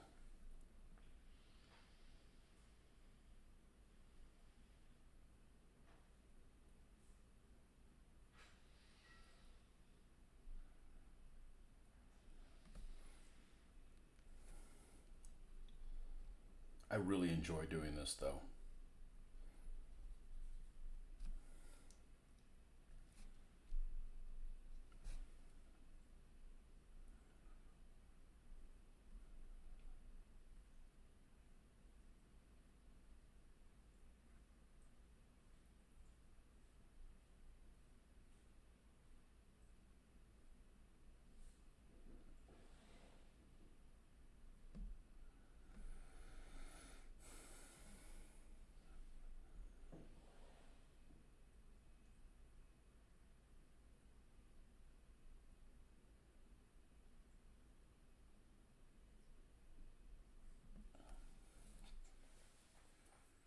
Well, the good news is I don't have to go to work tomorrow because I just quit my day job.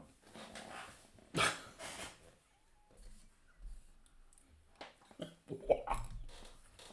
I got to do a little bit of cleanup, but wow.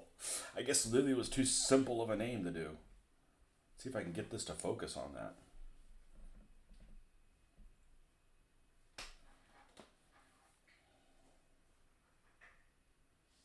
Oh, I cleaned up a little bit. Oh, we're going big time, man. Look at it. Look at this shit. Look at it. Look at it. Now let's clean it up with the pure white. And let's bring that dot on the eye down a little bit.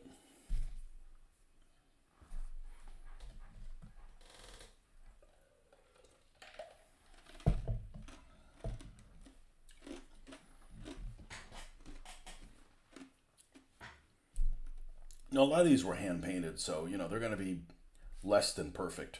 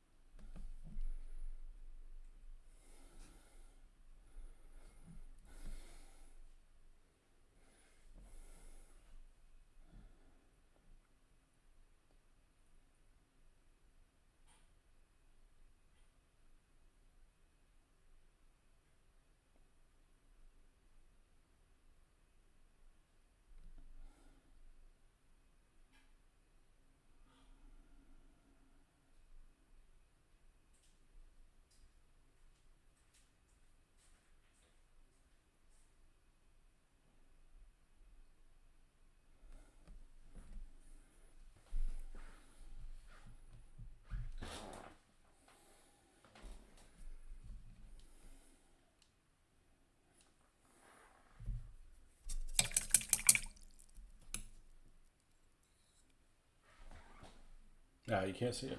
There's no way you can see that. There's no way to be able to see it. Yeah, they have to have some kind of ID.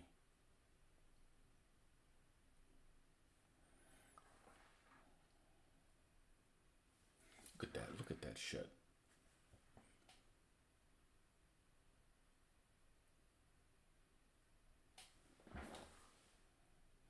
No. Yeah, I'm leaving it Lily how it is. Fucking awesome. This is why I do this hobby.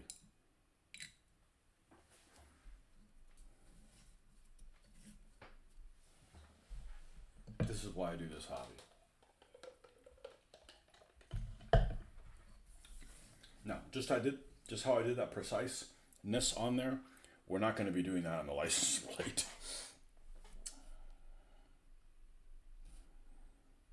That's definitely not going to do it for that.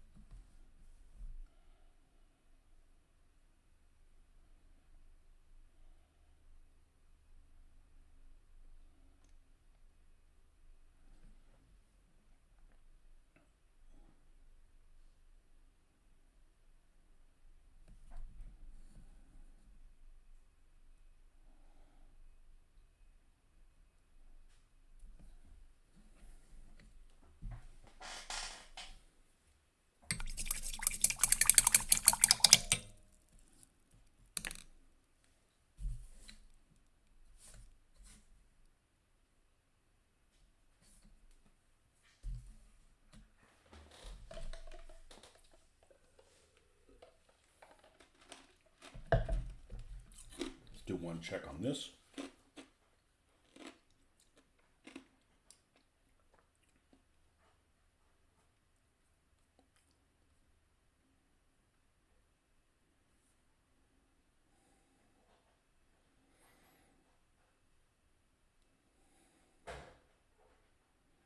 Yeah, well, I know that they deliver during this time during on Sundays, but I don't think that's going to be the case today. And like I said, I don't really need that. I got stuff that I'm already kind of planning to do. So, hold on one second. I think someone is awake.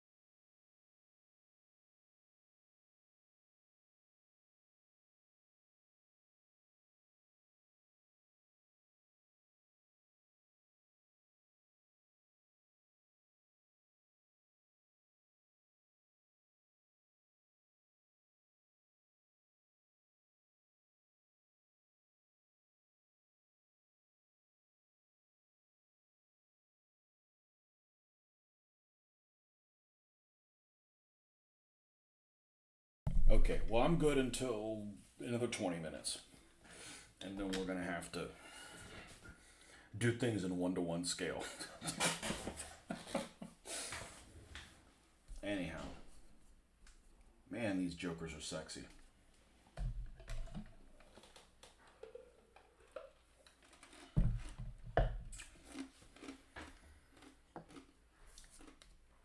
So I heard some interesting things about Vallejo Primer.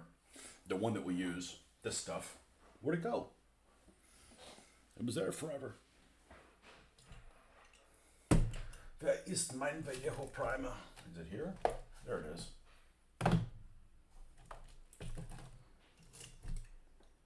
About airbrushing this and stuff like that. Somebody said they could reduce it. And some people were like, it's garbage, just throw it in the trash. And somebody else said, the problem is that it's meant to be, it needs to cure for a longer period of time. But I can tell you that I'm fine with however I'm using it.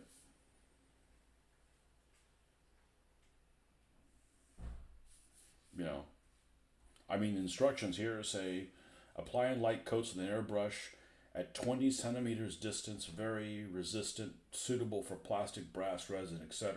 Allow primer to cure 12 hours for beginning masking process.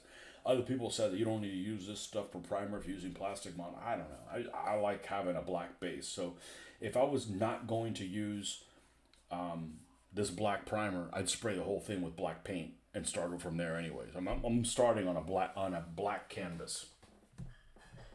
You know, that is the one consistent thing I don't think I'm ever going to change. It's, you know, I've varied other little things that I do, but that's pretty much stayed a constant.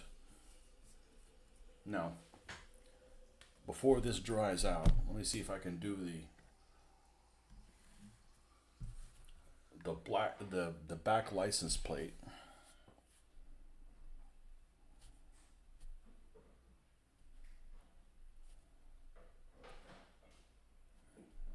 And I'll stop before 10 if it gets too loud out there.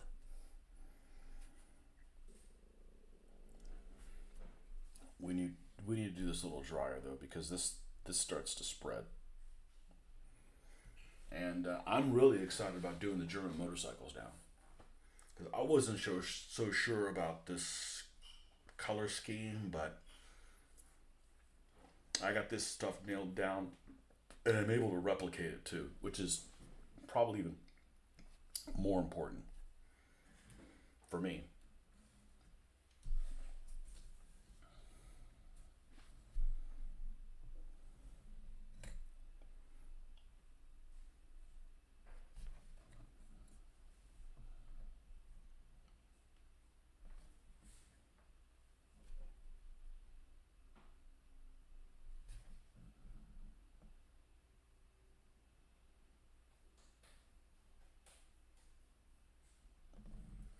Okay, we got a good WH there.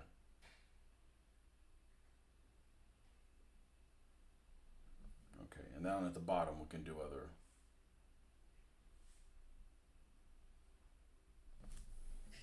supposed chicken scratching, literally.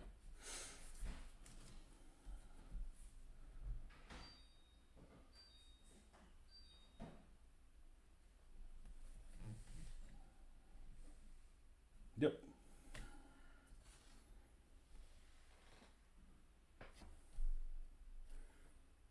Because they give you the decals for one of the vehicles, and you can build your own, like a Build-A-Bear workshop. You can build your own decals for the other one, but that's extremely anal retentive, and also I'd have to take a little notch out of the decal because it's not how you think it is.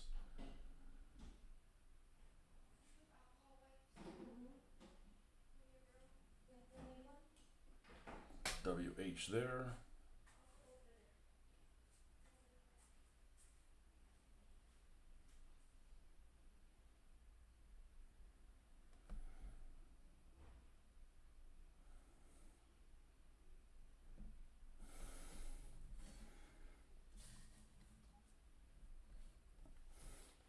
And I mean, the motorcycles don't have anything at all.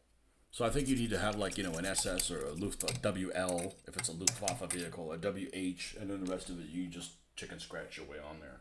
And normally it would have a front license plate as well, but I think it's covered over by the smoke grenade launchers. So bless you. Anywho, these guys are pretty much ready, good to go. So we're gonna add them to the trove of different things that have to go up there. That's the next thing we need to do is Mr. Bren gun carrier.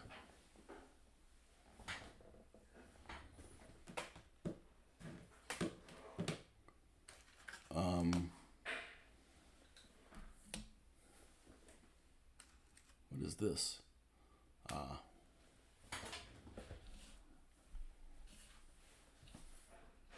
There's some fine detail on here, and I think that these guys are. I mean, can't you wait for these guys to take some rifle fire and like get into a big crash?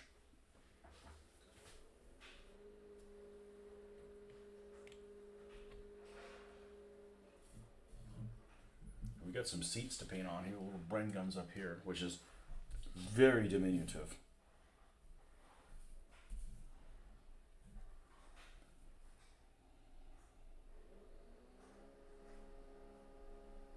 Very diminutive. Extra small.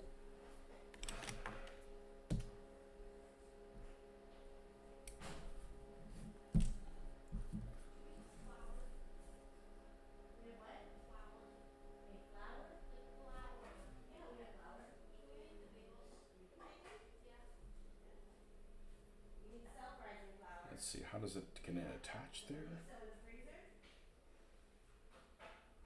Yeah, it attaches okay. So epoxy will do the trick, but we need to get this thing painted before we do that. So before we do that, as much as I want to do the little motorcycles. I mean, this guy means the business. He's riding a motorcycle and he's got a stick grenade stuck in his belt. I don't think I could pull that off.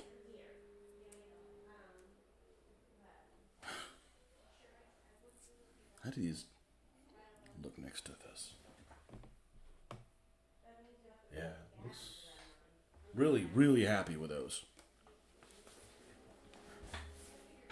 And yeah, I could add like little packs and stuff on there, but I get overwhelmed with the choices of the things that I could do, so I usually punt on in situations like that. However, we're going to need something for this to be able to attach to it so that we can paint it.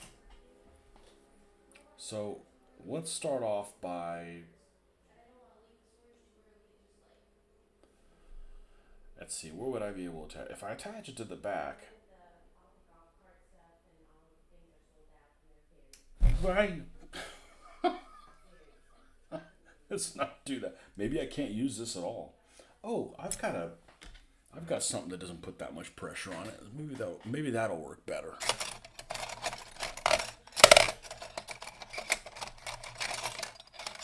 This thing.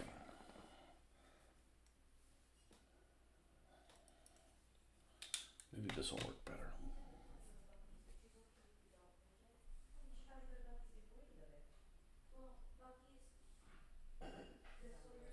How secure is this? It's fairly secure unless it bounces. I should be able to reach that to repaint it. Okay.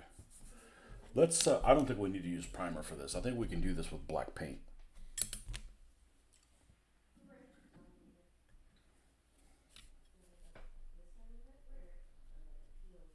It's something that's in an area that you're not going to be able to reach anyways.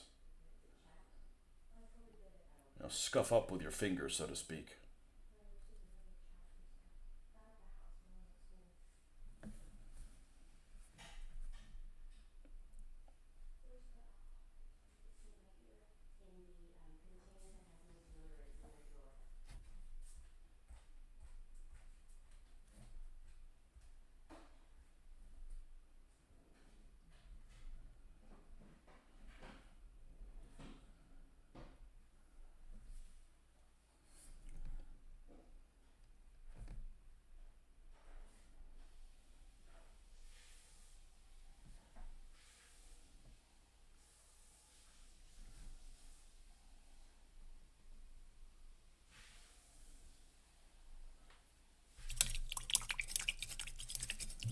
Mr. Francois, so I tried to go into your site yesterday and I couldn't find it.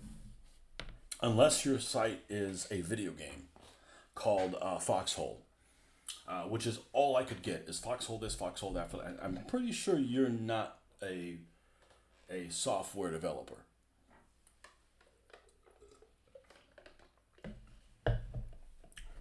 I'm sure you know what I'm talking about. You can't go to you do a search for your channel, and that's all I get is Foxhole this, Foxhole that, Foxhole the other thing. I'm like, I don't want to play Foxhole.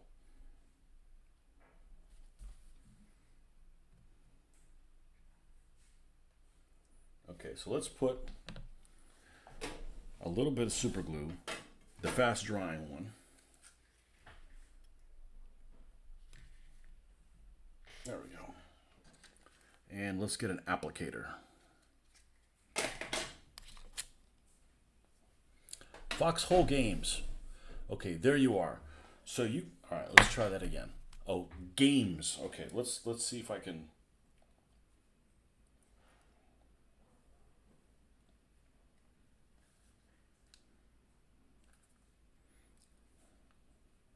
Foxhole Games. Foxhole Games channel was even something I searched for.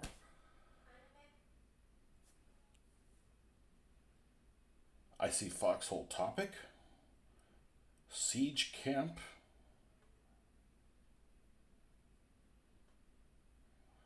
Foxhole Airborne,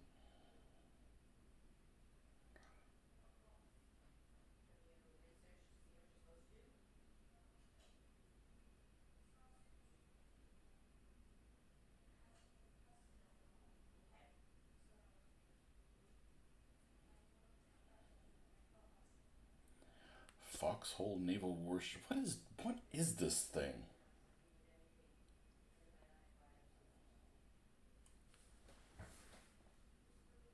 Yeah, it's hard to find. Foxhole Games. All right, Foxhole Games. Is it on YouTube? YouTube channel. Let's try this. Siege Camp. That's gotta suck. You come up with a channel and these VR clowns come in and, the video game clowns come in and do.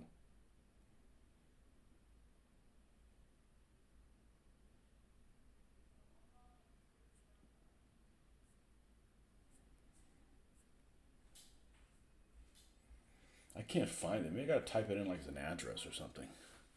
Just right click your name in chat. Yeah, but I can't do that. Oh, yeah, I can. Yeah, I can. I mean, yeah, I can. Yeah, I can. I can go. I can go incognito. Okay. I can go incognito.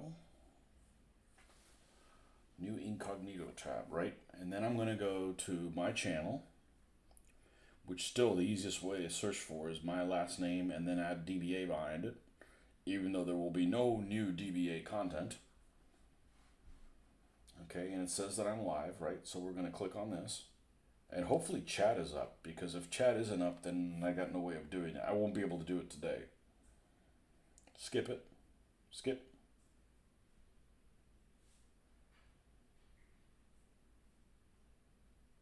I don't see how I get chat. Well, let's see if I can do it like this.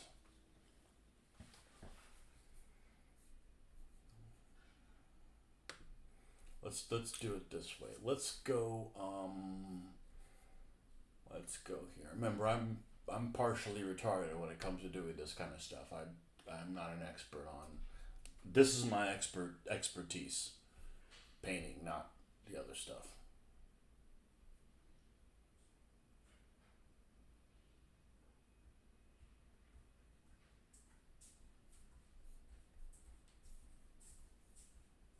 Okay, here we go. Click on your name in chat, all right? Go to channel.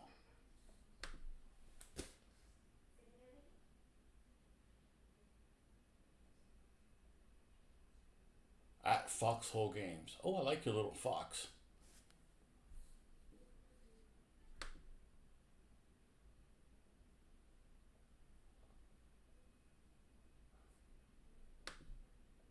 Subscribe. Now you just need more videos. I'll check out those 2 videos you got later. Cool. Excellent.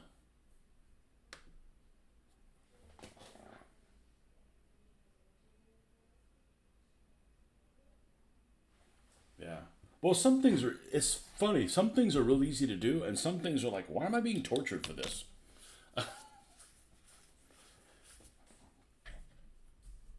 Okay, we need new super glue.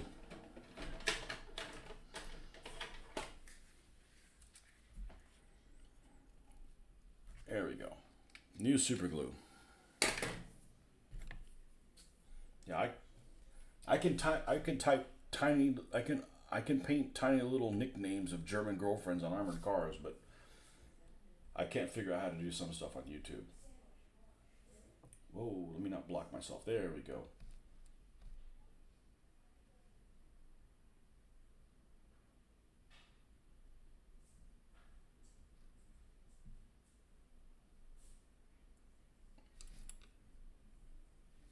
Let's switch to this.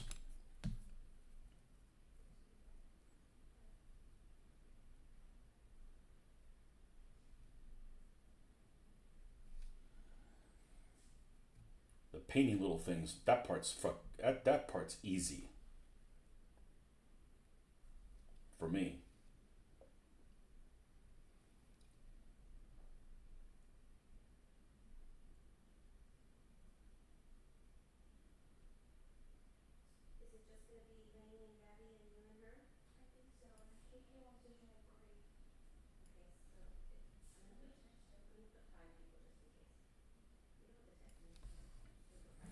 All right. Now, wait for that to dry. We don't want to move that thing around too much. That's the Bren. That's the actual Bren gun.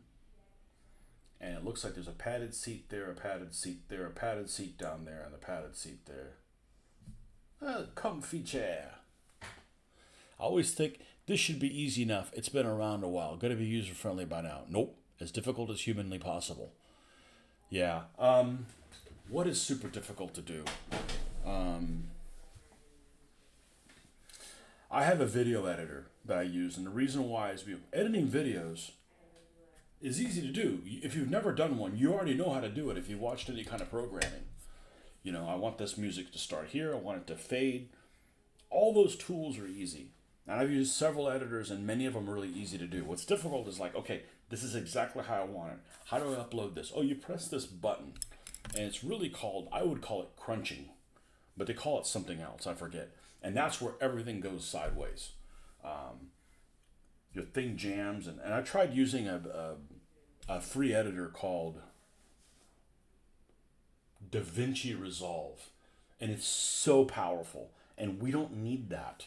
It's like, I'm not going to make commercials for NBC, you know, and there's so much noise that it is very difficult to find the 10% of the stuff that you use, and it's not reliable. Like, it jams and stuff, and I have a low level of I have a low level of patience for that kind of stuff.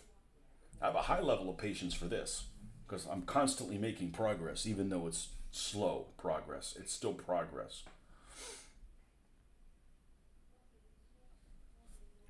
But yeah, I don't like that electronic shit.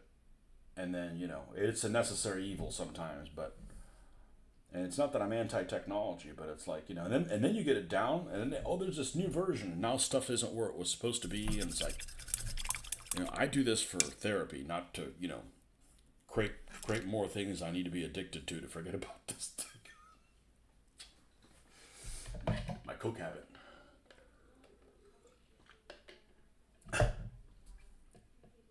Okay, I don't think that there's a single thing wooden on there, on the actual Bren. However, the comfy chairs have some leatheriness to them. We're gonna go with U.S. Field Drab. No, nope, no. We got pictures. Cactus. There's a plant I should be able to keep alive. Turns out it's immediately difficult to stimulate their environment. Yep. Yeah, I know. It's. And then you have somebody who, like, is really good at growing plants, but they can't drive an automobile. It's just, we're all specialized. They make these plants, they make these Lego plants out of Legos. We might be able to keep those alive. We're no good at those things either. Cacti are cute. I I went to Walmart or someplace, might have been Kmart, a long time ago. I was like 10 years old, and I bought these little cacti. I'm not a plant person, never have been, probably never will be, but they're cute. And I had them at on my windowsill when I was 10 years old. One day they disappear, and I'm like, where'd they go? And after many years of waterboarding my mom, I finally got an answer that she said a friend of hers who was superstitious, and I hate superstitious stuff. It's bullshit. Convinced her to throw them away because they were bad luck. Now, why would cactus be bad luck? If anything, they're good luck. They're like the only thing that survives in a desert, unless it's somebody got this idea. It's like everything's dead here except these devil plants. They made everything else die. I'm like, no, cactus would be good luck if anything else. Like just imagine you're going through a desert and like there's nothing like other than dirt, rocks, and sand, and you see this happy little cacti. Yeah, you don't want to fall on top of it, but it's cool. It would give you like a sense of hope, I think. Cacti don't do well in Florida. We're too humid. And if you go to any store that has plants, like, man, they keep the plants really alive here. Oh, they keep the plants really alive at Disney World. Yeah, they don't show you how many they throw away on a daily basis to keep everything looking like it's going great. You know,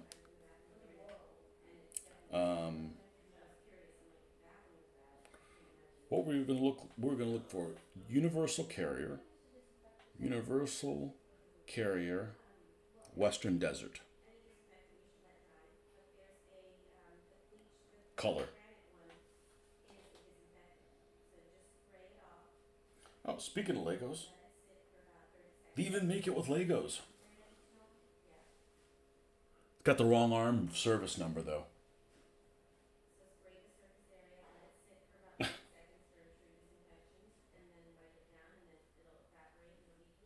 That's cool.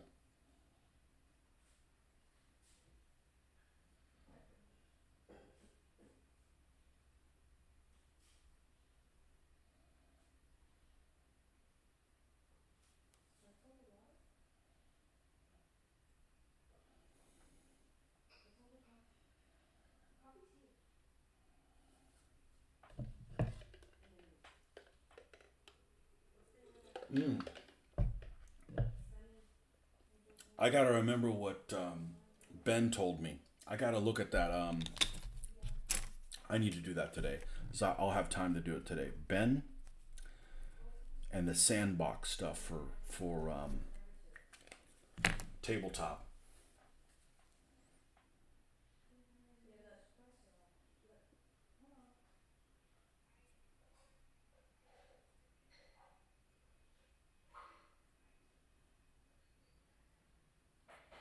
Western Desert interior.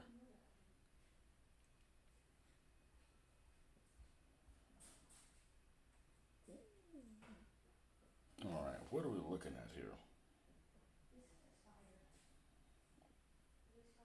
Comfy chair. I bet it was uncomfortable as hell.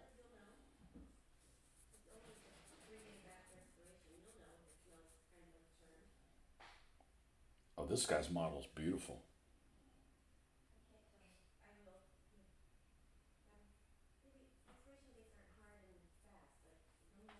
Well, I was brought to here by a picture, but then I don't see a picture.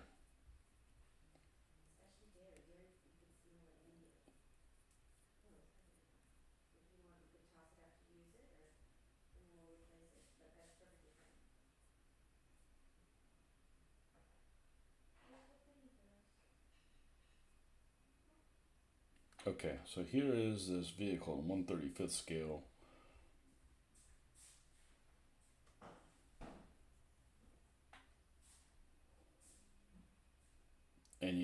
It's got an equivalent color like this. Or at least that's what this person went with. Okay, fair enough. Facts. Yeah. I mean, I think there's some things you see that I just think are uplifting. Cactus. I think cactus is an uplifting thing. I don't want to be thrown on one.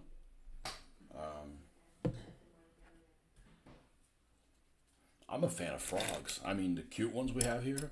Like anytime I see one, I'm like, they, I'm happy. You know. I don't know. I know some people are scared of frogs. I know a few. I'm like, what's wrong with you, man? Frogs are cool. Frogs eat bugs, man. They're my friends.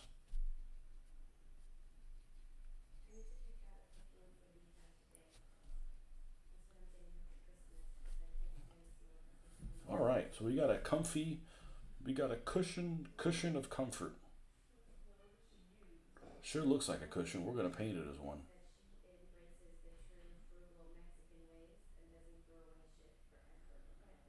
Made out of leather or what is that stuff called? Leatherette, which I think is French for not leather.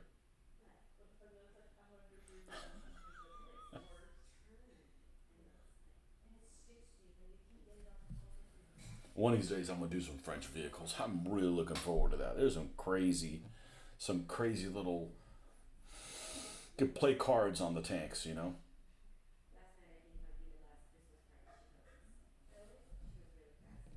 You know, I don't know if the back of this was leather covered in this shape, but we're gonna paint this whole thing like that. It should have been pleather. That's right, plastic leather.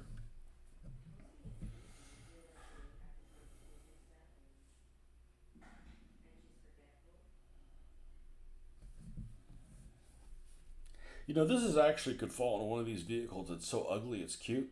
It's not a very attractive vehicle, and I think it's because it's like missing a road wheel. Like if it was two sets and then two sets, it'd be better. But it's like two and then oh, ran out of space, sir. Okay, we'll just put one back there, and it's kind of unattractive, but it kind of isn't. The same way a Mark Six is the same way, just cantankerously cute.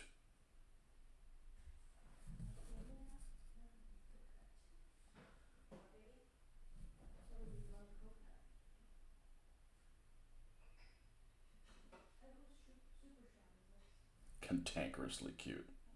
We'll just make up our own terminologies here on the fly. Okay, and down here we have the same thing for the driver who's driving on the wrong side. You silly git.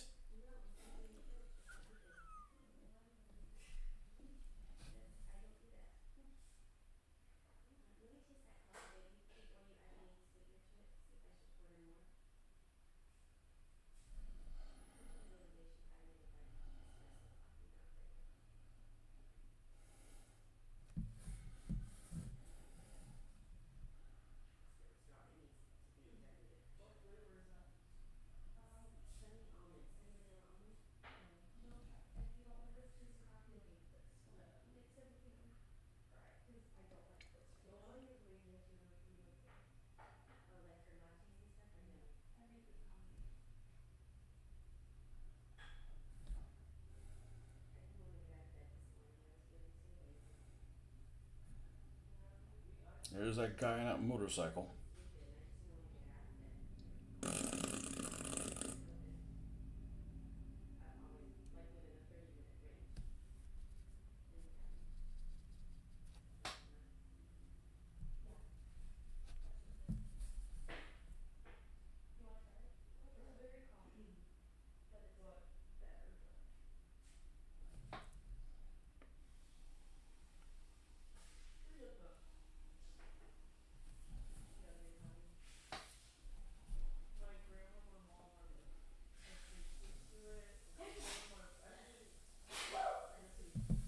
Bless you.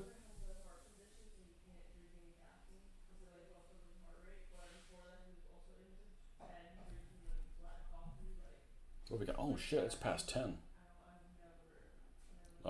be able to finish this, and then we'll stop.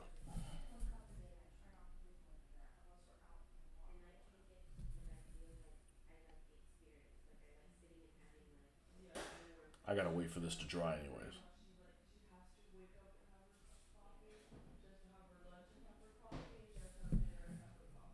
All right, folks. Well, that's where we're stopped for this morning. Did I see Lindy Beige's vid on the T16? I did not.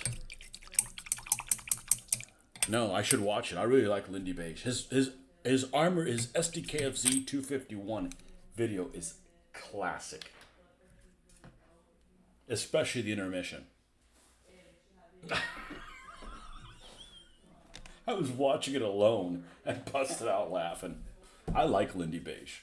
I think he'd be fun to play a game with. Or does he seem like he'd be a cheater? I don't play with no cheaters. I think it's, you know. I have to make a rule though, no sweaters. Can't play any games here wearing sweaters.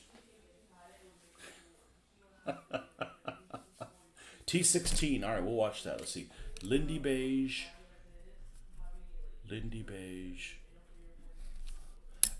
What camouflage did the British use in the Western Desert? They painted them in Lindy Beige. Lindy Beige T16 video. Okay, perfect. We'll check that out and report. I may be back on later today. I do not know. But for the time being, I got to do some stuff in 1-to-1 scale. And we will be back